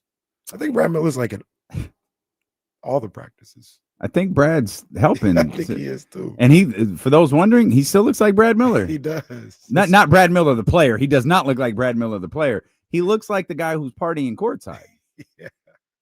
He looks like the guy who we need to get some Aftershock tickets for. That's who Brad Miller looks like. Absolutely. Can we get some Aftershock tickets for Brad Miller? He's trying to turn up and party. Shout out Sac State, man. I'm excited for the season. Shout out Coach Marion. He'll be with us. The girls team is actually going to be pretty good too. I want to check out one of their practices. I talked to Coach Andy a couple times at the basketball games. He's like, yo, we got something. Okay. So I'm tapped in. So I got to talk to my wife because I'm going to be at Sac State a lot. And she can be like, hey, get your ass home. Why don't you enroll? Kenny goes back to Sac State for a semester. That'd be a great content. Bit. Be a great bit. Do I have to go to class? Yeah, Loki, you got to. Yeah, Derrick Rose, you have to go to class. What else are you gonna do? It's kind of pointless. You just do what you do now. Do I have to? So for the content, you guys would probably want me like in class, not online. Yeah, you got to go to class. Like you got to go to Mendocino Hall, where it's like maybe it's wintertime and it's like, wait, why is it 90 degrees in here? Oh man, like I'm all bundled up now. I got to get my flannel, my sweater off. Now you're sitting there with t-shirt. Like, dude, yeah, you got to go through the whole college experience. I'm not mad at it. I'll think about it. We got 2 Sac State graduates. Did Kyle graduate from Sac State or did he graduate? He did. Yeah. Got a Davis graduate. Yeah. Than us. Did you graduate? Yeah, Cal State East Bay. Pioneers, go Pioneer Pete. All right. Yeah, they are the Pioneers, but they don't have the mascot with the guns anymore, though. I graduated from the University of Phoenix Online. Ain't nothing wrong with that. There ain't nothing wrong with it. Ain't nothing wrong with that. I've thought it so many times about going to get my master's, and it's like, what am I going to do with that at this point? First you get your master's, then you get your master's. Shout out. Remind me. That was College Dropout. Oh, that's right. Blocked Kanye out of my memory. We'll come back. Let's get back to the Kings here. We'll talk football as well. 49ers play tomorrow, man. Oh. Yeah, so we'll talk about that. Plus, Trista, she bumped her visit from yesterday to today, so we got her coming up at 2:00. It's D'Lo and KC, brought to you by Sky River Casino on Sacramento Sports Leader, ESPN 1320. This Tigers Indian did it again. This Tigers Guardians game. Dude's unhinged. Has been drama filled. Good stuff.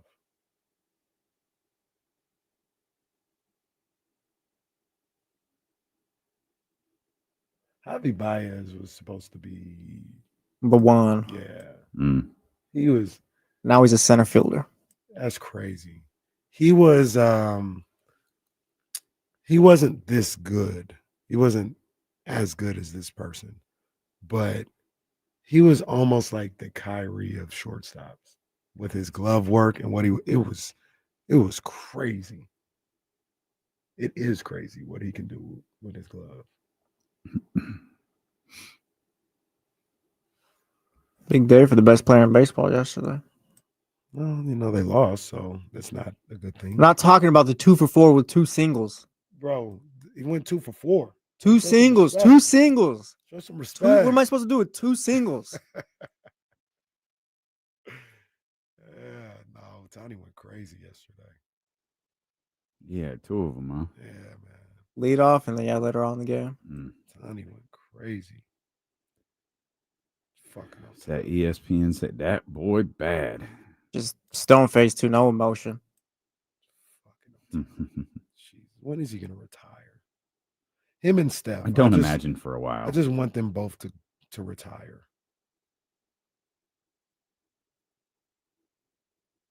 Nothing would make me happier. You imagine Shohei's like, yeah, MLB's too easy. I'm going back to Japan.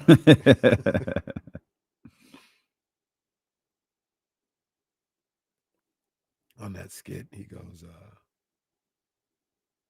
I ran into a girl and I said, she asked me, do I know what sexy is? I said, no, but I bet I can count up the change in your purse very fast.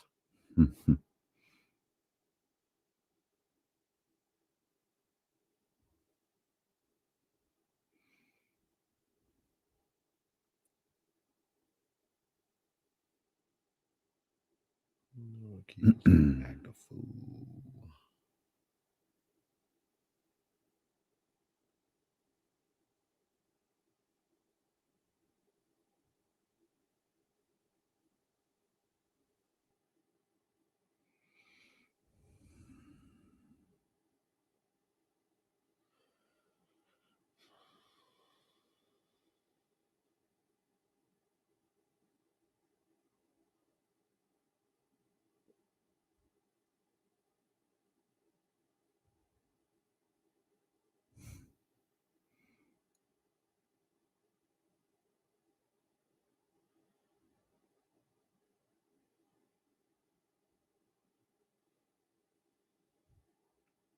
I don't know why it felt so quiet in here. Stop asking.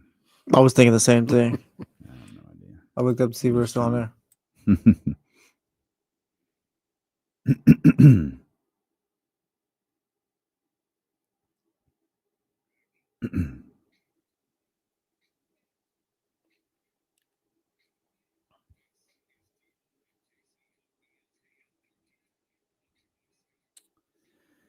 Just a quick coming up at the top of the 2:00 hour. James Ham coming back after practice.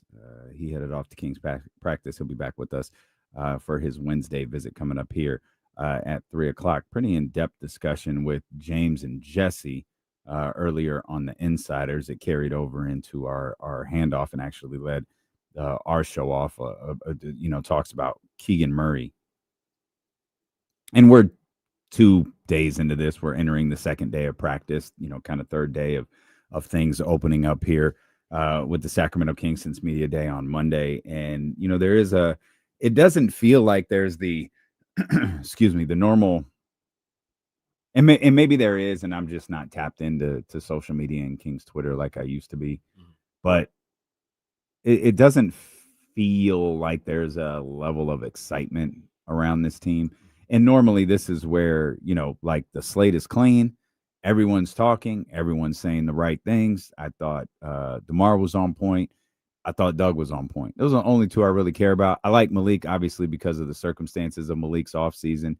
Other than that, shout out Zach LaVine, Keegan Murray, Keon Ellis, all those guys. It didn't really – I'm not moved one way or another by what they say. I was curious Malik's response to the offseason, and he responded probably the way most of us thought he would. I wanted to hear what Doug would say entering his first season as the Sacramento Kings coach, first official season as the Sacramento Kings coach, first training camp of his coaching career. And I didn't go into it dying to hear what DeMar DeRozan said. I just came out of it really, really happy with what he said. I was happy with his demeanor. I was happy with the way he addressed last season and his approach to this upcoming season. I might have been alone, or we might have been alone, because I think you feel the same way I do, particularly regarding DeMar DeRozan. But it just doesn't feel like there's that normal, nothing has gone wrong yet level of excitement around this team. Yeah, I just go back to what we've talked about a number of different times. It just feels like there's a consensus that this team isn't going to be any good. And to a certain degree, I think a lot of the fan base and the people that follow the team are just waiting for this to fail so they can blow it up and then they can have hope for the future. Which, yeah, weird, but yeah. That's yeah. And I get it. I understand how that could be hopeful if you're able to be bad and get a top 5 pick, maybe, hopefully. I get that. I get how that could be hopeful, but that's just how people want to look at it. And that's how they want to go about it. They'd rather be bad and have a top 5 pick than, be a 7 or 8 seed. Maybe getting to the playoffs. Maybe it's because people feel like there's a clear cap ceiling that this team can go, and whether it's play in or first round of the playoffs, this team, I don't think this fan base buys them going any higher. And maybe the feeling is, well, it would be better just to be bad so we can start building moving forward. I would like to point out, though, for those that think like that, and I do believe there's a lot of you, and it's perfectly fine. Like, don't tell nobody how to fan. Like live your life. Like, I do not want to. We're 3 weeks away from the first game, 4 weeks maybe. I'm not gonna be preemptively miserable. Like, I just refuse to do that. Right. Now they can make us miserable as the season goes along, but I refuse to be miserable about this basketball team on October 1st. But I would point out, you want a top 5 pick, or you want them to be bad, you want them to approach this a certain way. Yeah, like Keegan's young. Keon's young. Like, if you want that, you have to acknowledge that nothing, even your favorites on this team, work. Because in order for them to get where you want them to go without winning the lottery, the way that the Dallas Mavericks did, and when I say win the lottery, I'm talking about moving up into the top 4. Unless you do it that way, that was a 39-win team. I can't remember how Dallas won. It was 38, 39 wins, something like that. Unless you're going to win the lottery, you're going to have to be a bad basketball team. And again, I want to remind you, Keon is all of your favorites. Keegan, Malik, all of the guys that you're championing, they're on this team now. So if this team was bad enough to be in like real competition for a top 4, top 5 pick, hey, your guys suck too. It's not just DeMar. It's not just Zach. Domar stinks. They all have to go. Every single one of them, even the ones you like. So being bad has tremendous consequences. Right. And one, I don't believe anything about those scenarios are realistic. I just don't. I don't believe this team is anywhere near a top 5 selection bad. I don't think they're anywhere near a 35-win team. So I just can't bring myself. I wish people were more amped up for this. I wish people bought in a little bit more. But at the same time, I understand why you're not. Yeah. And you're going to need this team to come out and win some games quickly. And I'm okay with that line of thinking. If they can sway you by winning a couple games, I'm okay with that. I'm perfectly okay with that. And like you said, I'm not here to tell you anybody's right or wrong for how they view the team or how they want to go about it. if you think tanking or being bad is the best way to go about things, maybe so. I don't know what the right or wrong answer is. One thing I do believe that is, if you like say, hey, we're just going to be bad and we want to be a top 5 pick, it may not matter to some, and that's cool. But you know how far away you are from the playoffs? And I'm talking about years away from the playoffs. Like where is Portland hasn't made the playoffs for what, about 3 seasons? 3 or 4. And they're just now like, hey, they might get in the play-in. And they did, you can make the argument they hit on everything that they did draft-wise. Scoot looks really good. Shaden looks really good. They found Kamara. Klingon looks good. Then the guy from China that they got this year, like they didn't have any misses. And they're probably like 2 or 3 years away. Like looks like Portland made the playoffs in 2020, 2021. Okay. So that's 4 seasons, maybe. Yeah, you're right. 4 seasons. 4 seasons. Entering their 5th. And they hit on everything.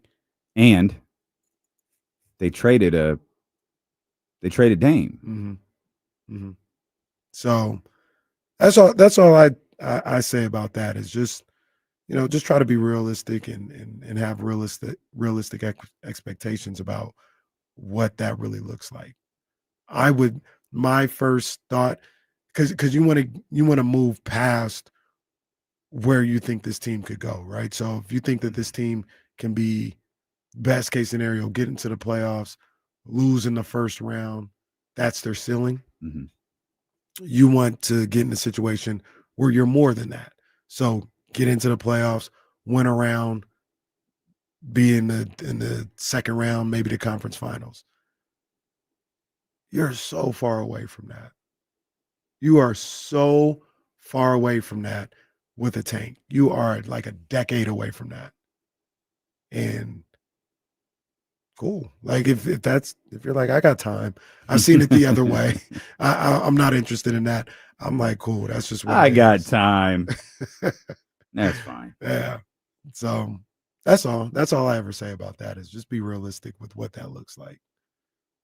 Non-playoff basketball for 5 years. Hey, you might have non-playoff basketball with the way it is. Sure. You know what I mean? Like this team, this group, Sabonis, Keegan, these guys that are here right now, they might not make the playoffs by themselves for 2 or 3 years. And the good news for you, the people who feel that way, is if this season goes as badly as you hope, you're going to get what you want.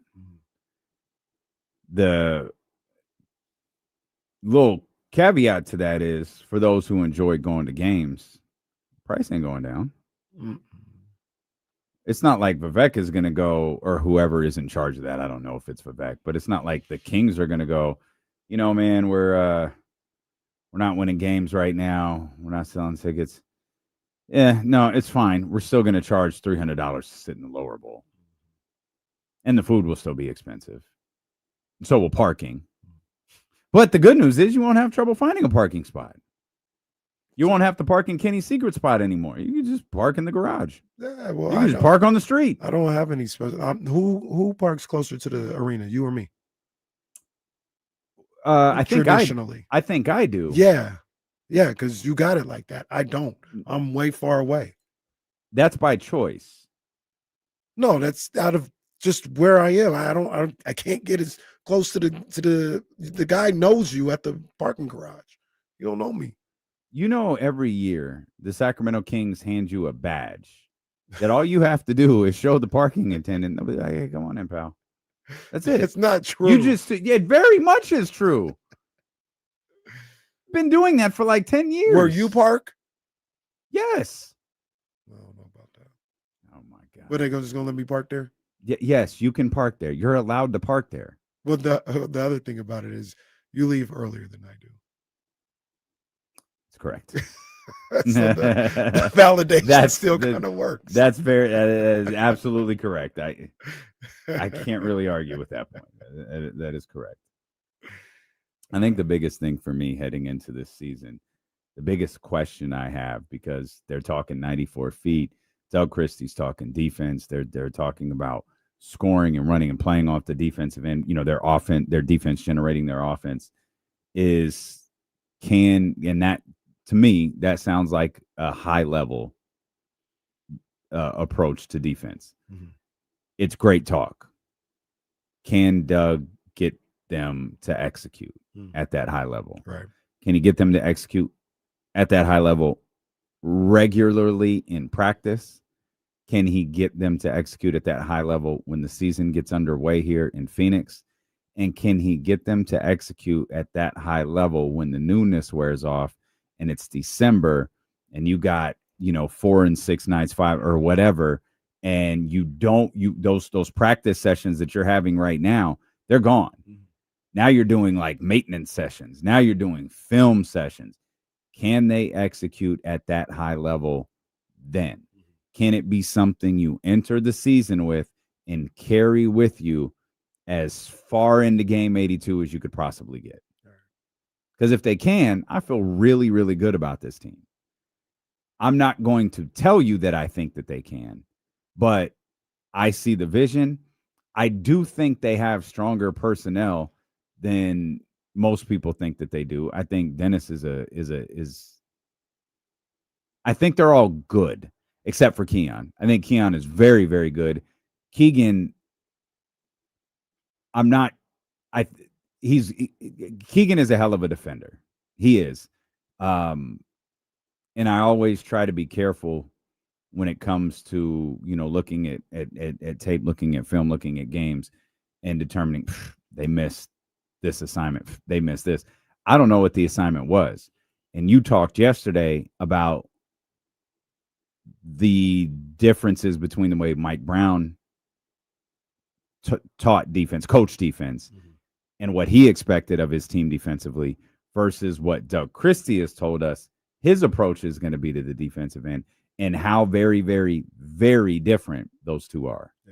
Yeah. And once again, I don't necessarily know what the scheme was, but it's just from like kind of watching how they played, hearing different things that, were said the last couple of years and listening to what Doug talked about. Maybe it was something where they tried to funnel the defense to the baseline or tried to funnel. So when you close out somebody, you close out on the high side and you end up kind of leaving a lane for them to attack, but that's where the help is supposed to be that. And it's more towards the sidelines and towards the baseline. And what Doug talked about yesterday was the number one priority is going to be when you close out, you square up, you keep the guy in front of you. Mm-hmm. We're not funneling anybody somewhere necessarily as the base of what we're trying to do defensively. We may have times throughout a game where we say, hey, this is how we're going to play it and scheme up some stuff. But the foundation, the fundamental base of how we go about things is you got somebody in front of you, you keep them in front of you. It's one-on-one, it's mano-a-mano, and you figure this out. And that might have been something that was a little different than what Mike Brown taught those guys and wanted them to do. And maybe it focused a little bit more immediately on the team defense aspect of it all. So that could be a difference. That could be something that's more conducive to guys like Keegan, like Dennis Schroeder, like Zach LaVine. They might be built a little bit more for that as opposed to wandering a little bit mentally by saying, oh, it's okay if I just guide them to this is where the help should be. No, keep them in front of you. So it's not to say one is better or different. Mike Brown has been an unbelievable defensive strategist in this league. He knows defense. He teaches defense. Traditionally, his teams are good at defense. So it's not like he was wrong or anything like that, but maybe what Doug has in store fits this group a little bit better. Give me something that you're watching for entering the season, like something you're watching for right now. The group of guys that they have, the roster, the team they have, is everybody locked into winning basketball? We got a little little taste of maybe what the mindset was when Zach LaVine had mentioned it a little bit when he was talking on media day, or maybe it was the first day of practice. But he just talked about how, like, yeah, we got vets, we got rookies, like everybody's got one common goal. I thought Beam Team 1 year, that was a major underrated factor to their success. They had veterans who had established themselves as good NBA players with the numbers they put up, maybe the money they had made, and they were established that way. The only thing that was left was, is this guy a winning player? They had rookies and young guys who really were trying to establish themselves in the league. And to do that, you had to be on a winning team. And it all came together. It all came together for that group. They all were like, hey, the only thing that's going to get us out of the predicament that we're in is if we win win basketball games. Mm-hmm. And that was the focus.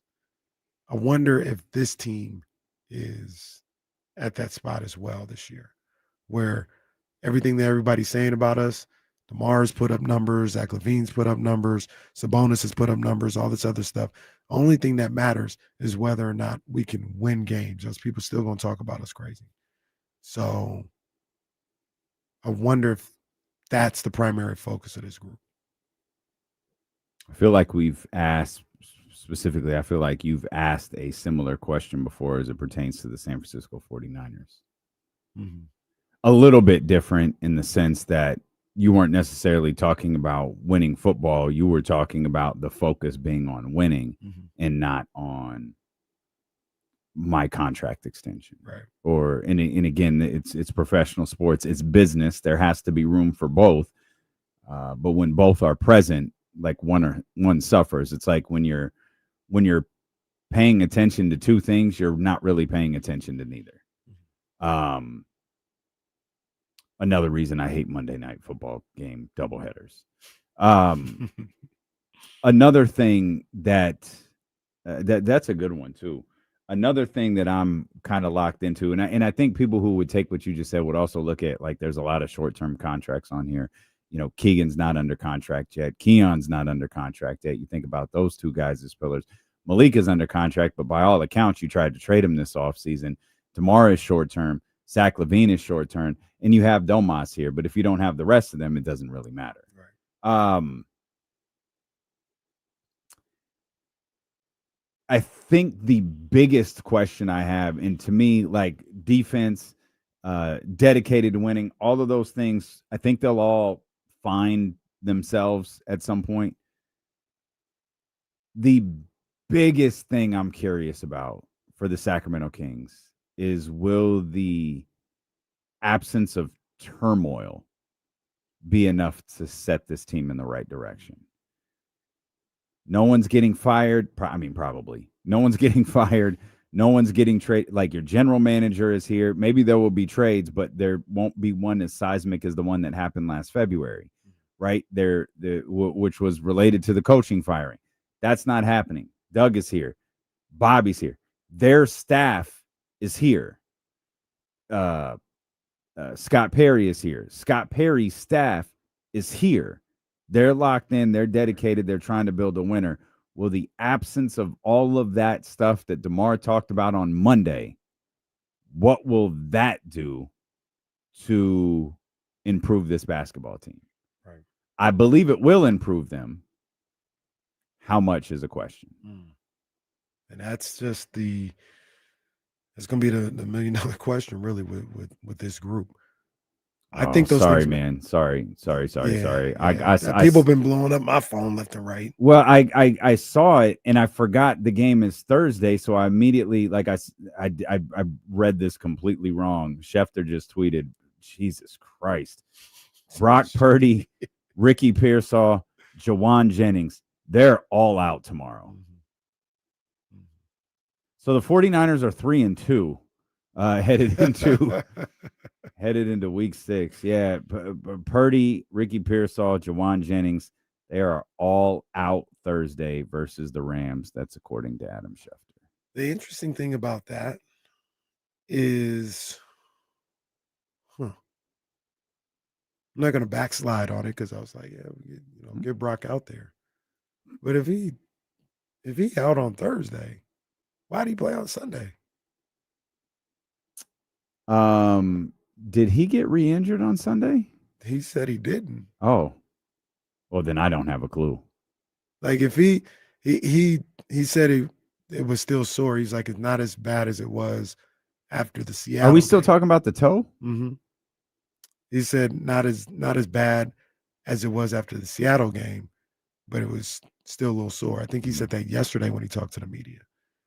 And if it's to the point, so I didn't think anything of this, but they asked him if the game was today, could you play? Mm-hmm. And he said no, but I have 2 more days. Talking about that after the he said this after the game this past Sunday. He said it either yesterday or Monday. Mm-hmm. He said it the same day Kyle Shanahan was talking about beating up Robert Saleh. He said it the same day. Yeah. And I didn't think anything of it, but I guess there's something to it. So the interesting thing about this past game on Sunday is I asked the question, if Mac Jones wasn't hurt, would he have played on Sunday? If Mac Jones wasn't hurt, would he have played? If he didn't hurt that knee against the Cardinals, mm-hmm. would he have played on Sunday? Mm-hmm. Feels like yes. Mm-hmm. That looks crazy to me. Like it doesn't feel like you re-injured the toe. Mm-hmm. It doesn't feel like it's as bad as it was after the Seahawks game. But you played on Sunday, and now you can't play on Thursday. I'm not saying anything nefarious. It just tells me he shouldn't have played on Sunday. Yeah.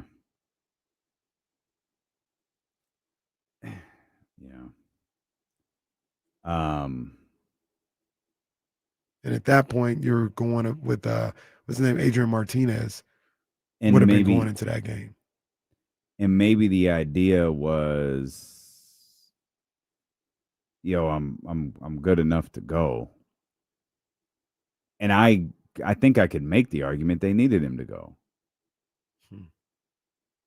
You don't agree? No, I mean, I was with you all week. I said that, the same thing.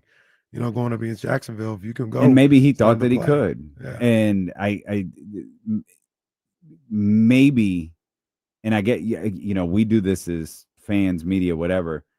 Maybe you just can't do it as a player. Well, it's like, all right, hold on, Brock. We got a game Thursday. Mm-hmm. Like, if we're being realistic here, what's the percentage? Mm-hmm. And you'd probably have to have a percentage upwards of 80 to be like, okay, you're going to get knocked down a little bit. Yeah.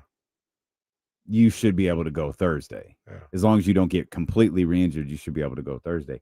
Maybe he just wasn't. Maybe if we put a percentage on it, maybe he wasn't 80 on Sunday. Yeah. Like I said, if you would have told me you're going to play on Sunday, as far as we know, nothing will be re-aggravated, nothing will be hurt, and you won't be able to go on Thursday, then you can't play on Sunday. Yeah. We would just win our Adrian Martinez with it. Well, Mac Jones is going to start this week. He's going to start tomorrow. Okay, we'll talk more about this. Brock Purdy, Ricky Pearsall, Jawan Jennings out. Mac Jones, Kendrick Bourne, Demarcus Robinson, they're in. Also, George Kittle's still not playing in this game. Well, so shout out Tunjas. We'll come back. We'll talk more about this developing story for tomorrow's Thursday night football game with the San Francisco 49ers and the Los Angeles Rams. We also got a couple of more things we want to look for this upcoming season for your Sacramento Kings. We'll dive into all of that, plus Trista Crick at the top of the 2 o'clock hour. Jason Jones, not Jason Jones. That's what I'm used to. James Ham after practice. Same. I mean, literally the exact same interest, same likes, all of that. James will be with us after practice here on Sacramento Sports Leader, ESPN 1320.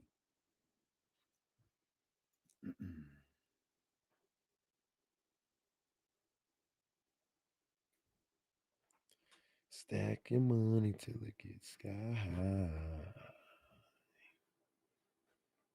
Mm-hmm.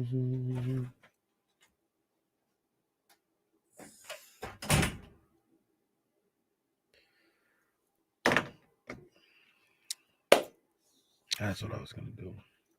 We'll see if I have another opportunity later on.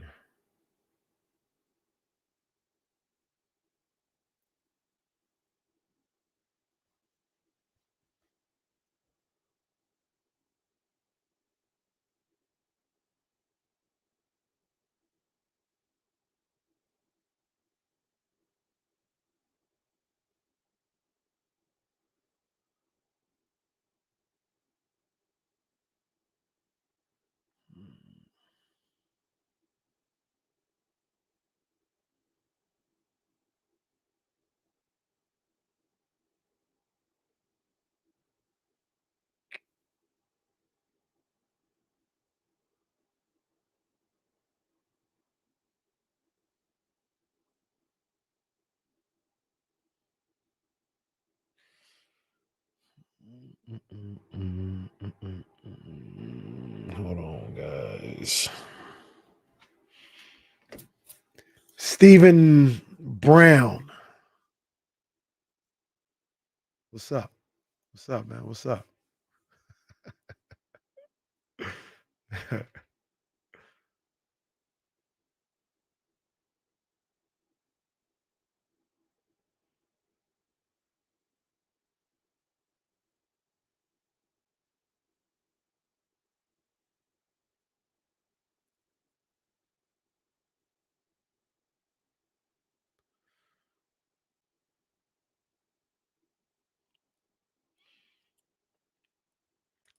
I posted a clip the other day, keeping it real G, with the Martin Luther King with the wave cap having.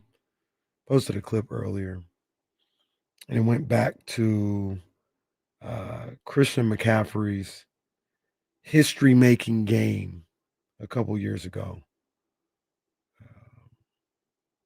against the Rams when he ran for a touchdown, threw for a touchdown, and also had a receiving touchdown.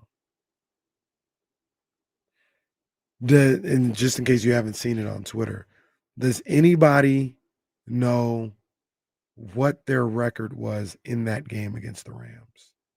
What the 49ers game? 49ers played the Rams. I'll give you a hint. It was week. It'd have been week 8. 3-5. Week 8. 3-5. Wrong. 3-4. Correct. Do you guys know what the end result of that season was for that 49ers team? 11-5. I actually think they were 10-7. But do you know when did they play their last game that season? We'll never know, folks. We're back.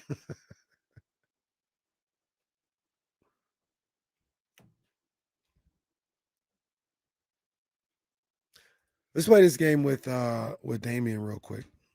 We were talking a little bit about the Niners. We talked about this yesterday. Mm-hmm. And the Niners situation, if you guys just tuning in, Brock Purdy. It's bad. Ricky if you're Pearsall, just tuning in, it's bad. Ricky Pearsall, Juwan Jennings, all ruled out. Joe Montana, Steve Young, they're all out. We're going to have to bring them back. Well, they're out. Bring them back. Out for Thursday against the Rams. Niners, as you reported earlier, now 3-2 on the season. Yeah. 3-2 on this. This is breaking news. This season. But I was talking about earlier today, I posted a clip on Twitter of it's Rams a week. So somebody had a video of Christian McCaffrey's first game against the Rams, where he made history by running for a touchdown, throwing for a touchdown, receiving a touchdown. Niners won that game. Mm-hmm. Do you know what their record was going into that game? It was a week 8 game.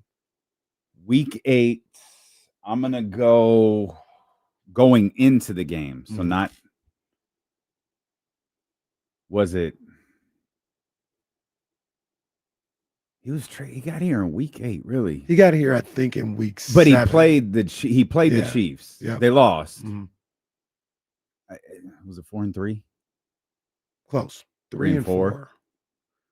3-4. I didn't remember them being under 500. I just remember that being a seismic moment. I remember being it being a really big deal that he played Kansas City, and then obviously the Rams game. 3-4. Jimmy Garoppolo was the quarterback for that game. Do you remember how that season ended? When was the last game they played that year? When was the last game? Like, what was the last game? What? It was the Super Bowl. No? No. Close, though. NFC Championship. Oh, it was the Rams. It was when they lost to the Rams. No, that was when they lost to the Eagles. That was the other time they're in the NFC Championship. How many NFC championships have you lost since this show has been on the air? God damn it. 2 and 1 Super Bowl. Eagles, that was in Philadelphia. That's the one Bonte went to. Yeah. Oh, yeah. God. And like I said, that was McCaffrey's first year. Yeah. So did the Rams already happened? Yeah. The Rams the loss before. to the Rams that was Debo's crazy season. Oh, right. Crazy right. into the Okay, season. yeah. In this clip, Jimmy Garoppolo was the quarterback and led them to that win to get them to 4-4. Did Jimmy Garoppolo play in that NFC Championship game? No, he did not. So I say all that to say, he did not. Whether the Niners are 3-1, 4-1, 3-2, 3-4. Come to think about it, did Brock Purdy barely finish in that game? Barely. There's a lot of football left. So the whole thing came up. We're like, oh, this is why you had to win that game against the Jags. Okay. You would have liked to, but there's a lot of football left. And you hopefully have a lot of people coming back.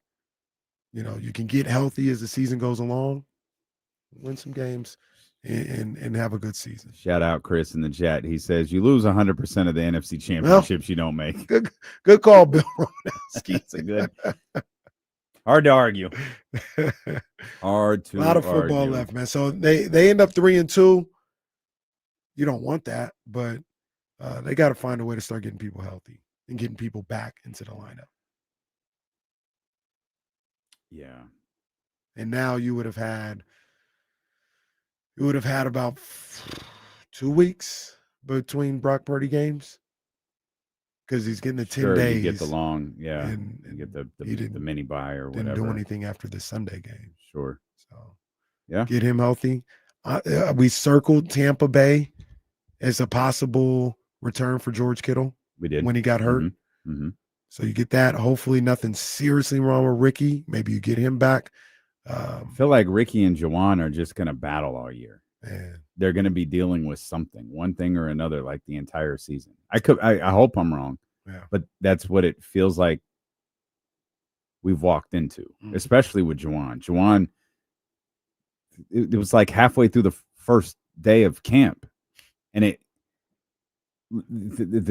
hasn't gotten better. Maybe the particular injury has gotten better, but the overall health of Juwan Jennings hasn't gotten better. It's just and I don't see how in a game like professional football it can.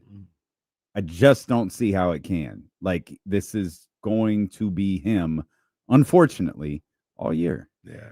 I mean, in that ankle, I don't know when you'll feel right on the ankle. You might be feeling better or good enough to play, but I don't know when you're going to feel right. Ribs, same thing. You know, if you got bruised ribs, it might take you a month to not feel it the same way. And that's if you don't get hit there the right way time and time again. So, yeah, they've got to – I will say this. If I'm Kyle Shanahan, as perplexed as I am as to why Brock played on Sunday, even though I kind of know the answer. Like, if Mac would have been healthy, he probably wouldn't have played. Yeah, getting a hold of what's going on here with these injuries might be a little bit more important than rushing people back to play on Thursday. Yes, but is it real? Is getting a hold of these injuries realistic? I'm sorry. Is getting a hold of these injuries realistic when you're trying to be competitive? When you're still trying to reach your end goal? To a certain extent. Like, you can't be trying to get a hold of these injuries in week 10. You know what I mean? But Sure. right now, what is this? We're going into week 5. Yeah. Week 5 and maybe even week 6. Like, and I say week 6, if Kittle could come back in Tampa Bay, maybe you give him one extra week just to make sure. Like, you want to do everything you can to not have this be reoccurring. So you've got that opportunity right now where, yeah, he could come back against Tampa Bay, but we're gonna wait another week and do it that way. Whereas you probably wouldn't do that in week 12, right? If Kittle had gotten hurt 3-4 weeks before and he can come back in week 12, usually like, we're gonna wait till week 13. Man, you might be 6-6 at that time. Yeah. Like, you need him back at that week. So I think Tampa Bay is kind of the cutoff for that. At that point, you got to kind of start getting people out there that can play and maybe even pushing the envelope a little bit to, like, yeah, you might be a little banged up, but but Tampa Bay's week 6 or week 6, yeah. After week 6, for instance, Brock Purdy. Brock Purdy this week, once again, I could play. If you guys are in a pinch, I could play. I don't feel 100%, but I could play if you need me. Kyle might say, that's not good enough. Sit out Thursday. Week 7, week 8, Brock says the same thing. You might treat it like he did the Jags game, right? Like, all right, you're not 80%. I'm going to try and protect you, make sure we don't have you rolling out too much or whatever, but we kind of need you out there, big dog. Like, we need you. I think, and that may seem unfair. Yeah. But I think that's how sound like a jerk, if we're being honest. I think that's how football goes, though. That's exactly how football goes. I think that's how it goes. Yeah, whether we like it or not. Yeah. That is exactly how football goes. No, Lazy. No. I said week 6, not 6 weeks. Two differences there. Week 6, not 6 weeks. Lazy, you're fired. Starting that. It's a tough look for the San Francisco 49ers, but I hate to be that guy. It's a short week. Both teams are at a disadvantage. It's at home. That favors the Rams. I think the Rams are a better football team entering the game anyways. It's also a divisional round game, and got him when it counts. But like, it is still this McVay-Shanahan thing. It's not like Shanahan is going into this game. I'm sure he's frustrated, but my opinion, he's not going into this game defeated. I don't think so. Like, I mean, there's no different approach. Like, he thinks very highly of Mac Jones. Schefter, and I'll start, perusing the accounts of, Nick Wagner, Cam Inman, all of these guys that we talk to regularly about Mac Jones. But Mac Jones did enter last week's game injured as well. So where's he at? How's he feeling? Because he's going to have a tall task ahead of him now, going against in my opinion, a very good Los Angeles Rams team. I saw a tweet from Mike Lombardi, so if I'm wrong, you can blame him, not me. Okay. But he had a tweet saying that the Rams are the healthiest team in the NFL. Okay. Which actually checks out. I can't think of anybody they've lost to injuries. I'm not okay. So I was going to say, like, are we just talking about? Yeah, games lost. Sure, games lost. Can't think of good for them. Anybody they've lost. I thought they were entering the season hurt. Right. Guess not, man. Remember, we thought Jimmy G would be playing in this game. Absolutely did. Absolutely did think that Jimmy Garoppolo was going to be playing. 100%. They kept talking about Matt Stafford's back, and they're just like, there's no way. There's no way. Right. Epidural, all this other stuff. Turns out epidural's a hell of a drug. Turns out Matt Stafford, it works. So, yeah, they're cooking. They look good. And I thought they looked good this week. I thought that was a great game by the Colts. And Matt Stafford does what he does. It could be, and I don't even know what these mean anymore.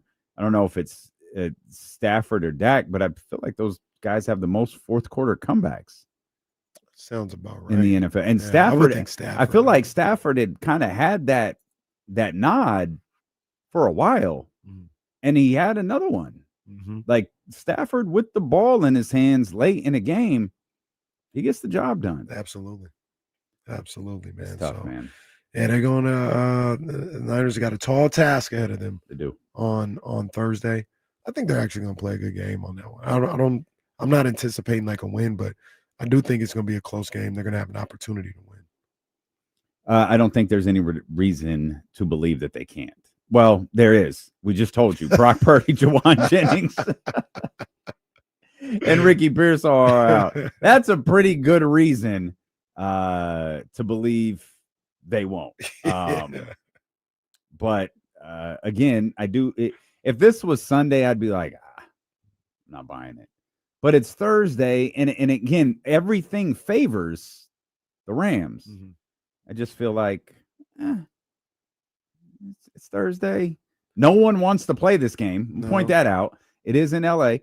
49er fans will be there in attendance for sure, as they always are. Anticipated to have 61% of the fans. So I don't know where you were. Oh, it was Monday when I was it was like when James got out of here. I was talking about the 49ers before you got here. It's a home game in, terms of like it's great that fans will be there. It's great that it's going to be 60% 49er fan. It's a home game because of the Rams are in bed and they're waking up and they're going to work. Like the 49ers have to travel. So like, I think we take road and home sometimes, and we think mostly about like the environment, and the environment favors San Francisco. That's great. You took that element away. It's still a game that they have to travel to. It's still a game that they're out of their home element of. Yeah. So that is a factor, be it small or not, right. In this conversation. Yeah. So a tall task for the 49ers. And you want to go to, examples of situations like this. I don't think Matthew Stafford got hurt last year, but didn't the Rams have to deal with Puka and Cooper Kupp injured early in the season, and then they got healthy as the season went along and got on their run. So. Yeah, you and Kyle were on that real quick. Like, hey, Rams look like something. I was like, we'll see. No, the Rams are. There's some. We got to the end of the season. I was like, I think the Rams are winning the Super Bowl. Like, or if not, they're going to compete with the Eagles. Like, that's where they got at the end of the year for me. But yeah, you guys spotted that quick. Maybe that's San Francisco this year. I still nothing has really changed for me for how I see this Niners team since August, since training camp. I think they're going to get better as the season goes along. And just what I feel about them. If you're going to get them, Rams, Jags got them, Bucs, same thing. If you're going to get them early. Because that second half of the season, I think they're going to start cooking. I think, obviously, they need injuries to not play as big of a factor. So if they're healthy, that's obviously the caveat. I think if you're going to get the Niners and put them in a compromising spot, beat them in this first half of the season. Second half of the season, going into the playoffs, I think that's going to be one of the best teams in football. Get them early. Get them early. All right, that's tomorrow. We'll talk more about the San Francisco 49ers. Matter of fact, we can do it now. The last time these two teams play, if I have this right, you're better at this.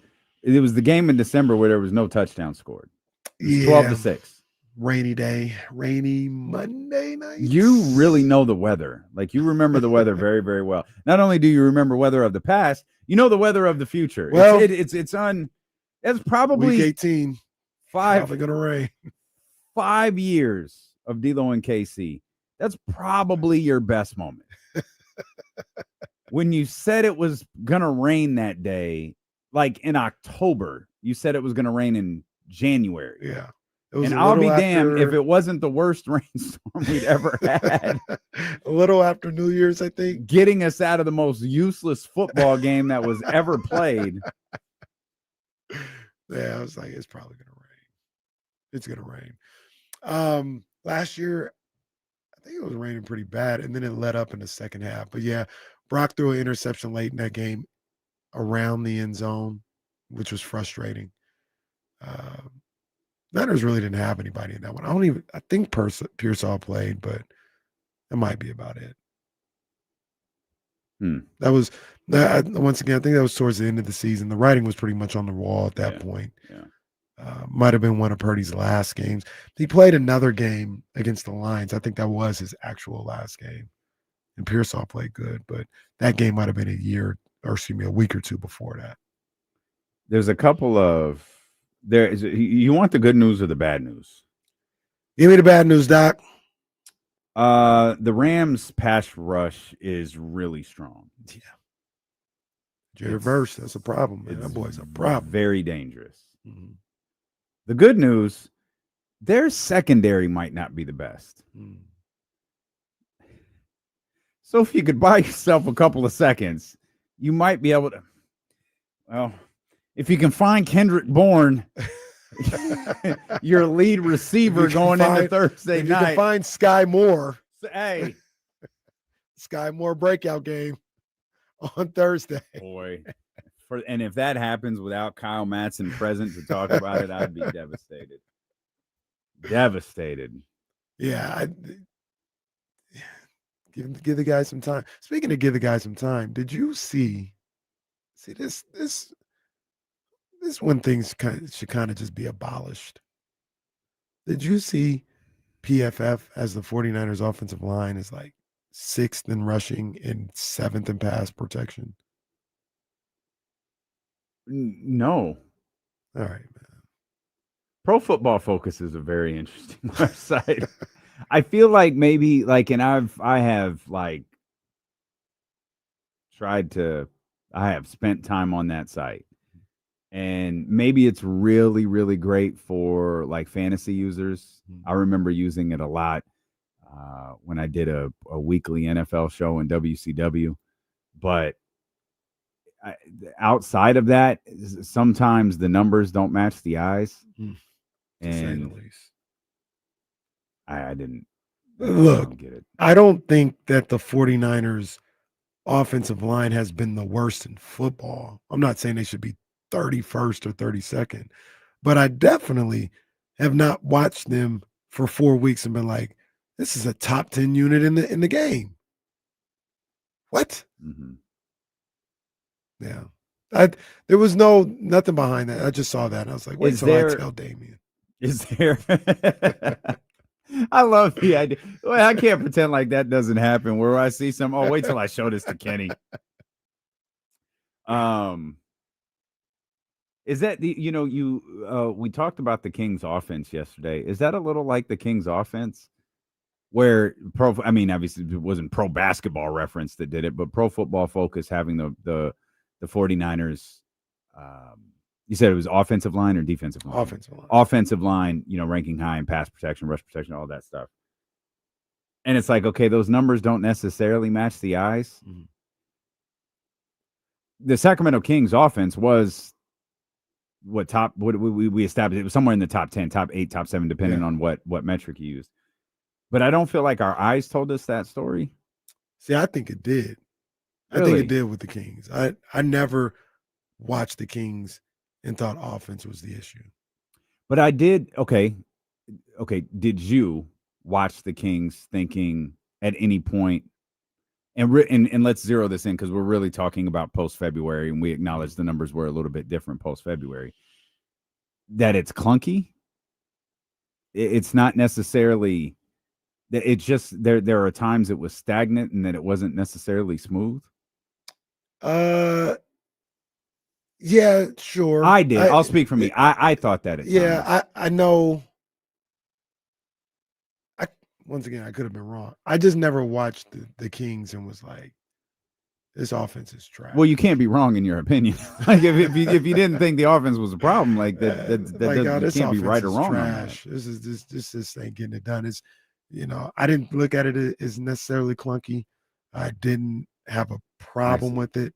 Mm-hmm. But to your original point, I was probably in a minority, right? And people looked at the offense that way, and then the numbers would say something different. And that is kind of like what the 49ers offensive line is kind of going through with what we see or what we think we see and what the PFF rankings is. And to be fair to PFF too, the people who run the site, at least as far as I know, aren't saying the 49ers have the 6th best offensive line. Correct. They're just using their metrics that they use for grade, which are extremely complicated. Yeah, and say this is just the number after all those grades, and it's 6th in the league. Yeah. So I do get that too. Like you can see somebody ranked as this, and also you use the eye test and be like, yeah, I don't look at them as the 6th best offensive line in run blocking in the league.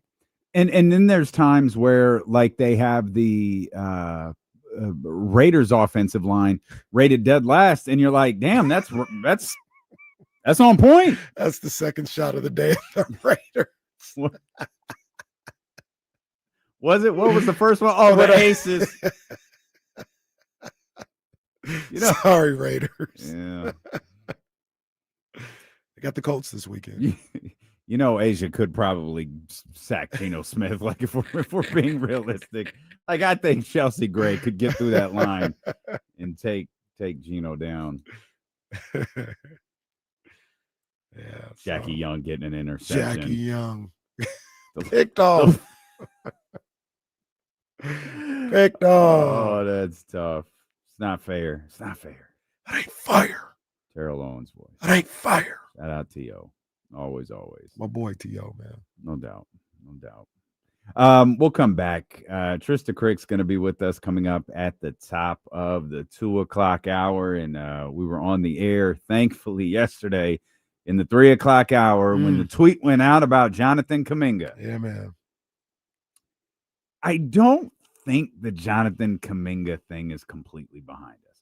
It might be behind the Kings. Okay. For now. But the Jonathan Kuminga story might just be getting started. Huh. We'll explain. Steeler and KC on Sacramento Sports Leader, ESPN 1320.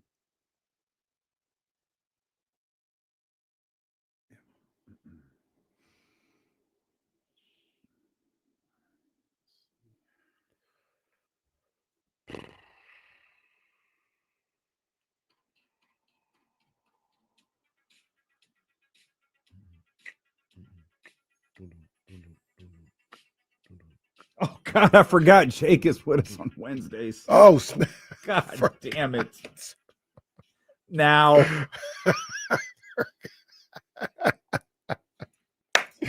Damn.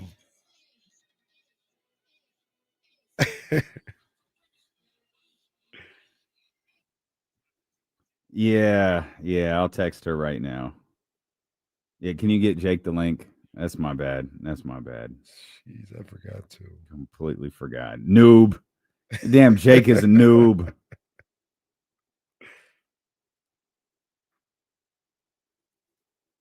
That was that Doja Cat record.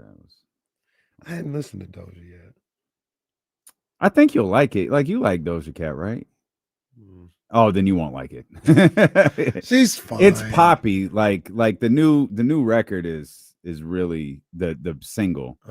Like the one we play. It's pretty type. Yeah. They're a lot like that. She has a few tracks where she's like rapping. Doja, like I'll hear a Doja Cat song and I'll be like, it's cool.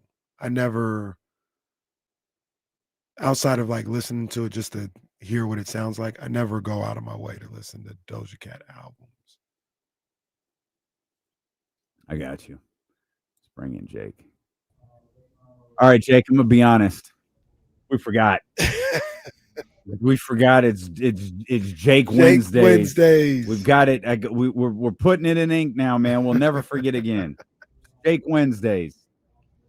Guys, it's even Yom Kippur today, okay? Like, can you not remember your Jewish friend on the holiest day of the year? Sorry, Jake.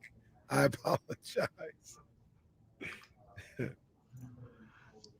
I don't know. Maybe matter of fact, maybe we were looking out for you. We didn't want you to have to face Jesse today. Oh, I'm ready for it. That's why I wear the Yankee hat. Jake didn't call in today. Oh, I was ready to. I'll call on Friday when they win the series. Oh, he's calling a shot right now. I don't know if Aaron Boone has anything to do with it. No, wrong. If it's anything to do with the analytic department with the Yankees, that it's not Aaron Boone. Aaron Boone is given a lineup that he has to give out every single day. It's too many nerds playing baseball. Okay, Nerds. Jake's right.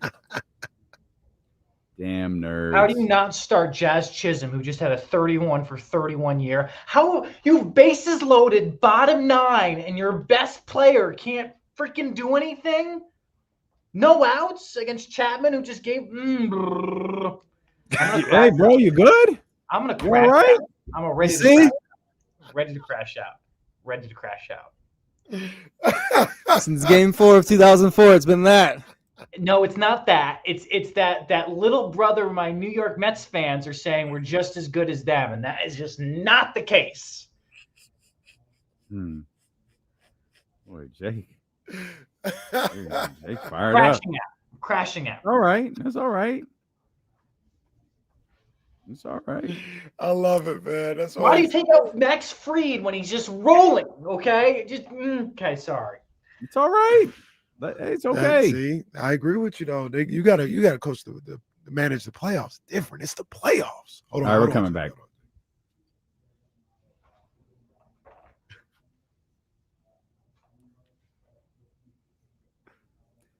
Have I made some mistakes? Sure. Was one of them forgetting that Jake Gadon joins us every Wednesday? Yes, that was one of them. Well, you weren't alone. Thankfully, Jake is here. I just talked with Trista. We can't move Trista today. Oh, no. So Trista's going to be with us tomorrow. But I got to remember that Coach Marion is with us at 2:15 by the grace of God. So we'll have to talk to Trista earlier in the day. And, yeah, I'll check on that. Coach? Yeah, because he might just get the whole week off because they got to buy this week. Oh, just give Coach the week off. Yeah. You off tomorrow? Tonight? Yeah. Tonight. You off tonight? Yeah. Okay. All right, good for you. Let's bring in Jake's having a rough few minutes here. I thought we were bad for forgetting that Jake is joining us every Wednesday. He started talking to Jesse for 5 seconds about the Yanks Red Sox series. I said like 5 words too. And he's just absolutely lost it. When he did the which is also the whitest thing that you could possibly do. That was a hell of a crash out when that happened. Jake, you good? We're surviving. Okay. Surviving. It's all right. It's all right. It's a long series. Well, not really. No, not really. It's not.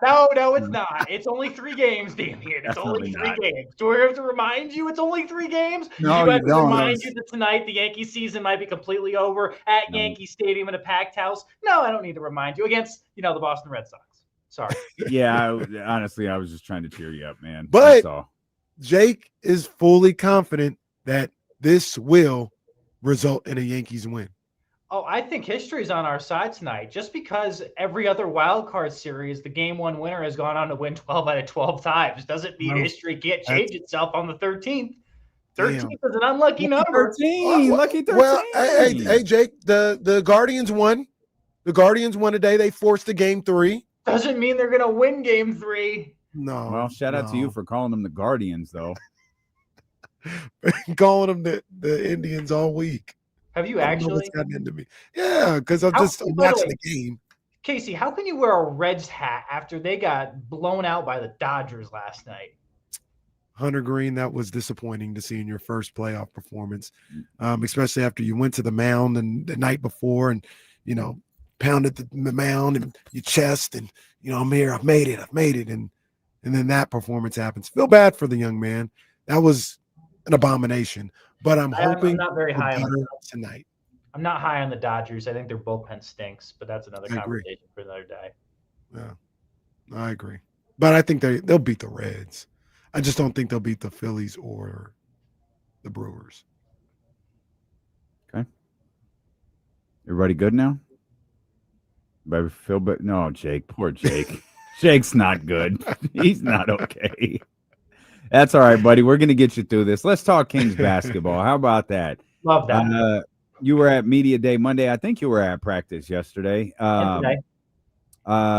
Great. Let's talk about that. What stood out to you? Let's start with practice, obviously. What stood out to you the most the first 2 days of practice here for the Kings? So one, the amount of conditioning. I think that Doug Christie coming out and saying that they want to be the most well-conditioned team in the NBA and they want to get out and run and play 94 feet. You can see that on the first 2 days. A ton of running, a ton of conditioning, and you know that was the sentiment according to the guys.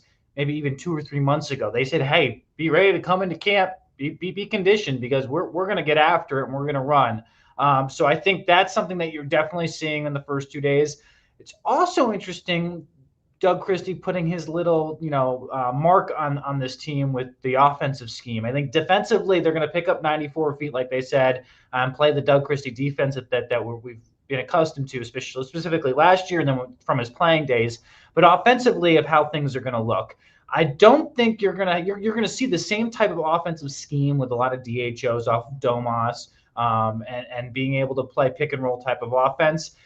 But where they put Domas is where it's going to be different this year. They're talking about how the wrinkles of the offense will be different. I don't think you'll see Domas more at the top of the key, I think, or in the dunker spot. I wouldn't be surprised if he's more on the outside wings areas, creating DHOs out there.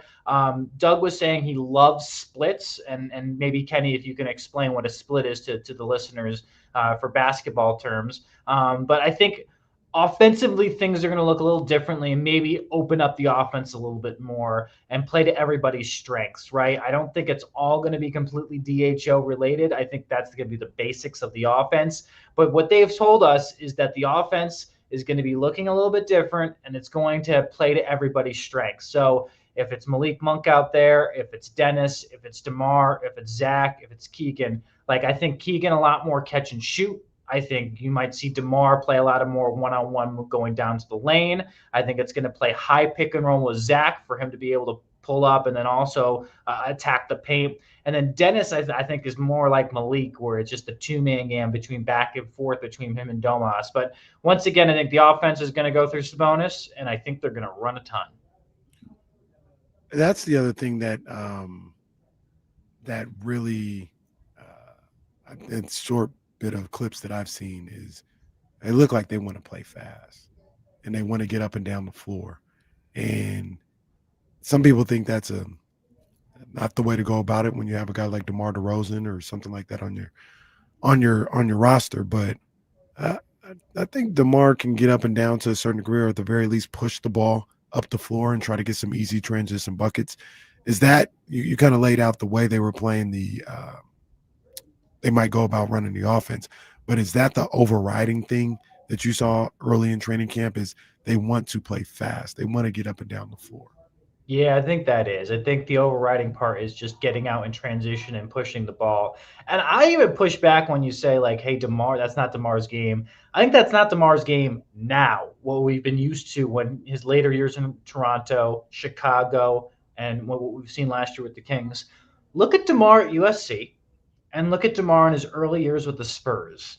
He did get out and run. He was a fast-paced type of guy. I think he's morphed his game a little bit more into the turnaround, go get a bucket type of guy. But it's not. I don't think it's not in his toolbox. So that's why I've been pushing back on people saying I don't think that DeMar doesn't fit this scheme. I think he does. I also think that go out and run scheme and push the ball fits everybody else on the roster, right? I think Keegan can go push the ball. I think it excels with Sabonis, especially if he's going to get the rebound and going to push the ball. Works with Malik, with Dennis and Zach, and even Keon. You throw that into the mix. And Meek did that a good amount. He was the main ball handler at Colorado State. So I think it does fit the scheme for the majority of players. I think when you look at DeMar, we've only been used to what we've seen from him for the past 5 years, which is a slow down type of player and back to the basket type of player. I think if they change the mindset of what DeMar can do, I think you might see a more transition type of guy this year, and something that he did earlier in his career. By the way, real quick, sorry I ignored you, Jake. Splits, at least from what I know, what splits are in basketball, is exactly what it sounds like, right? So if I have the ball and I pass to my right and I go to set a screen for Damian, as opposed to coming off the screen, maybe I'll look like I'm setting a screen and then I'll slip and go to the basket and maybe draw a defender this way. Damian will just take my spot at the top of the key. He'll be wide open, puts the defense in a little bit of a compromising situation if they don't have communication or they can't read the play because it's kind of going off of action. So as far as I know, that's what splits are. Could be wrong, depending on their terminology for it. Well, set the screen for me. I'm gonna hit the shot. See, I'm gonna take the defense with me, and they can go be wide open. Hey, I found out that Dame used to play really good. Used to hoop back in the day. Found that out from his birthday party back in the day. So someone was lying to you. Someone looked you right in the face and lied to you. There's levels to this. You were talking about DeMar, and DeMar taking on a role that maybe he hasn't had since early in his career. Like, I think one thing that really stood out to us, one of our favorite parts about Media Day, Jake, was like DeMar legitimately was pissed. Like DeMar's like, I don't like the way people are talking about us. I don't like the way that things went last year. Everybody knows that things went bad last year. And he repeated, the way he felt that things went last year. And I was talking earlier, I love that energy. Yeah, give me that. I don't want the whole team to have that energy, but a 16-year certified vet Hall of Famer. Yeah, give me that. Give me that chip on the shoulder. 10 times out of 10, I'll take it. I love it. I think the raw emotion and the honesty and the transparency, like without swearing like he did 4 times in the interview, but bleep, yeah. All right. If I'm a Beam team guy, like if I'm a Kings fan, that's exactly what I want to hear from my veteran. And I think he's taking the onus on himself, saying like, hey, fam, don't count us out, because last year was a roller coaster ride and we had a lot of things going on behind the scenes. But this year, if we got our things in check and have a base plan of how we're going to go about it and a concept and a plan moving forward, watch out, fam, because we got a bunch of people on here that love being doubted. I think DeMar loves being doubted. I think Zach loves being doubted. I think Malik loves being doubted. And then you have young guys like Keegan and Keon that are both playing for contracts and are playing for futures, and I think they're going to have a chip on their shoulder. Domas, I think, is just always going to be steady Eddie from what we've known about him. But those are the guys that give me the chip. All right, I'm good with it. I'm okay. I would have no problem being able to say, hey, I'm going to prove the rest of the Western Conference wrong. Heck, the national media wrong. And let's be real here. The national media doesn't really know a lot about the Sacramento Kings. I've seen it for 3 years. You guys have known about it for forever, right? They look at the record. They look at maybe a couple of games that are on prime time, and that's it. They don't study this team. And I can tell that because of the year that they made the playoffs and how it was just so undercovered by the national media. No one really had no idea what they were talking about. Stephen A. Smith being shocked that De'Aaron Fox was good was an all-time moment. For real. I think the honesty from him was really refreshing from Media Day. But can I give you a guy that I'm really refreshed by, and I think it has to do with him being married? Keegan Murray. All right. I think we got the most I have heard from Keegan was on Media Day, and the most I got out of him was from Media Day, of how transparent and honest he was been, not only about last year, but where he wants his game to be. Right. I feel like the first 3 years of his career, he's been put in a box. First year, catch and shoot guy. Second and third year, be more of a defensive guy and have a role. This year, I don't think they're putting him in a box. I think they're saying, Keegan, you need to go be you, Bubba, and you need to go out there and call for it when you want the ball. And when you're cooking and you got your wiggle rolling, like, let's go have you go get that ball and be able to take over games. That's what I'm intrigued about because Keegan now knows that. They've also said the past 2 days that Keegan has stepped up and talked more this year, this training camp, which has been very refreshing to hear because I think that's his evolution of his career. What's his next step? Can he become a main option in the offense? Can he be a guy that vocalizes what he thinks is right and what is wrong? And if he can start doing that in training camp, I think it could set him up for a really nice season. That's something that he said he worked on this offseason is being able to get his basket, be able to create shots more. And I'm intrigued to see what it actually looks like in real life games coming up next week. Casey, when was the last time your wiggle rolled? Well, I'll just keep that between me. I was just wondering. I was just wondering. Just throwing lines around like his wiggle is rolling. I was just curious, like when did? That's a Mike Brown quote. You know that, right? I'm gonna keep my personal life personal. Well, Mike Brown has said a lot of things where I just want to hit the pause button a time or two. But hey, everybody's wiggle rolls once in a while. We asking questions. Broadcast journalist. How am I gonna let that line slide? I'm a broadcast journalist. Come on, man. Jake, we talked to you a week ago. You're like, the Kings. Now you've talked to them. You've seen training camp. Do you feel any differently about your expectations for the Kings? No. Still the same way. Think they're competing for a play-in spot. I think they can get lucky if some teams get injured. Could they keep? The good news is I think they could maybe catch some teams off guard the beginning of the season and how good they are. At the end of the day, the key for them is how they get off to a good start. Can they get off to a good start? Can they have a winning record in the first 15 games of the season? I think if you have that, maybe you can change my mind, but they have got to get off to a good start to start the year. And I think that's going to be a key to catch some teams off guard and be able to play Kings basketball, which is going to be physical. It's going to be a lot of running like we talked about and different shot makers and different guys to go to each night. Do you think they can? I think they can. I still think I looked at the schedule last night, before I went to bed, and I looked at it and I said, there are some games there that they can go get. A lot are on the road, so that's where I sit there and say, first 15 games it will be tough, but if you can catch some teams off guard while you're on the road, and this team traditionally in the past, when they have come together and played very well, it has been on the road. Remember that 7-game winning streak last year where it ended up in Boston? That was all on the road. So, or majority of it at least was. So I do have confidence that it is a possibility. And if you can win on the road, gives me confidence to come back to the Golden One Center because, as we know, it's one of the toughest places to play in the NBA. It's been well known throughout the NBA that's the case. And I know for a fact Doug is making it a point this year that we got to protect our home floor. We got to win not majority of the games. We got to win as many, if not all, maybe only drop a couple on our home floor. We have got to protect the Golden One Center at all costs this coming season. Let me ask you one other thing about Doug Christie, head coach Doug Christie. Did you get any type of sense of a different mentality, a different approach than when you would talk to Mike Brown for this team?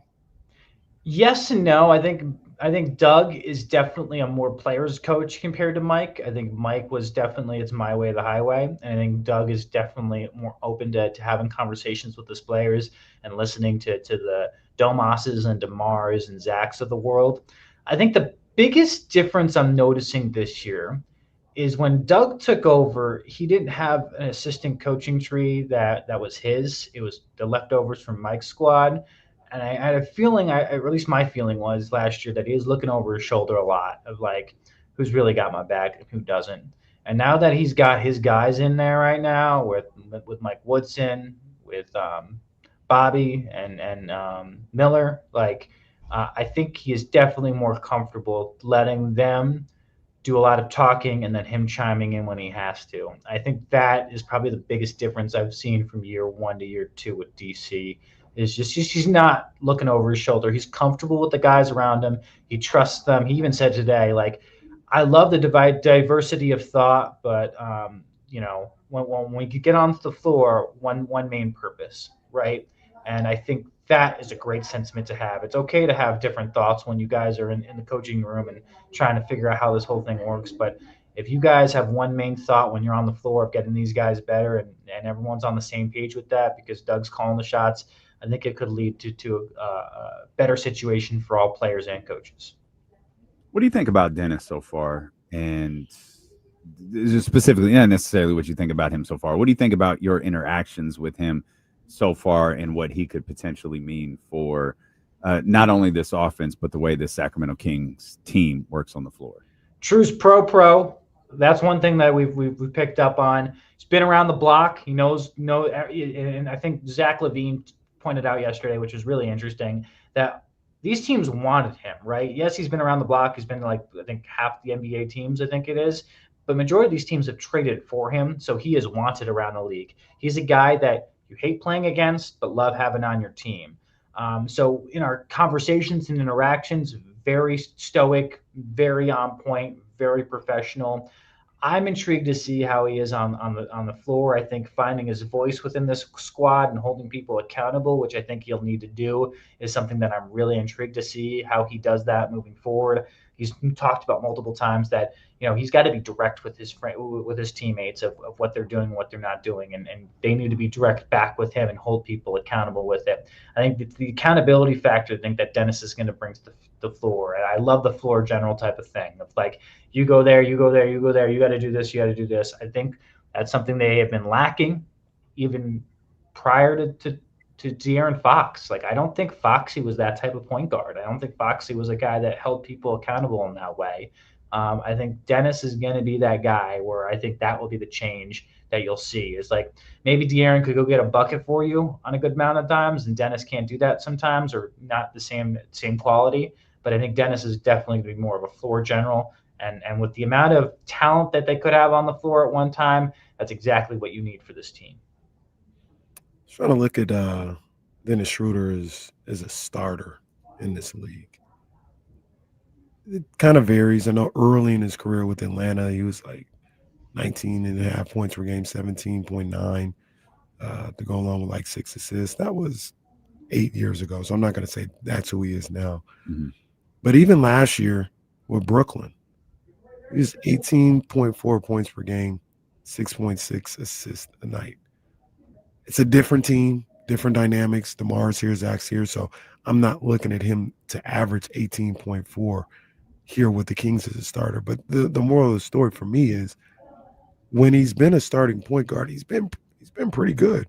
Like, he's been a good starting point guard when given the opportunity in this league. And I don't see any reason why he wouldn't be able to do that this year with the Kings.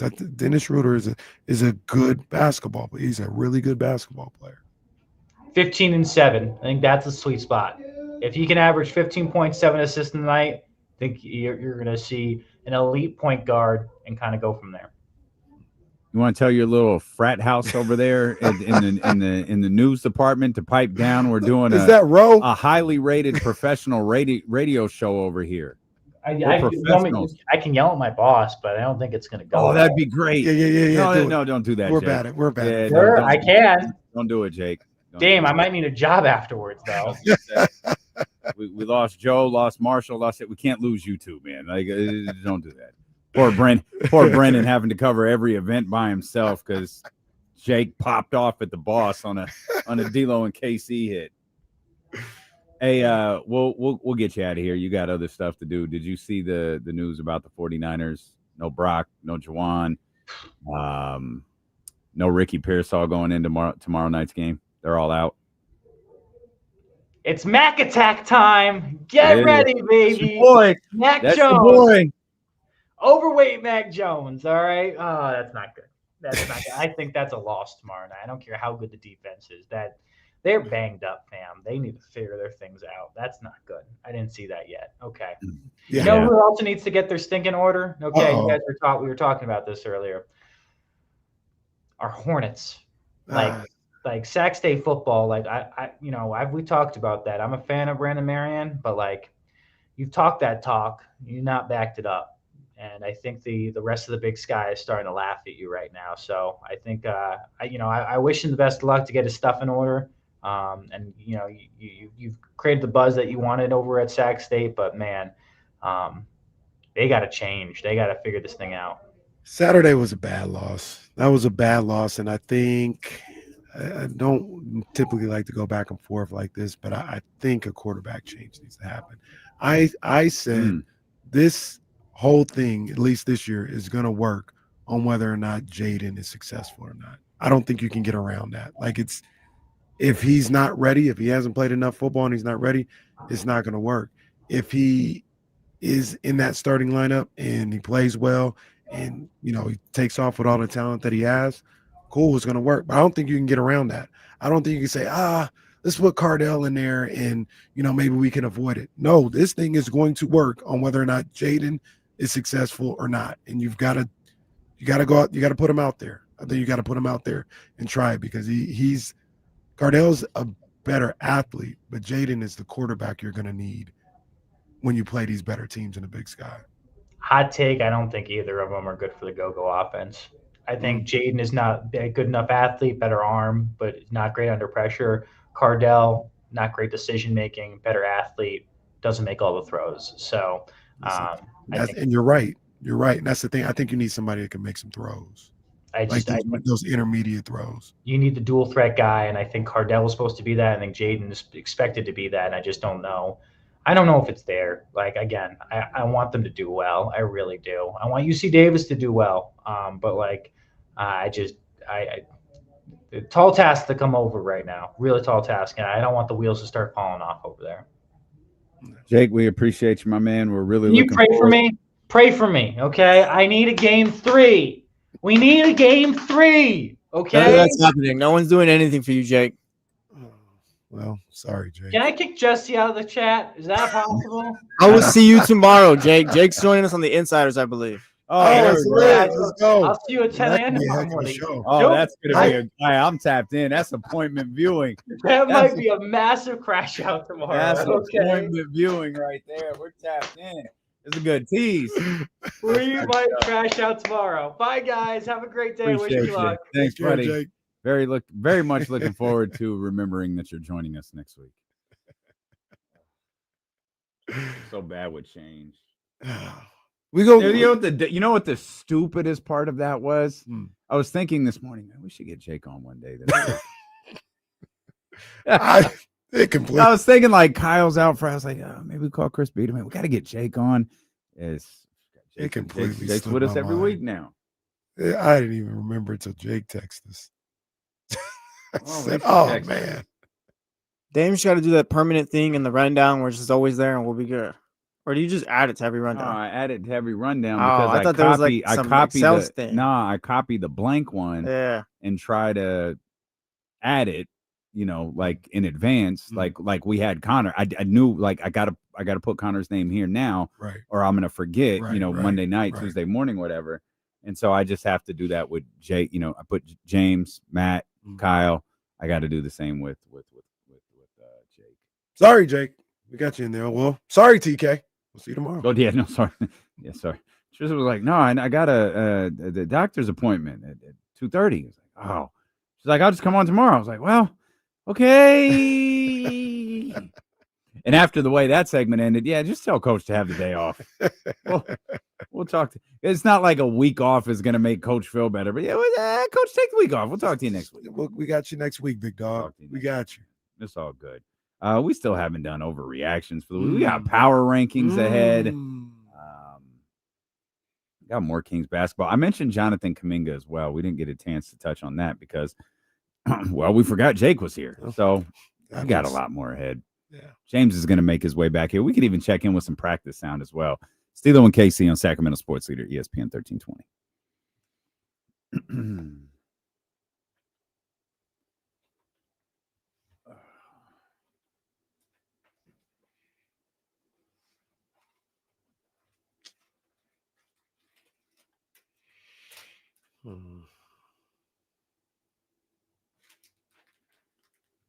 It was crazy, Jake. Going, please pray for the Yankees. Dude, it's the Yankees.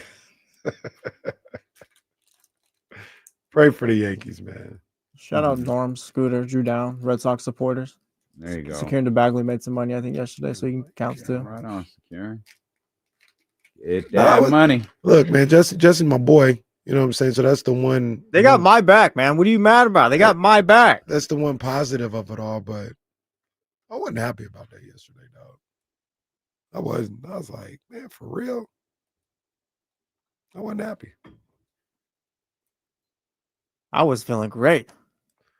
Like I said, the only reason I'm not completely heel or go crazy on the Celtics and the Red Sox is because my boy Jesse is like, all right, well, at least somebody I know is happy and it's cool.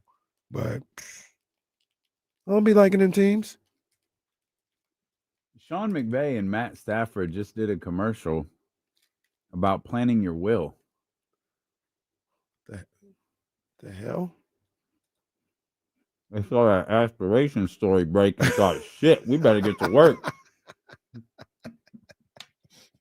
Hey, all right, go to commercial. You might not be far off. I never seen them do no commercial before. Mm-hmm. All of a sudden, they doing commercials. Mm-hmm. Guys, we got to cut a commercial. Shit just got real.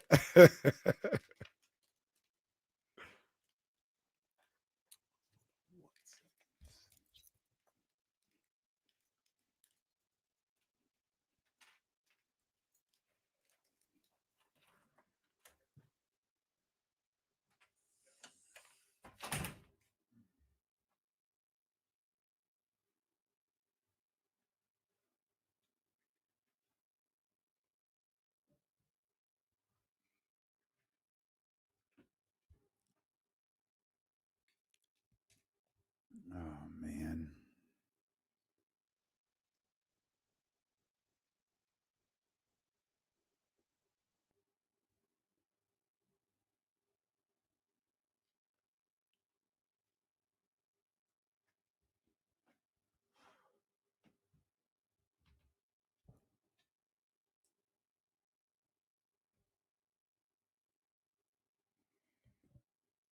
Oh, man.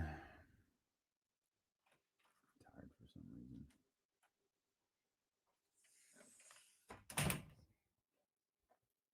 I want to remind my man KC because he just finally went to the counter and got a donut. This is the second week in a row it's got me. It's Wednesday. It's not Thursday. JC brought those donuts in, and I came in, and every day I walk in, go straight to the refrigerator, put my juice, put my protein shake in there, and I saw those on the counter, and I didn't register. Then it was like, it's Wednesday. It's not Thursday. Don't fall for this again. It got me last week. Not going to get me this week. I didn't even know they were there. I didn't even know the donuts? Yeah, until just now. I went to go get some crackers. And I said, you and them crackers, boy. Boy, Casey and his crackers, man. Don't nobody, hey. Can't quit them. Nobody loves crackers the way Casey loves crackers. Ritz, come on, man. I mean, yeah, he loves crackers of all shapes and sizes. It's club crackers. All them club crackers, boy. All them club crackers. It's different. With the green box, what we're talking about. I don't know about that. I don't know. I got a limit. I don't know about that. But all right, Casey doesn't like all crackers, is what he's saying. He likes a lot of crackers, just not all of them. Look, man, I went to go get a snack. And so they had the donuts there. This is better than JC's old Wednesday tradition. And you want to remind us what that was? Jesse, what was it? Do you remember? What do I got to do with it? Well, you liked it. I didn't like it. You're the hey. Now I can't say it.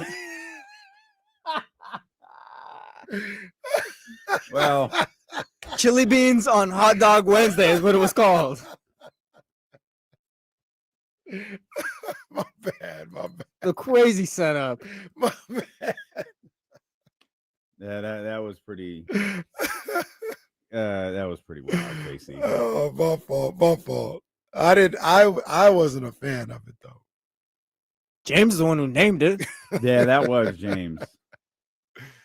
I said, why we got to do all that? Why can't it just be a regular glizzy?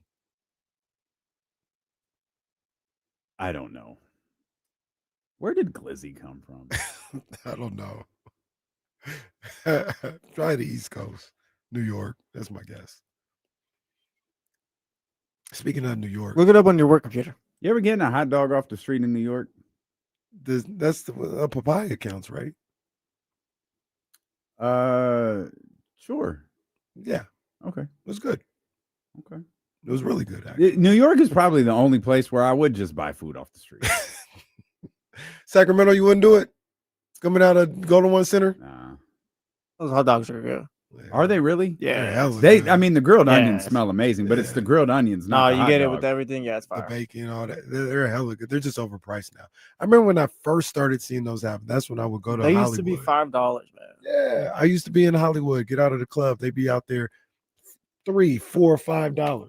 And the thing was like, it was pure. They only took cash. Now it's like, oh, you want cash? All right, well, we take Venmo, Cash App, Zelle, this, that. All $15. Right, I'll take your credit card as well. Bro, I'm just trying to go to my car, man. I got the Square app. Just trying to go to my car, fam. Just leave me alone. That's why, I mean, not just that, but that's why I go to my boy Vanzito's after the games. Hopefully he's back out there. Oh, yeah, do that. Games. Hopefully he's back out there because tacos fire. Absolute fire. But what was I gonna say? I don't know. It doesn't matter. I don't know, but looking at whoever suit that is reminds me I have to get my suit cut before Jesse's wedding. Think it's gonna happen? The suit? Yeah. Well, yeah, Katie's doing it. She cuts. Okay. Like she knows how to cut. So she's already like pinned it and stitched it, did the whole thing. Yeah. She just hasn't cut it yet. She hasn't stitched it yet. So gonna have to remind her, like, hey, we got like a week. Yeah, I was trying to get this other suit tailored. I don't think it's gonna happen before the wedding. I've been slacking. Wow, you hear that? Your wedding's not special enough for Kenny to get his suit tailored, but it is for me though. What would you want? I know what I'm wearing. I don't give a damn. Did you guys see Rob Lowe? Fake Dodger fan, Rob Lowe. We seen the Cincinnati Red pics, Rob. I seen the pics. Wait, what? No, man, Rob Lowe, man. This dude, man. Somebody was Did he have an MLB hat on? Worse. Oh no. They're like, I hate you, Rob Lowe. Like that was the title of the tweet. And it showed pictures of him in his red jacket, his red Cincinnati Reds jacket at the Reds game in the clubhouse with all his Reds gear on. And then last night, front row, go Dodgers, #1. Oh, there's hella Rob Lowe Reds pictures and things. I thought it was just the one tweet. Yeah. This guy. I found them. Oh. Yeah. The one tweet. Yeah, look at him, scum, just celebrating into the camera. God. Oh my God. It's crazy. Somebody tweeted Rob Lowe sucks, man. Scum is crazy, man. Come on. Rob Lowe threw the first pitch in 2019 for the Reds to Yasiel Puig. Reds jersey and all that. Wow. Switched up. Boo, there he is. Oh, he's got a Dodgers championship hat on too. I see him with the announcers. He's in the broadcast booth. Can we point out he's like 13 years old when he's wearing the Cincinnati Reds jacket? That one is a little well, there's actually a lot of pictures of him wearing Reds gear. Is he from Cincinnati? It says he's a Cincinnati Reds fan. I don't know why. He is in the booth right here. Oh, there he is. With his pals. I don't know why this picture of Rob Lowe made me laugh. Like this. I don't know. See, look. Rob Lowe. Oh, like Brad dear. Pitt and someone else. Well, this hits differently than it used to. Rob Lowe is not from Cincinnati, Ohio. He's from Charlottesville. Oh. He's from Charlottesville, Virginia. Damn. Wow. How the hell did he become a? I don't. What'd you owe for? I mean, there is some correlation if you want to go there.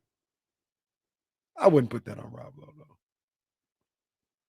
though. Okay, wait a minute. He's from. Okay, he grew up in Dayton, Ohio. Just like Charlie. Charlie's actually a Reds fan. Yeah, but when Charlie became a Reds fan, they were in. It was when Double Tallahassee or something. when Doubleday invented.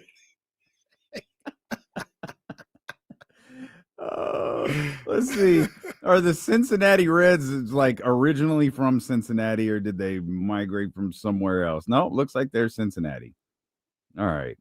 Bro, what the hell? Sorry. Watching this Cubs game. The birth of the Reds and something called the American Association. That's when Charlie became a fan of them. They were part of the American Association in 1889. Watching the Cubs Padres game. This person in the stands just tried to grab the Padres first baseman's glove. Hey, look at this. Look at this 1988 Reds team right here.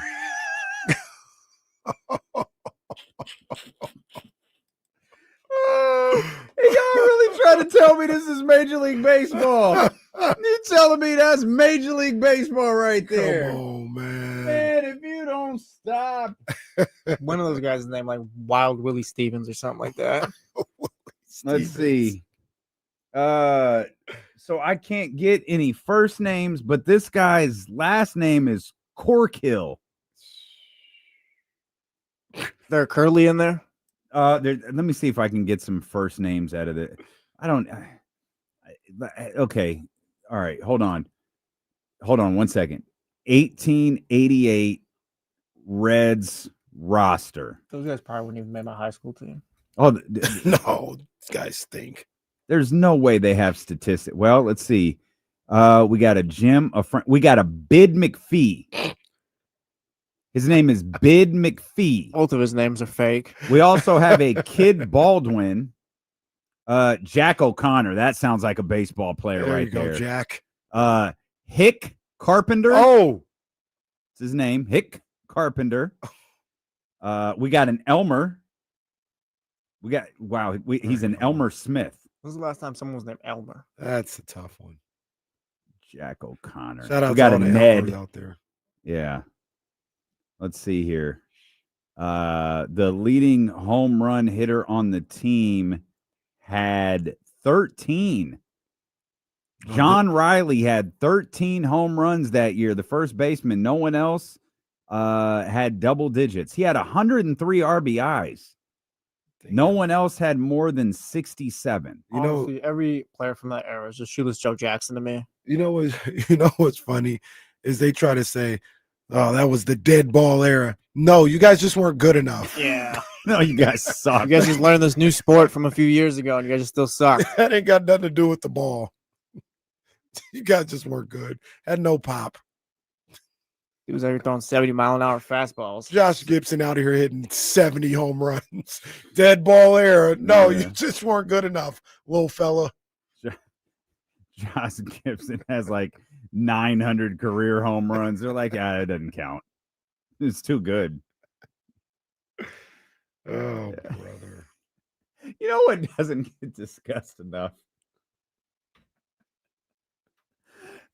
How white the rule is that you can't dunk.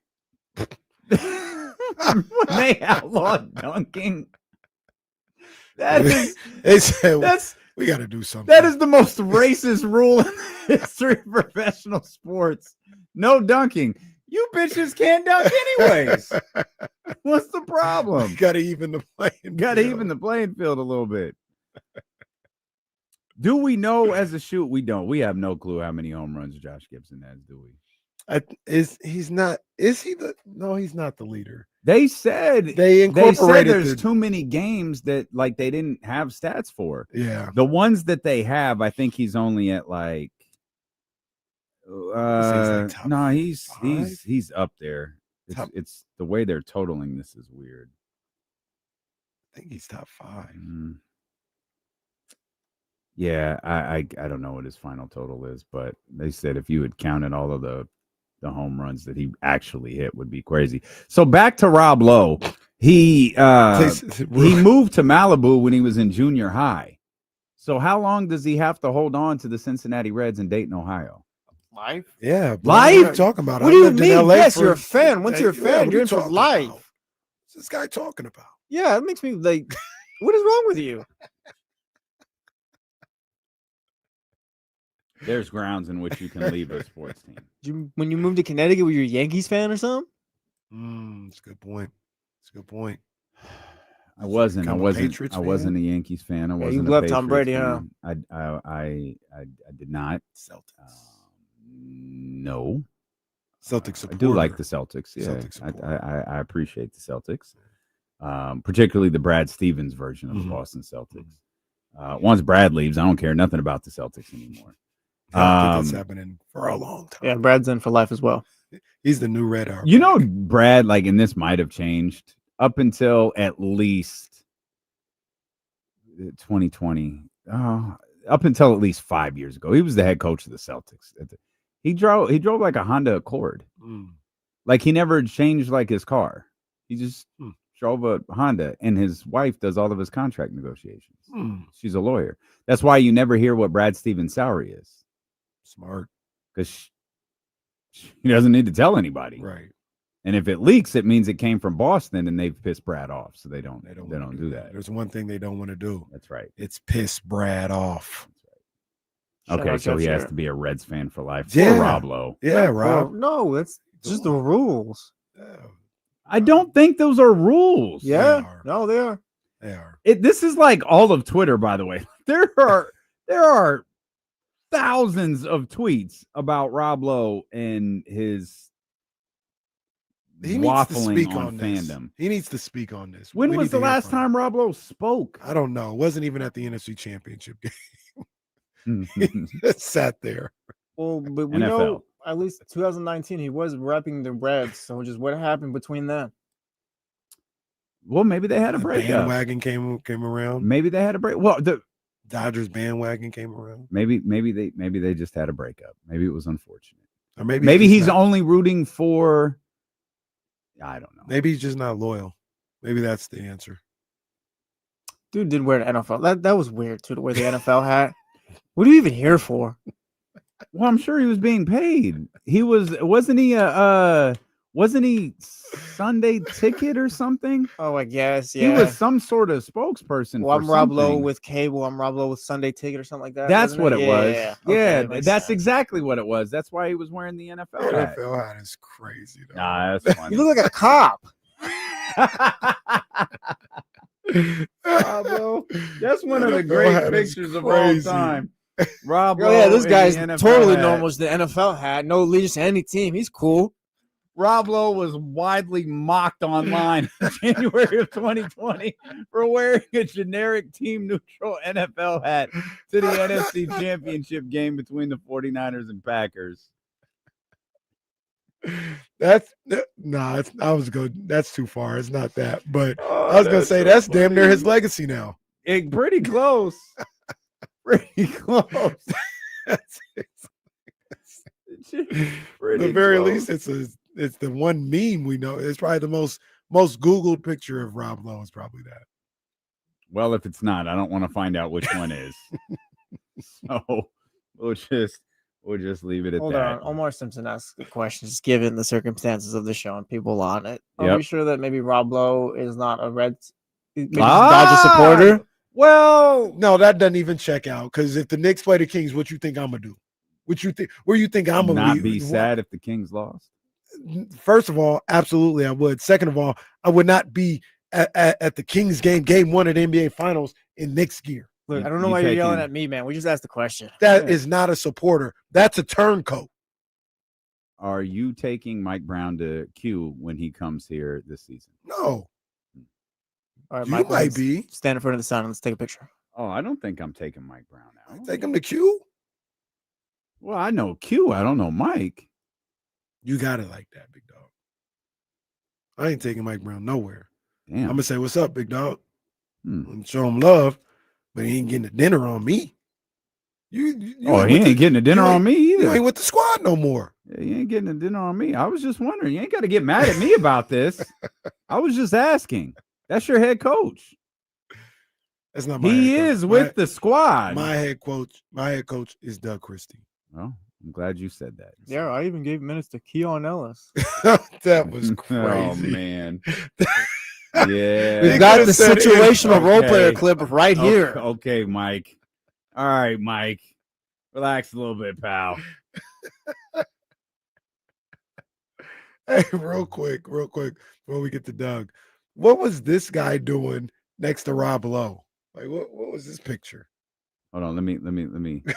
What's this? Oh, Okay, camera's gonna be on you for 5 more seconds. Just stay still. What was Brock Purdy doing next to? It's like a knockoff Matt Damon. That's Matt Damon with cable. Right. I don't know how to transition, so let's just shut up and hear from Doug Christie. This courtesy of Matt George and ABC 10. It seems there's been a kind of a common theme that it has been useful to have a full off season and like a full normal training camp to implement the things that you're wanting to do versus having to do it in the mid-season. Do you feel the same way that you really get a full opportunity here to implement what you want? Yeah, I think always when you have the ability to have a training camp, when you can talk about the different principles and, you know, the identity and all those different things, and then they really understand, because halfway through, you know, you're really trying to simplify, to be honest with you, shave things down and make sure that you can start down the path that you want to go on. Here, you get to do it from the summertime all the way through training camp and into the season. You've shared before how Rick would take your comments and your teammates' comments into account with ideas that you had. Don't lost to share that you and your staff have been very open to them and their commentary so far. What does that feedback, I guess, mean to you, and how much do you enjoy that feedback from your squad? Well, you know, one thing that I want them to understand is they have a voice. Like, you know, I got this with Mike T, is you don't care where good ideas come from. You know what I'm saying? Yeah. What we want is we want good ideas. So that doesn't mean everything that they say, because I was a player. So you're not listening to everything. But the point is, they're out there on the floor. And I've told them many times, like, listen, when I was out on the floor and we had a coverage, but I can feel that it's not about the work. I'm out there doing it. So do I want to hear from them? And when we do, normally you own that. So if you're going to say, hey, I want to do it this way, and they're all in agreement, then now you own that. And so just the open communication, the ability and willingness to let them know that this is a safe place, and we're here to win and try to make sure that we're being better every day. And part of that starts with the communication and the trust within our circle of each other. Zach said yesterday that it feels like you're a little more comfortable as a head coach. Is the court mic'd? Is that what's happening? Like, is Domantas Sabonis' sneakers microphone? Support staff you had last year, a little bit looking over your shoulder, a little bit of who was, you know, behind you and wanting to support you. Do you feel like because of the guys that you have in now, the ones that you picked, you feel like you could do a little bit better as a head coach this year? I mean, yeah, I can, you know, I trust all these guys. You know, some of them getting to work with for the first time, but, you know, to have people that you trust and you work with, I think in this position is huge. You know, one thing that I know is we got diversity of thought and unity of purpose and direction. Like, that's what it is. When we're up there, do we always agree? No. But when we come down here, we got one thing that is on everyone's mind. That's improving the players and making sure that they're good. And listen, when we're in there and we don't agree, that's okay. Like, I don't want yes men. I want people that want to be good and that want to be great and try to push us to be the best versions of ourselves, not only as coaches, but as players and as a team. So you spent time with Mike Tomlin and Jordan Casino over the summer. What was that experience like? What did you gain from that time you spent? You know, more than anything, just watching true professionals work their craft. And I aspire to, you know, be the best at what I do. So I'm going to go and continue to I learn all the time. I learn and hear from these guys every day. But just the openness of Mike Tomlin and Ed Ray to allow, you know, me to come in and do what they do and sit and have community and brotherhood and just talk about the game. And sometimes it wasn't just talking about the game. It was talking about life, but life is talking about the game. So it was an honor to go and be able to sit with both of them. Anybody? I'll hit pause right there, mainly because the sound is obnoxious. I wanted to hear a little bit from Doug Christie. For those that missed Deuce's question, Doug asked what Doug had learned from spending time with Mike Tomlin. For those who are unaware of that, Scott Perry and Mike Tomlin are really close. And Scott took Doug out to spend some time with Mike and his coaching staff. That's actually a far more regular thing, and I didn't recognize this. I didn't know this until a couple of years ago. That's a far more regular thing than I realized. I know some basketball coaches who went and spent some time with Dan Quinn in the Washington Commanders squad. Coaches talk to coaches in other sports. I mean, obviously they talk to coaches within the league as well. But Scott and Mike are really close. Mike Tomlin are really close, and they spent some time together here during this offseason. Scott and Mike, and obviously Scott, Doug, and Mike Tomlin spent some time together this offseason. Yeah, it's dope, man. And you can certainly learn from other great head coaches, other guys who have been leaders of men, and on that professional level, learning some of the things, some of the quirks about being a head coach in the NFL or the NBA, because it's not always about teaching the game. You're dealing with superstar athletes and working around their egos or working around some of the insecurities they may have in the locker room or around, or just trying to motivate a guy that is at the pinnacle of his career, but you need him to do more, do things differently. And a guy like Tomlin, the guys that he's had to deal with, that's a good place to go to try to learn or get some insight on how to deal with all that for a first-year head coach. Yeah, it definitely is. And, I like Mike Tomlin a lot. Wish he hadn't sat around and waited for Aaron Rodgers. That's a 3-1 football team, by the way. They won in Dublin or wherever they were on Sunday. That's a 3-1 football team that all of a sudden, boy, does that division look different than it did 5 weeks ago. We got another one of them crazy games. Like, season might be on the line when Baltimore takes on Houston, both 1-3. Oh man, well, yeah, this feels a whole lot different though with the Lamar Jackson situation. I mean, we've got overreactions here in the rundown. Maybe it'll be overreactions to preview the start of Week 5 tomorrow, when a very injured 49ers team heads into Los Angeles to take on the Rams. If you're just tuning in or you haven't looked at your phone recently, Brock Purdy, Jawan Jennings, and Ricky Pearsall all ruled out for tomorrow's Thursday night game. James Ham was at King's practice today. He's going to join us here in just a bit. Also, we got Week 4 power rankings on the way. We'll give you those when D'Lo and KC return here on Sacramento Sports Leader ESPN 1320.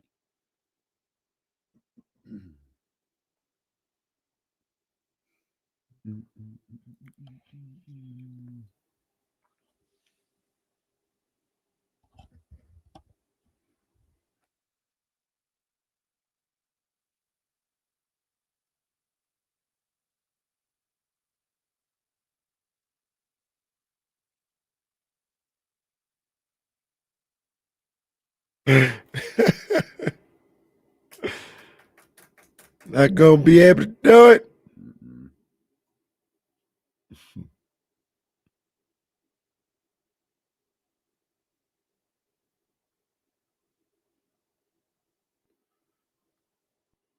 Bro does look like Karl Anthony Towns. Dude looks exactly like Karl Anthony Towns. Goodness gracious. Bear. After all of that? Yeah, no sass, though. No sass. No sass for Bear.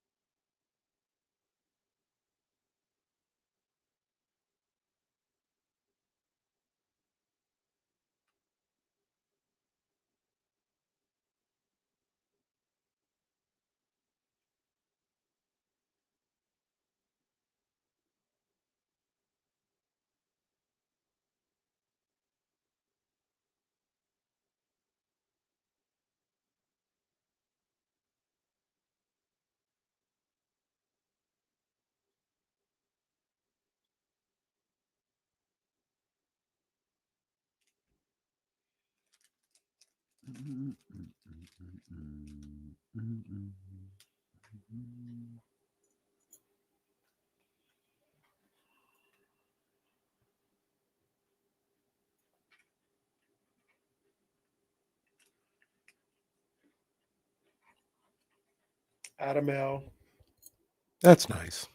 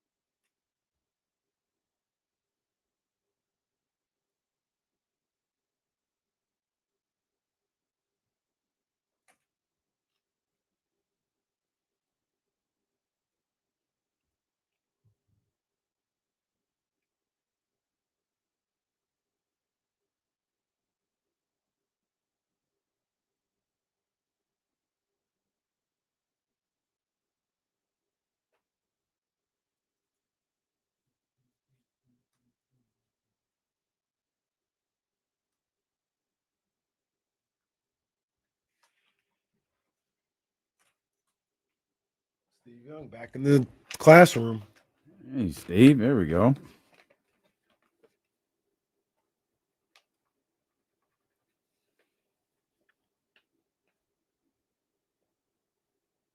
You guys see Shedeur mouthing his like? Yeah, I was gonna bring that up here. Was that the same clip in the oh.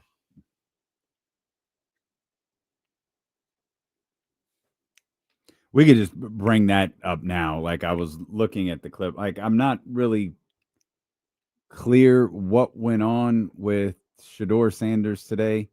We know is it Dylan Gabriel? He was named the starting quarterback. Joe Flacco is going to be the number 2. Shedeur Sanders is going to remain the number 3.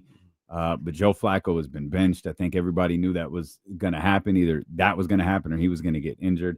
But it didn't really elevate Shedeur Sanders. And there was something where I guess he was mouthing like being like a mime, basically.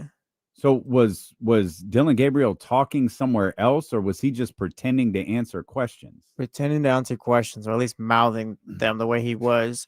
Bonte, because I didn't get it at first. I was trying to find just whatever he's talking about. Bonte Hill tweeted, because Rex Ryan was talking crazy this weekend, and Bonte Hill tweeted that it was a great response to Rex Ryan. So I don't know if Rex Ryan said something on Sunday during countdown, or what he said, where maybe Shedeur is responding to him doing this, because I don't get this at all. On Monday morning. Oh, I saw the Rex Ryan clip. Oh, okay. Yeah, I saw Rex Ryan. Yeah, that was Rex was talking crazy. I just kind of tuned it out because it's like, all right, Rex is doing his thing or whatever. But no one has lived more off being like a mediocre human being than Rex Ryan has. He's trying to play a character.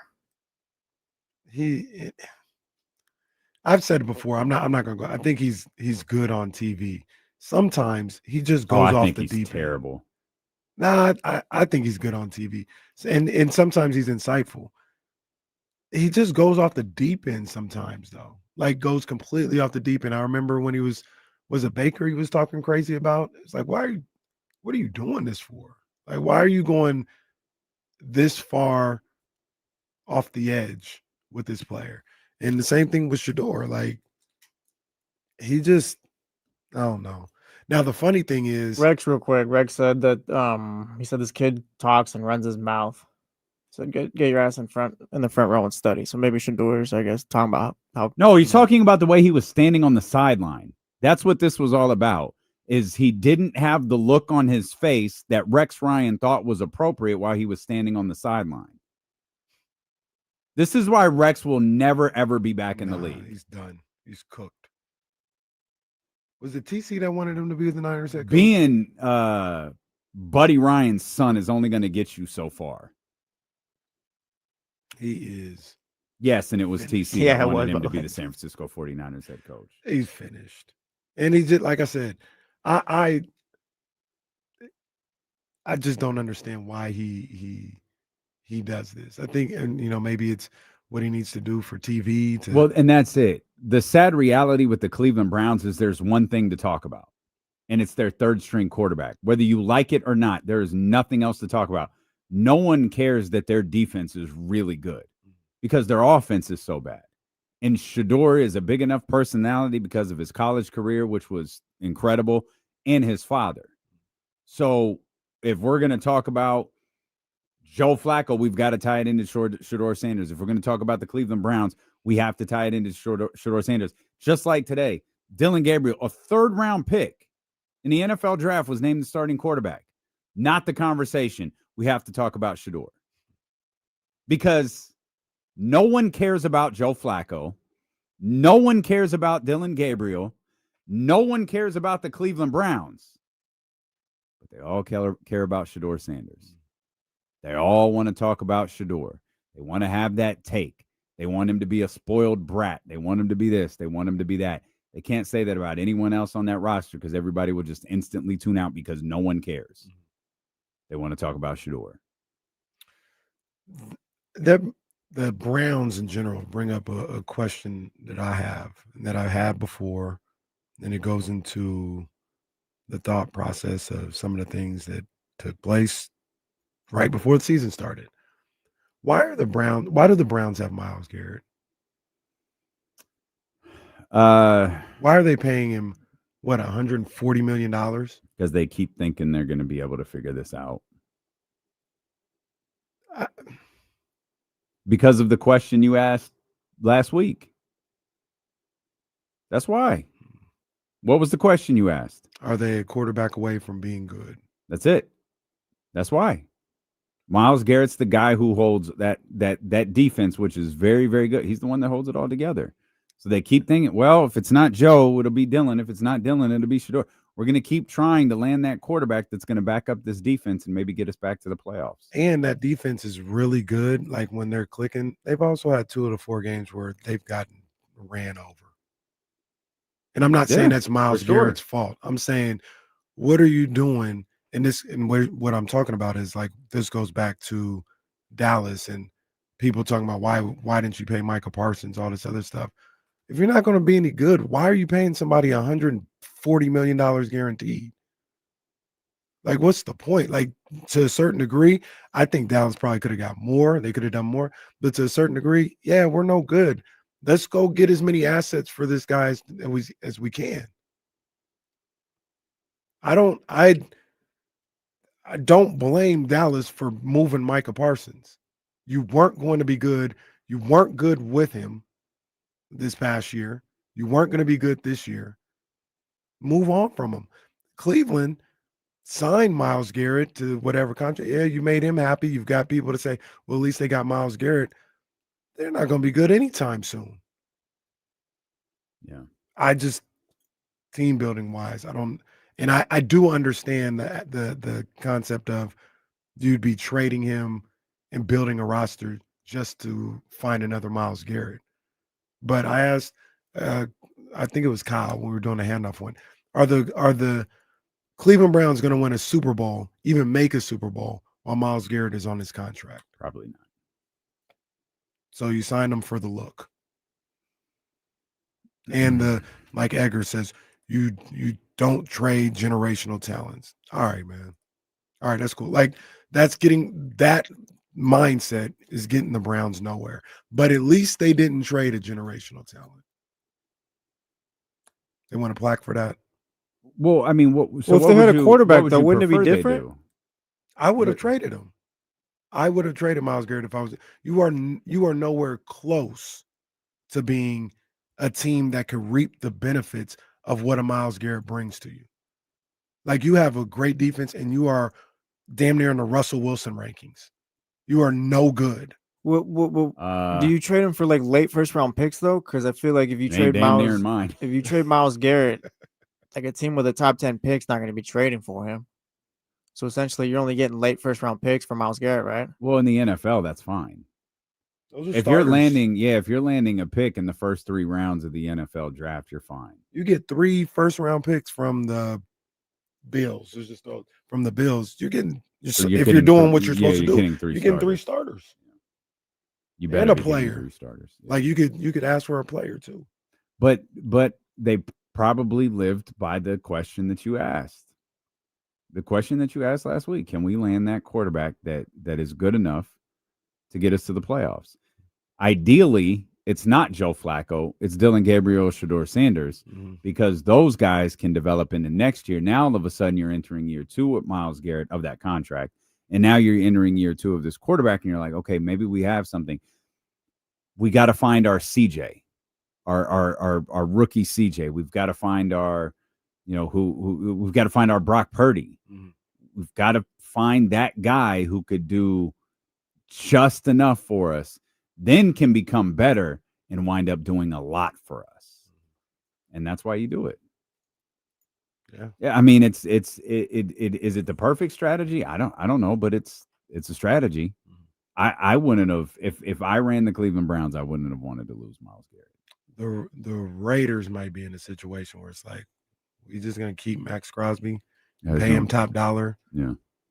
And we're trotting. Yeah, but they don't even have a future. They don't have any, like if you're the Raiders, with the Raiders, I think it's a little bit different. Max Crosby is pointless because Geno's 30-something years old. Pete Carroll's 75. You're talking 2-3 years at the most. If you trade Max Crosby today, land 2 to 3 picks in rounds 3 or above, that's probably a bit of a stretch, but play along.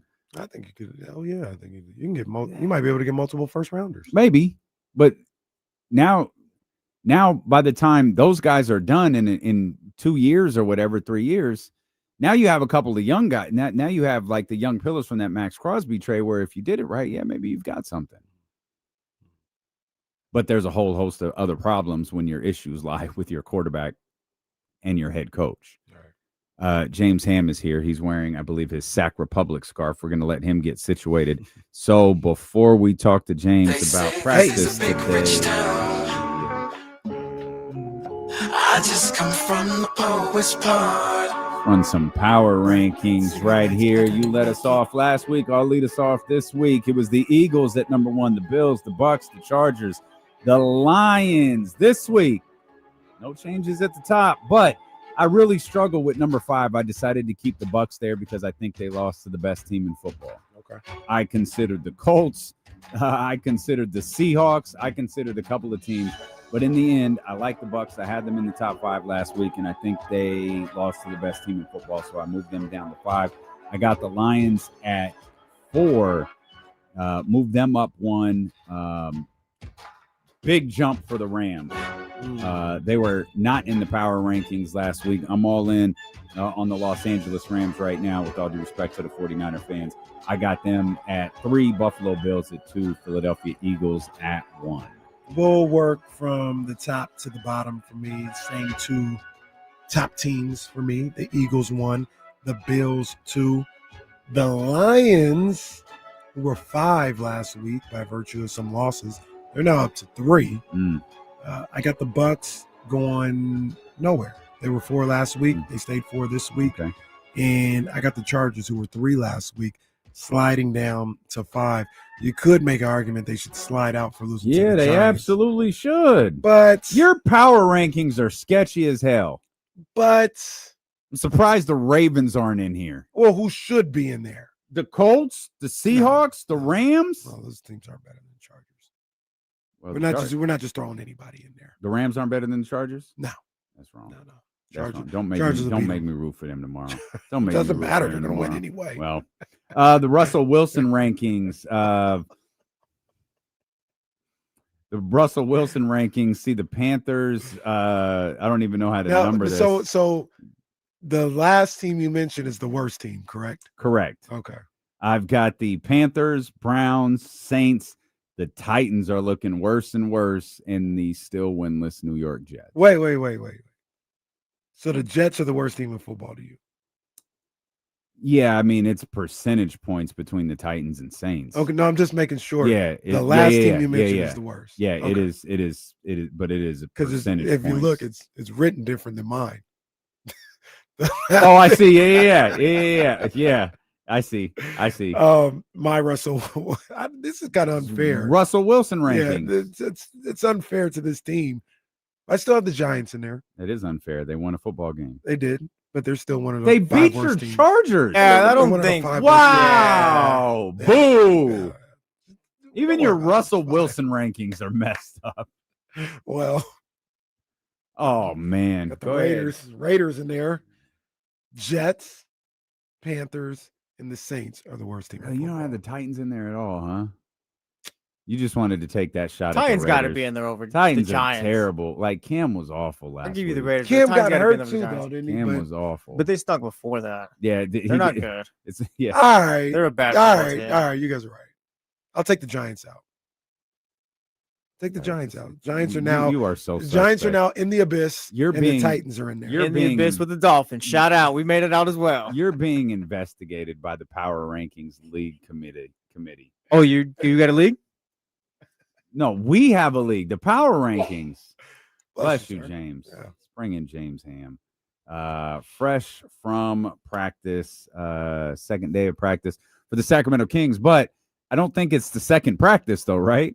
No, they had 2-a-day yesterday. Okay. So I think what you typically do, like early in camp, is they just don't invite you guys back. No, they do not invite us back. They have to invite us to at least one of the practices. But what they do basically is they do a bunch of walkthrough, a bunch of offensive drills, a bunch of running, a lot of conditioning in the morning, and then at night they scrimmage and kind of see how it all plays out.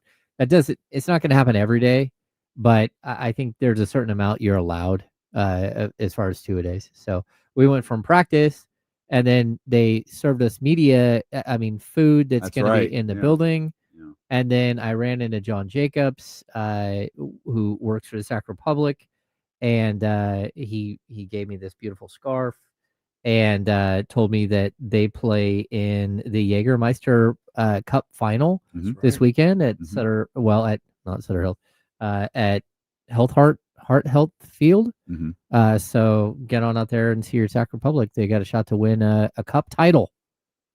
Today, before I came here, it was lunch with loved ones at Reese's school today.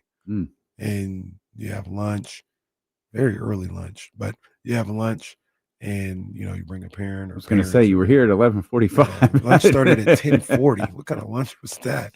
But as I had to say, so my boy Roro, his son that goes to the same school where we actually have the same class every day. Rich people. Nice. No. I mean, he might be rich. I'm not. I'm not. It's great, man. What is tuition for your guys' kids to go? I don't know nothing about no tuition. I don't know. This is a public school. Sure it is. My son went to preschool with Creed Williamson. Corliss Williamson's son. Yeah. They're the same age, and of course Creed was like a foot taller than everyone else. Wait, where did you live when that happened? Natomas. Oh, okay. Because I was gonna say you don't live where you live now. There's no way Corliss lived out there. No. We when Toby was born, we lived in Sacramento. Okay. And we slowly moved back up the hill. Gotcha. Lived in Roseville for a while. Okay. Nice. All right. We listened to a little bit of Doug Christie today. I know he talked about some time that he spent with Mike Tomlin this offseason. Anything get your attention from DC after a couple of practices under his belt now? I mean, first of all, the Tomlin thing is really interesting because that's Scott Perry's thing. Right. Scott Perry has known Mike Tomlin for years, and he makes the annual trek out to their training camp. And I think that's great. Another coach that was big into this was Dave Yeager. Dave Yeager always allowed visiting coaches that maybe assistant coaches that he didn't have room for his staff, but were trying to get in the league or trying to stick around or get back in the league. He would invite them in and let them, come to a couple of practices so they could get their name out there again. He would go to events and learn from other coaches. I think it's a really smart thing. And also the bond between Doug Christie and Scott Perry is growing. And that to me is a very, very good thing. Scott Perry took Doug to the pre-draft combine in Chicago. Mm-hmm. He let Doug be part of the interview process with the prospects. Like Doug had a big say in going out and getting Dennis Schroeder. I really do feel like they're bonding over some of these things, which is good because that relationship that we saw with Mike Brown and Monty McNair, I don't think it was a horrible relationship, but that doesn't mean they were ever on the same page. And when you have a coach saying, defense, defense, defense, and you have a general manager saying we need to crank the offense back up, this isn't working, there's a problem. And, that's never going to work itself out when you have a GM and a coach that are completely on the wrong page. So this is a good thing. They still have a lot of work to do. But I also just think Doug is settling in, and that's a good thing. He's starting to institute a lot of his offensive scheme, and a lot of it's going to be the read and react stuff that we saw from, the Kings in the early 2000s. And that's not like a specific set. We know they played the Princeton offense, but out of the Princeton offense, they reacted, they read off each other, and figured out ways to get open, figure out ways to have a flow offense that wasn't so nuts and bolts, restrictive. And, when you got a guy like Domantas Sabonis who can pass from, anywhere on the court, I think it's a smart play to go play to the strengths of some of your best players. And so we'll see how it goes. It's going to take a little while. I know there was a lot of people worried when Scott Perry got the job that maybe he'd be forced to hire Doug Christie as the head coach. I always looked at it, and James, you spent time around both of these guys, a lot of time around Doug. It feels like even if they didn't know too much about each other, or, Scott had other people he was thinking about hiring as coach, that the way that they approach the game of basketball and look at the game of basketball seems to be in line with each other. It seems like if Scott Perry wanted to have a head coach, it'd be a guy like Doug Christie. And if Doug Christie wanted to bounce how to build a team off of somebody, it would be like Scott Perry. So I never really I understood why people would say that, but I always thought those guys probably look at things the exact same way about how to go about basketball.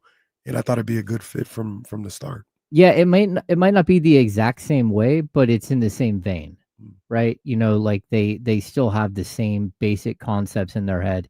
I think Scott is a bit of a chameleon, and that's a good thing. That means he can work with anybody. He can kind of, change who he is when things aren't working out. He can also look at a situation and say, okay, this is what I have today, but where do I need to be, a year from now, 2 years from now? And it's not easy because when you take on a basketball team like Scott has, you inherited a whole bunch of crazy stuff, realistically, it's you have a significant other, you marry that significant other, and then all of a sudden she introduces you to the family, and you're like, what in the world is going on? No, I'm not going to visitation at the penitentiary. I'm not going to go visit your brother there, or no, I'm not doing this. I'm not this is weird.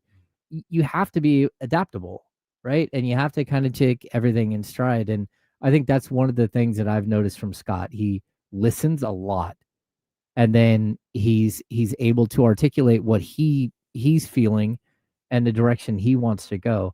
I don't know if it's a perfect marriage, but I do know that Doug is super malleable. He's willing to work with anybody, and I feel the same way about Scott. Scott's been around the league long enough.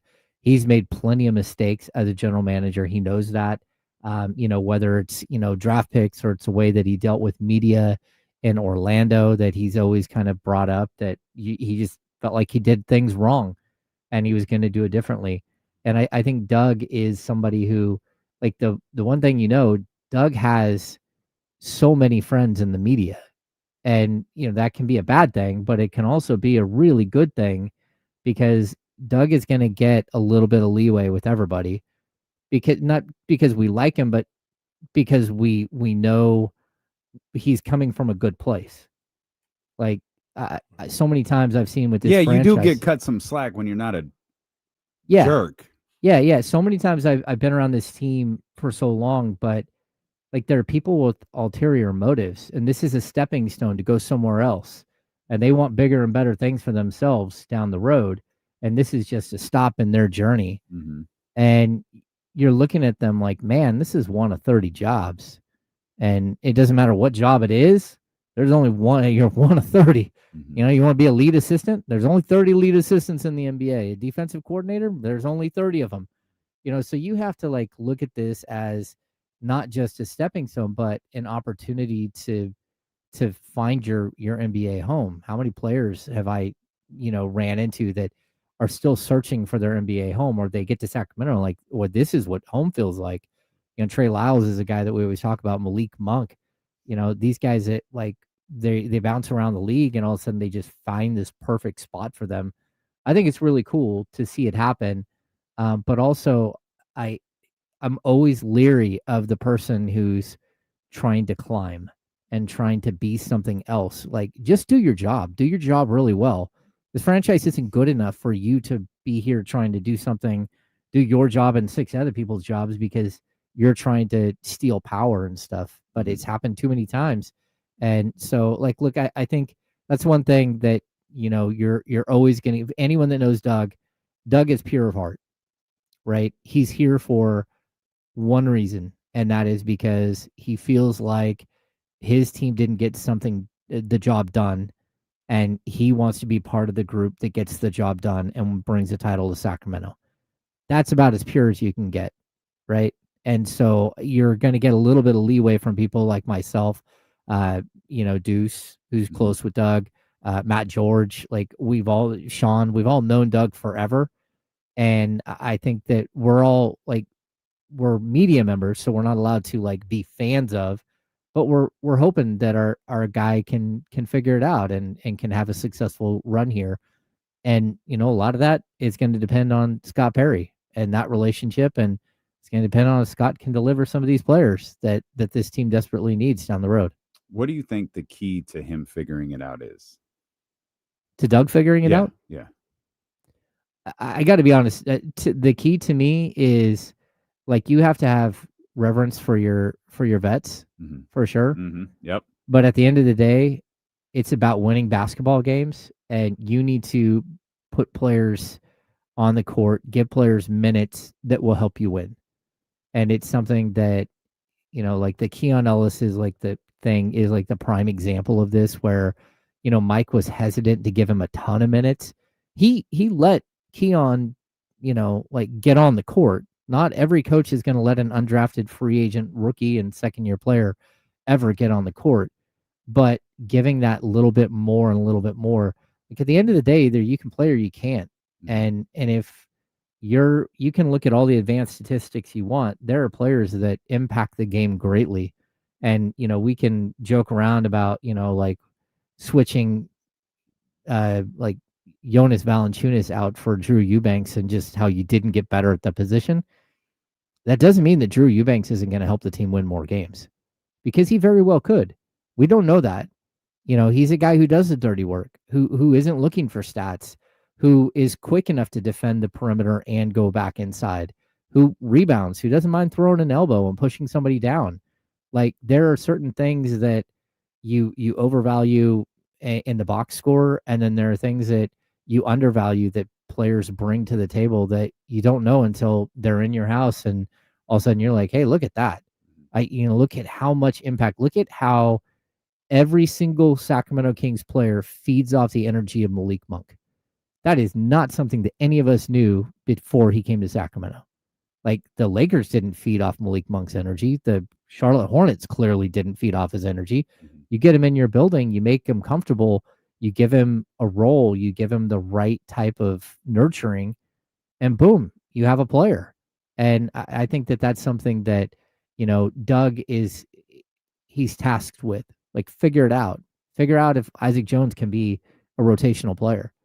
But figure out if, hey, Dario Saric has something left in the tank, because he might. Just because it didn't work out in Denver and they sat him on the bench for 82 games or whatever, 66 games. Maybe he does have something that could help your team win. And that at the end of the day is what I think the toughest thing is going to be, I know what player X, Y, and Z give me statistically, but do those statistics matter enough for them to stay on the court when they're not doing what I'm asking? And so can Doug have the mentality that I'm going to do what's right for the whole and not what's right for one player or two players? And that's always going to be the toughest thing.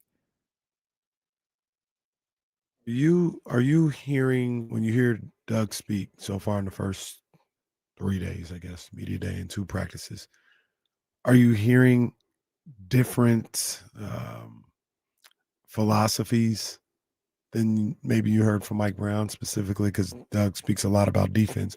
Are you hearing things differently, that he talks about what he wants to do on the defensive end and his principles compared to when Mike Brown was here?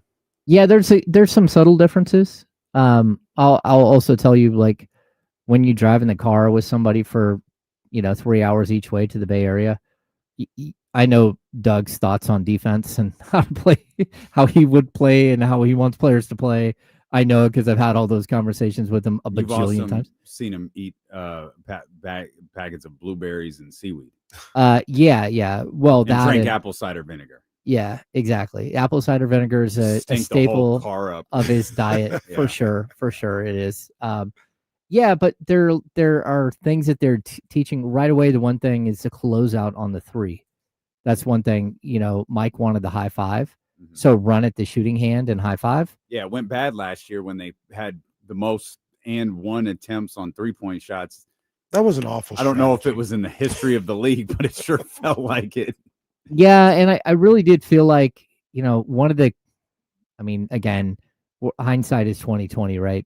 But even when it was happening in the beginning, I thought the decision, and this is not a dig at either one of them, I thought Mike's decision to make Luke Laux defensive coordinator was not at all a good decision. And that's, again, it's not a dig on Luke. Luke was an offensive coach forever. Luke was an offensive player. It's like Jay Triano. Like, go back and look at Jay Triano college stats. Go back and look at Jay Triano with Team Canada. He's like one of the most gifted scorers of all time. Like, this is a dude who, like a lot like Paul Westphal, right? Paul Westphal was one of the greatest scorers in the history of the game. One of the great ambidextrous scorers. Like, he could score with either hand anywhere on the court. And you can go back and watch it. Like, those are great offensive. Their mind thinks of the game in a complete offensive mindset, right? It's about how we score more baskets, right? Like, I'll just make an example. Like, my son has played center back or left back in soccer forever. He had a coach who decided he wanted him to play like a striker or a wing position because he's fast and he's left-footed.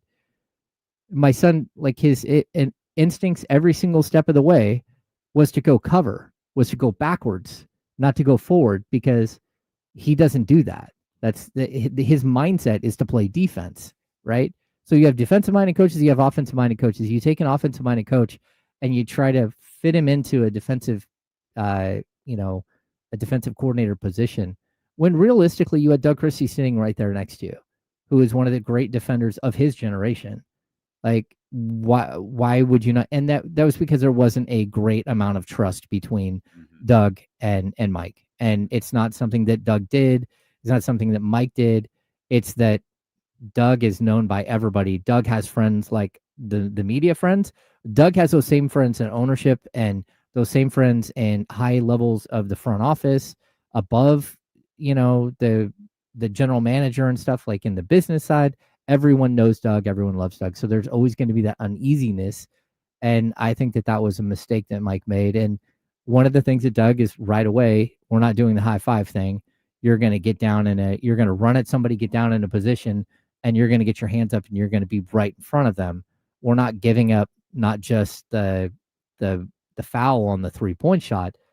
We're not going to have the blow by happen, because when you're jumping at a player's hand, they sidestep you and go right to the basket.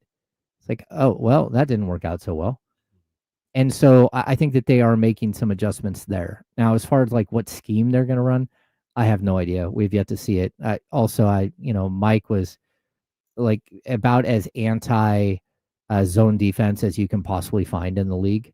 I think we will see, when you don't have defensive players, you hide that, you mask it by running zones for certain portions of the game.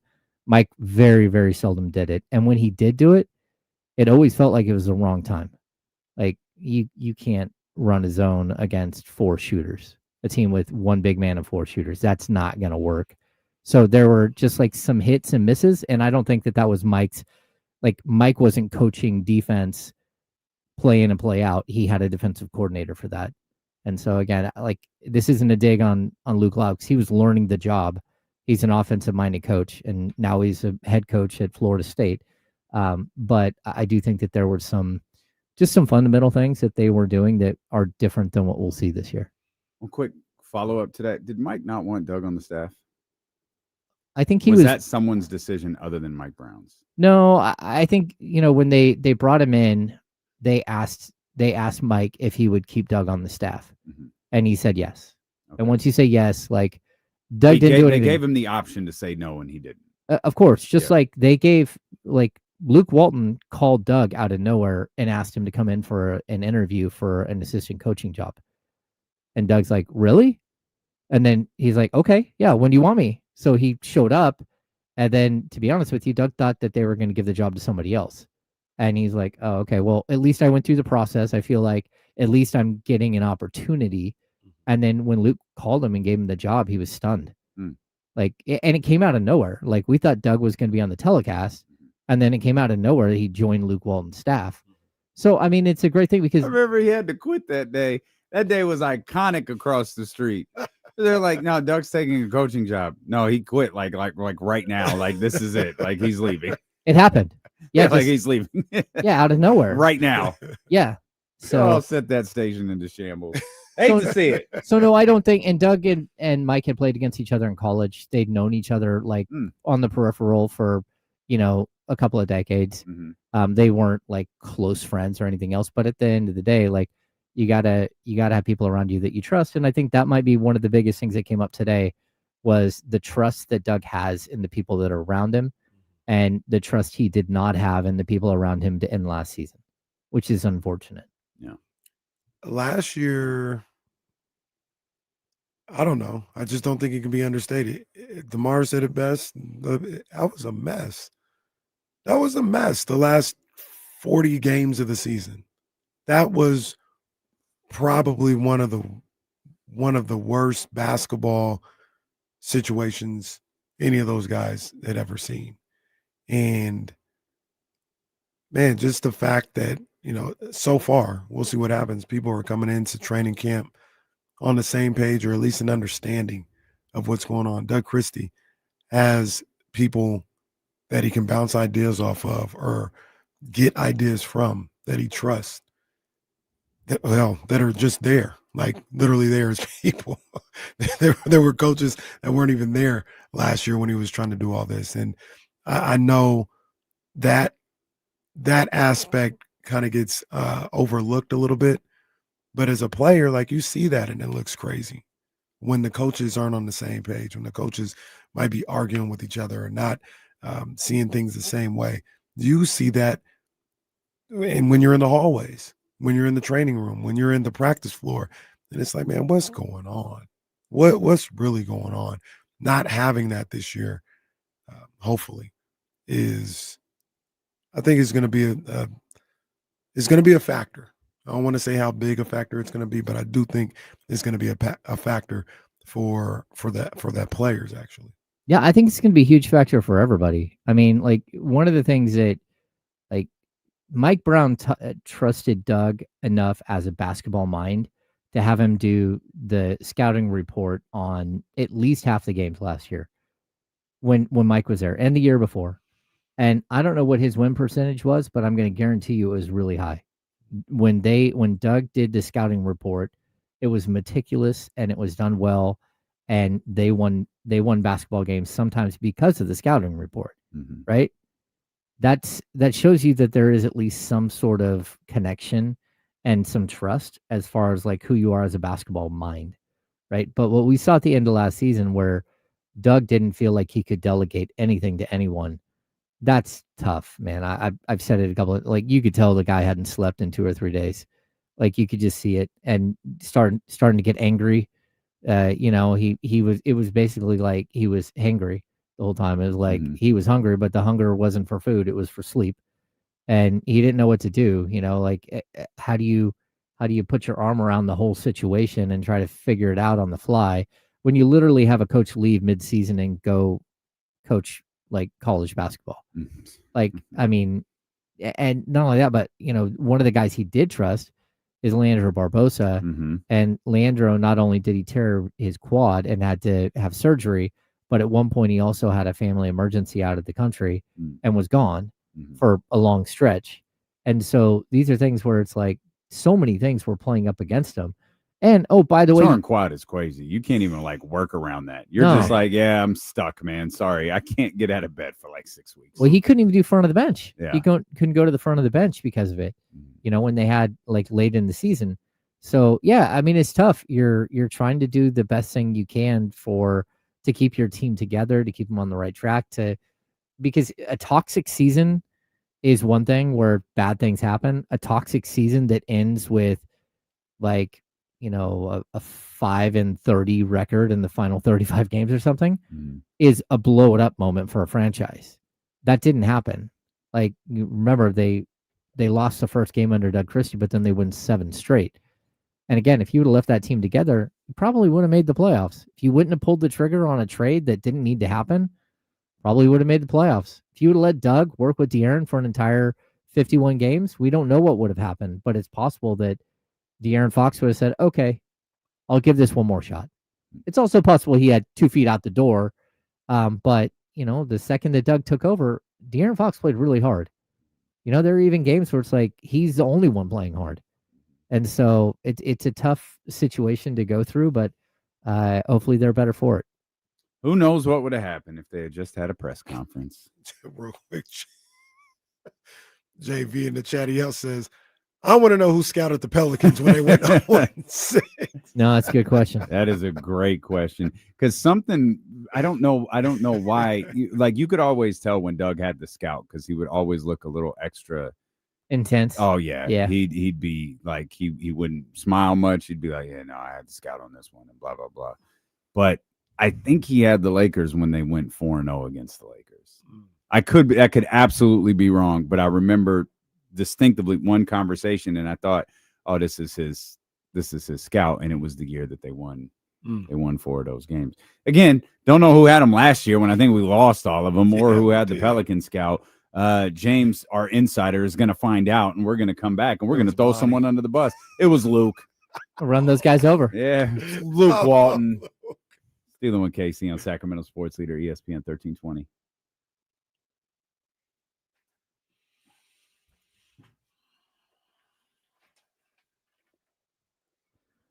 Well, get ready for game 3. Get ready for game 3. Uh-oh. Graham doesn't get one in the first inning. We might have 4 game 3s. I think that absolutely would be the first time that ever happened. But I don't even know if they've had. They've had to have had. No, they haven't all been sweeps. I think 8 of the 12 games or 8 of the 12 series have been sweeps. So they've had some game 3s before, but I think one of them was last year was the Mets. Yeah, Mets Brewers was game 3. That was a classic. Oh, okay. So a bunch of you guys are asking about Bobby Jackson as I'll just pull this one up, but yeah, do your homework, guys. Bobby Jackson is defensive coordinator. First of all, Bobby's been an assistant for like over a decade in the league. On top of that, Bobby coached the G League team to a first place finish as a head coach, which if you're at the G League level, there is no offensive defensive coordinator. It's just, that's it. I got everything. Yeah, you got everything. Yeah. And he also had Nehemias Queta, who developed under Bobby Jackson and was a first team all G League defender. Like Bobby Jackson can coach defense. Bobby I'm not going to call him Gary Payton and say he was the glove, but if you watched him, Bobby got after it on defense. Yeah. Bobby, he's a dog. Like he's a competitor like that. It's not even that he was like just this great defender. He just competes. Yeah. So yeah, he scored the basketball for sure, but on defense, he wasn't no chair. Like he would get after it. So no, like I remember Doug saying, like when they pulled you out of the game, when he would go out of the game, it would be like either Bobby or Mike, and it would be like looking him straight in the eye and saying, "Hey, you better not let Kobe get loose. You let him get hot, and I got to come back in, and now he's hot. Like you ruined it for everybody. Now no one's gonna have any fun." Yeah. So there is that moment where you got to be, you got to rely on your teammates, but also like what Doug could do on a court as a defender, like not many people could do. Like the defining defensive moment for Bobby Jackson is at the end of game 5. Everybody acts like Mike Bibby hit a buzzer beater. No, they had to get a stop. They went to Kobe, and who was guarding Kobe on that one? That was Bobby. Yeah. Bobby, get out. Bobby was giving up probably about 3-4 inches to Kobe. Kobe was like 6. Oh, at least 6'7". 6'6". Bobby might be 6'2". And Maybe. he was guarding him, and he battled him. I ain't gonna say he stopped Kobe because Kobe got a shot off, but Bobby battled him, and that's what he was as a defender.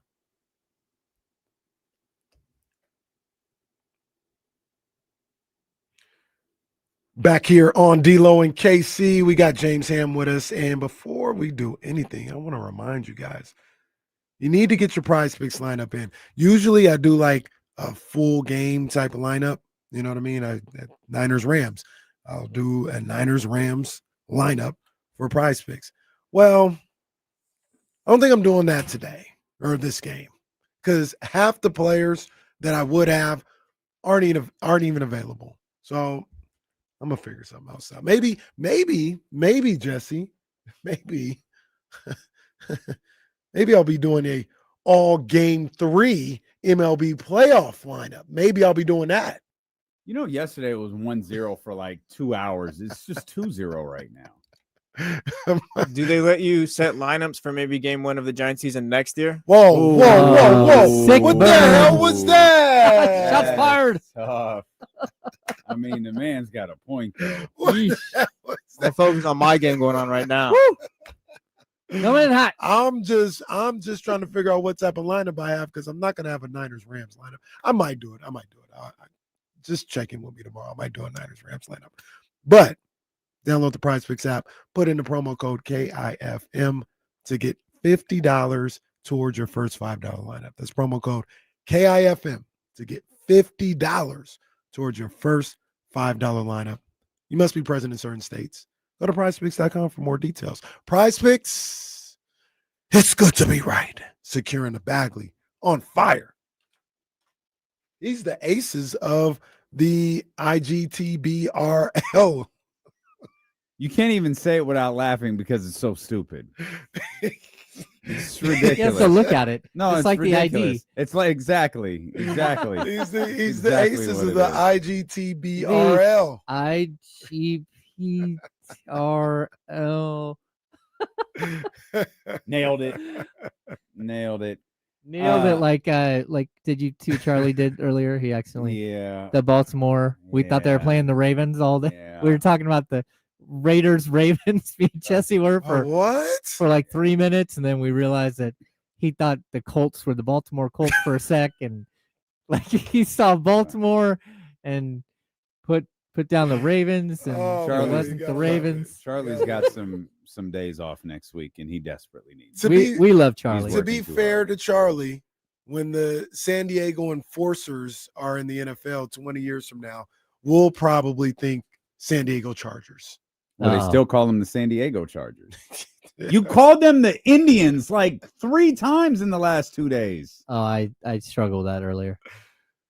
I do think they should go back to Redskins. Oh, no. Yeah, I don't know. Okay. Look, it's not my call. the people whose call it is, like, yeah, bring the name. Well, back. that's what I've heard, but again, it's not whatever they want. Like that's theirs. That's theirs. Did you?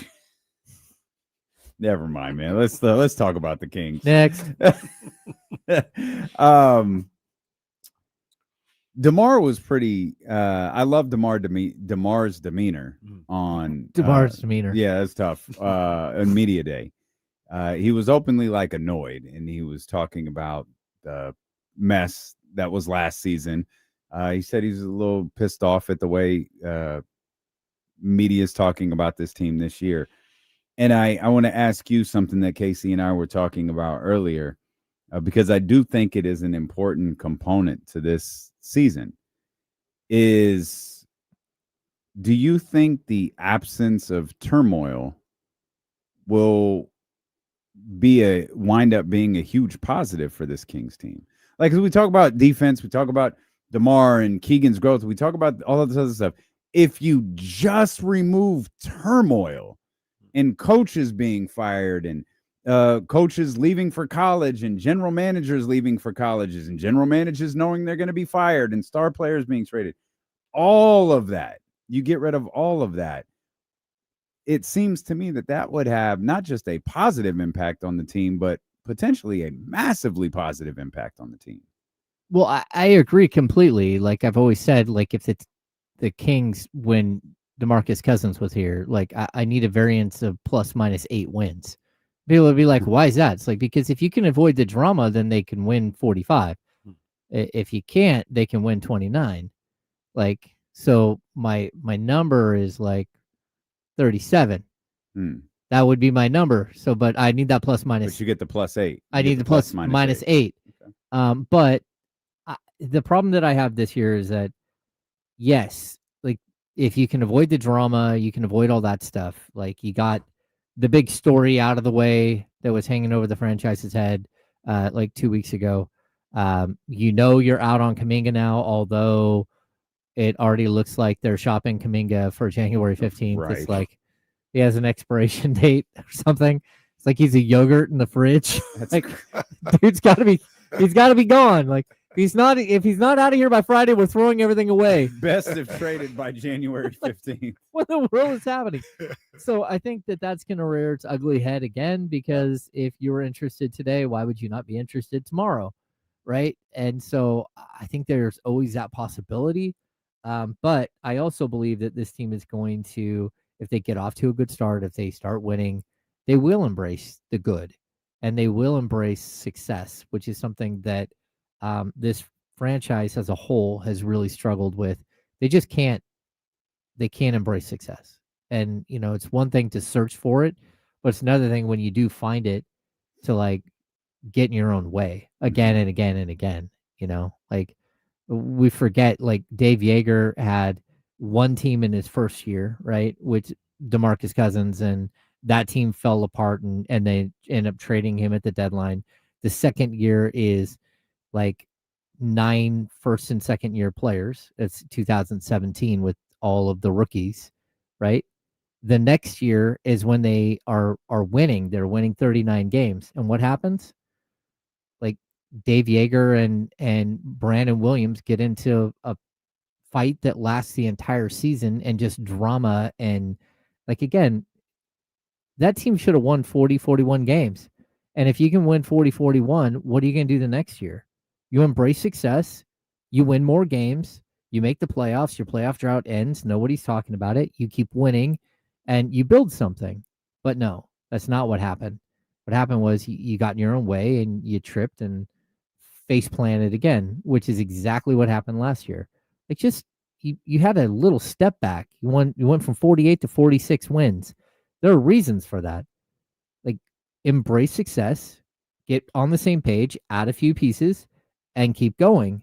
And that's where, again, I think this franchise, like they just can't figure that piece out. So let Doug build something. And if he's just way in over his head, he's way in over his head. But if he's not, and he's building something, then add. Don't subtract. Don't go a different direction. Don't go sideways. just try to stay on one path that you've chosen and see how far you can get there with that path. And that to me is the thing that this franchise just has struggled with for years, for decades.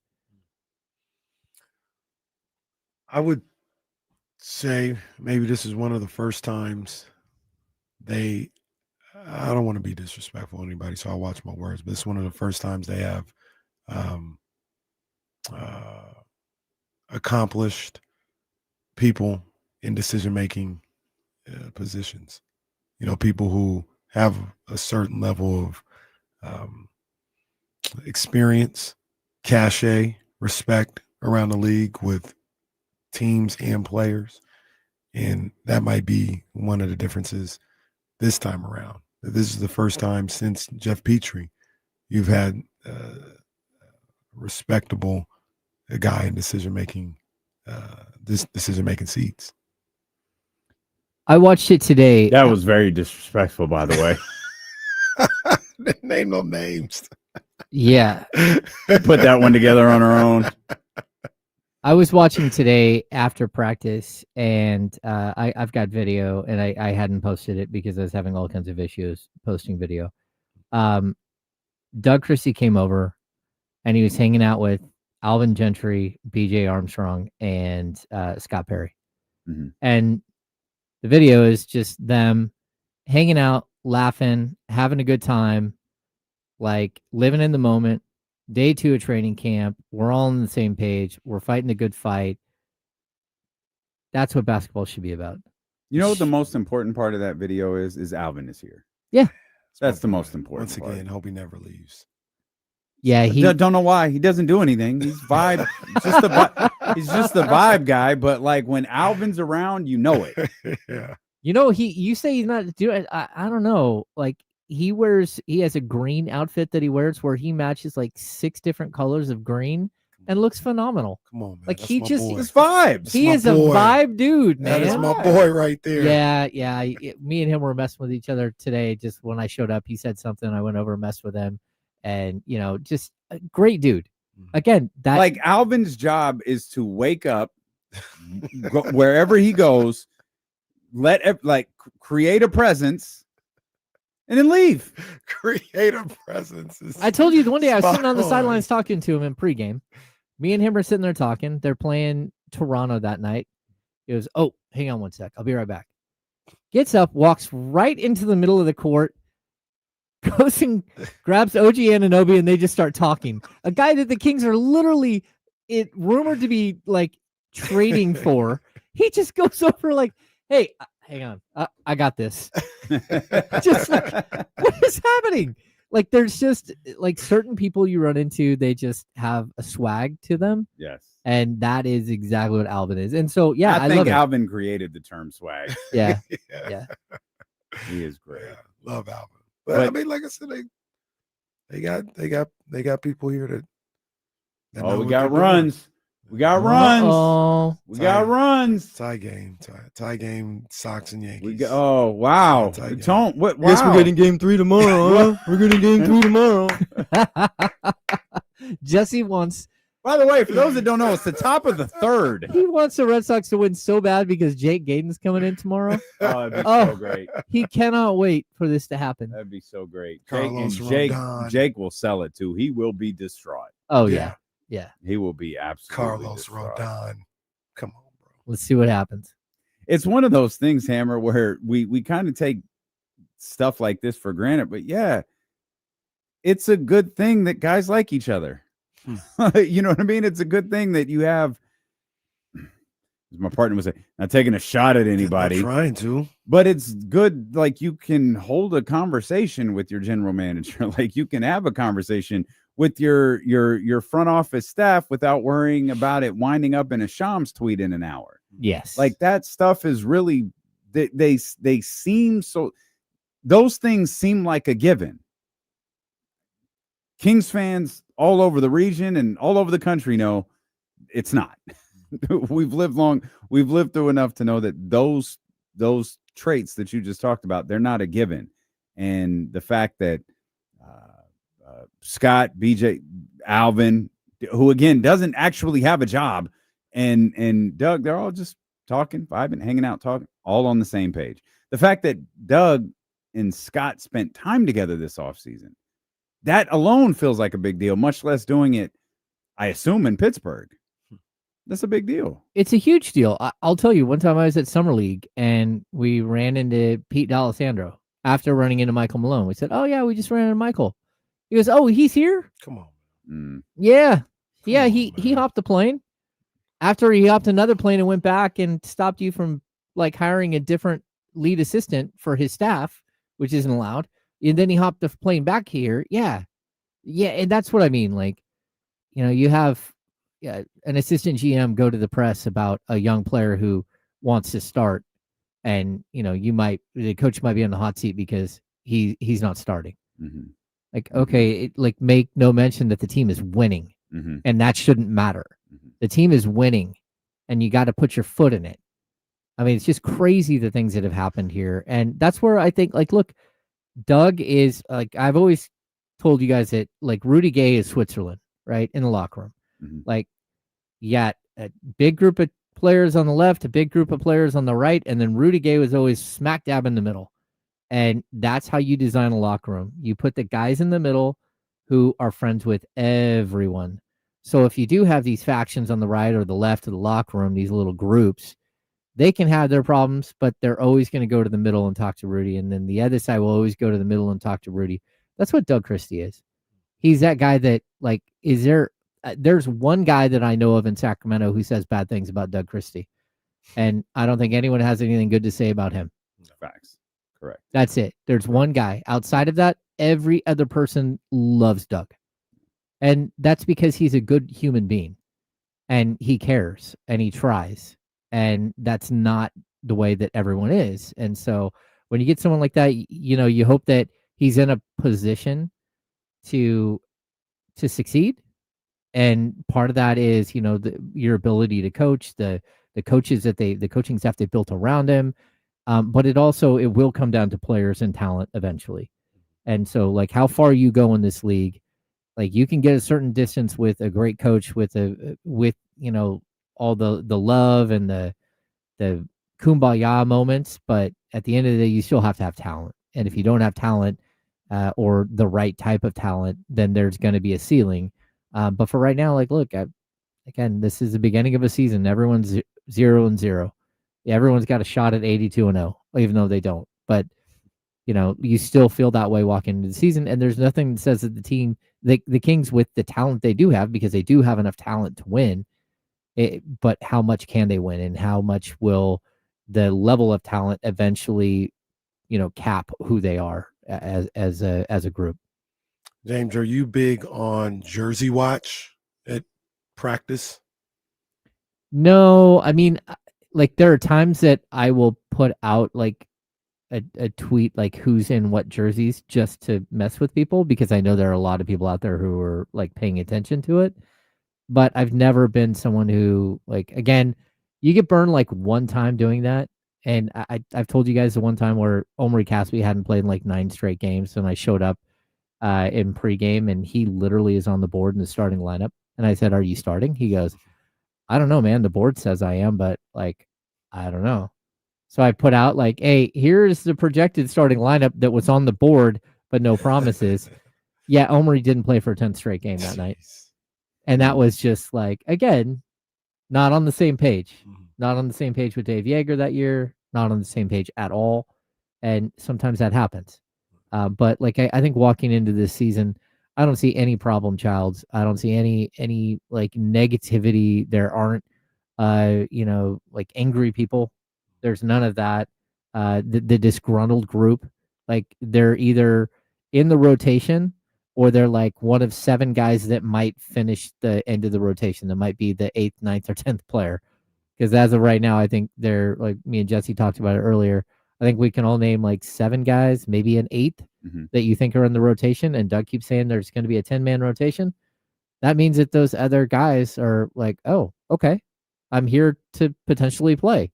Like, 6 guys are all going to be looking around like, okay, maybe I get to play if I do what the coach is asking, if I'm playing hard, if I'm giving effort, if I'm playing defense. Maybe I will be one of those guys that sneak into the back end of the rotation. Do you think the starting lineup is something different than what everyone thinks that it is? No. I mean, Doug was kind of like having some fun with it. I don't know if that was yesterday or 2 days ago, but it's probably what we all expect it to be, right? Well, I mean, I think you have to play the game, right, early on and act like it's up for grabs. But, like, everyone is talking about Dennis Schroeder like, the Kings acquired prime Chris Paul. Don't do that. Well, They're not doing that. No, they are. Like, it's like I'm sitting here like, wow. And I'm not just saying like the player. The players are just answering the question. Oh. Like, everybody in the room is like, oh man, like they're talking about Dennis this way and that way. It's like, wait. Like, let's give this guy a chance to be who he is, which is a solid NBA player. Mm-hmm. Like, but let's not act like he just is the difference between you winning 35 and 55, because that's what a lot of this is. Like, oh wow, all right, did we not learn from the Tristan Thompson experience, or name that other veteran that comes in the door and like talks a big game? And I'm not saying Dennis even did that. Sure, Dennis just came in and was honest, but like there's so much buzz, and it's like, okay, that's fine. Like Dennis Schroeder is a good NBA player. He's a top 6-7 of a rotation player for almost any team in the league. But to think that he's going to be the person who changes your entire franchise is not really fair. He's a 32-year-old guy who's played on his 10th team over like a 10-year career, 11-year career. Like, we kind of know who he is, and it's a good player. But let's not sit here and act like you acquired John Morant. But he can also be the person, like 35 to 55 is a wide range, but he could be the difference between 35 and 45. He could be the difference between 40 and 45. Maybe. Right? Like, I don't think this isn't the number 5 drafting team in the league, and we're going to say they're going to win 45 games. This is a team that, yeah, maybe if you had a guy like Dennis Schroeder last year, you might have been the 7th seed not 7th seed, but finished 7 going into the play-in as opposed to 9th. Like, I think he can make that type of difference. No, it's possible that he can make the difference in a couple of games. I mean, really, when you look at like win shares and stuff, it's really difficult to make an impact more than like a game or two on an overall 82 game schedule. But I'll also point out, like, to contradict myself, because that's fun. When in 1998, when the Sacramento Kings went out and they had $11 million to spend in free agency, they went out, Jeff Petrie signed Vlade Divac, who was 30 years old and who was a good center, but again, he plays in the greatest era of centers ever. I mean, Vlade is the 10th best center in his generation. Like, and look at the impact that he had on the court. I mean, he changed everything. So maybe there is that potential for him to go out there and be like that guy that brings everyone together. But that's where you get to the point, like, if he was that guy, then he just had 5 teams in the last 2 seasons that he could have been that guy for, and he wasn't. So, like, again, let's not put labels on something on a player that he might have to live up to, that people want him to live up to. Like, this is a good NBA player. It's a good signing. It's not a franchise-altering signing. And so, we have to give Dennis Schroeder an opportunity to be who he is on the court and not put some weird narrative that he's going to change everything. Your opinion. Do you think Malik Monk plays the entire year as a Sacramento King?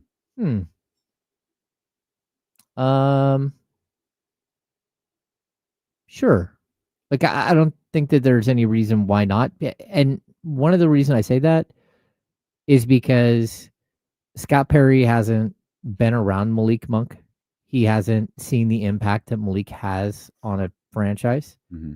And that's something that matters, right? Like, you look at his numbers, you watch him on tape, all that stuff. But I think all of us in this room understand that Malik Monk means a lot more than that, right? We talked about earlier, like, he wasn't allowed to be this guy with the Lakers or with Charlotte. He wasn't this game-changing personality that came on the floor and like changed the energy for everyone. That's not who he was, but that's who he's been in Sacramento. And when you see that in person, and then you think that it's expendable and you can just trade that, then I think maybe your mind changes. Like, yeah. So I hope that he is, because I think just like Dennis Schroeder, I think Malik Monk is a very good NBA player. Dennis Schroeder is a very good NBA player, and Baker Family Wines is a very good wine, whether it's the rosé, whether it's the 755, which is their cab. You can head over to bakerfamilywines.com. You could join Dusty's Clubhouse. You could get emails about exclusive releases and tasting room specials. The tasting room is awesome. It's in West Sacramento. Obviously, we spent last Sunday there watching football all afternoon. Had a great time. We were playing games. They have an incredible outdoor patio. They have food trucks out there often. They have these charcuterie cups that are absolutely incredible. The tasting room is special. It is in West Sacramento. Shout out to our man Scooter. He hit us up and said, "Yo, we got Baker Family Wines at the Elk Grove here at the Rayleigh's out here in Elk Grove. We know they got them at the Nugget in Granite Bay and Roseville as well. So look for that baseball stitch on the wine bottle. Pick you up a bottle, and you won't regret it." Absolutely. They also got them in the Nugget in Greenhaven and in Elk Grove. So they're everywhere. Yeah. There you go. Baker Family Wines. Head over to bakerfamilywines.com and tap in tomorrow. We got our eyes on this Yankees Red Sox game. Is going to make for an interesting show dynamic tomorrow when Jake Gadon comes in and hangs out with the insiders. That's beginning at 10 a.m. We'll see you then here on Sacramento Sports Leader, ESPN 1320. Vamos, game threes. Oh, they already Jesse's like F off. They already got two of them. I could be just talking about those two. F off, man. Whatever, bro. Whatever, bro. I really just hope the Dodgers go to a game three. That's all I really care about. I remember when Kenny used to be my friend. Huh. All right, guys, I got a meeting, so we are shutting down. Devin, yes, we are. Tuesday pushed to Wednesday. It pushed to Thursday. Trista will be with us tomorrow, so will Matt George. And, yeah, that's it. We'll see y'all tomorrow.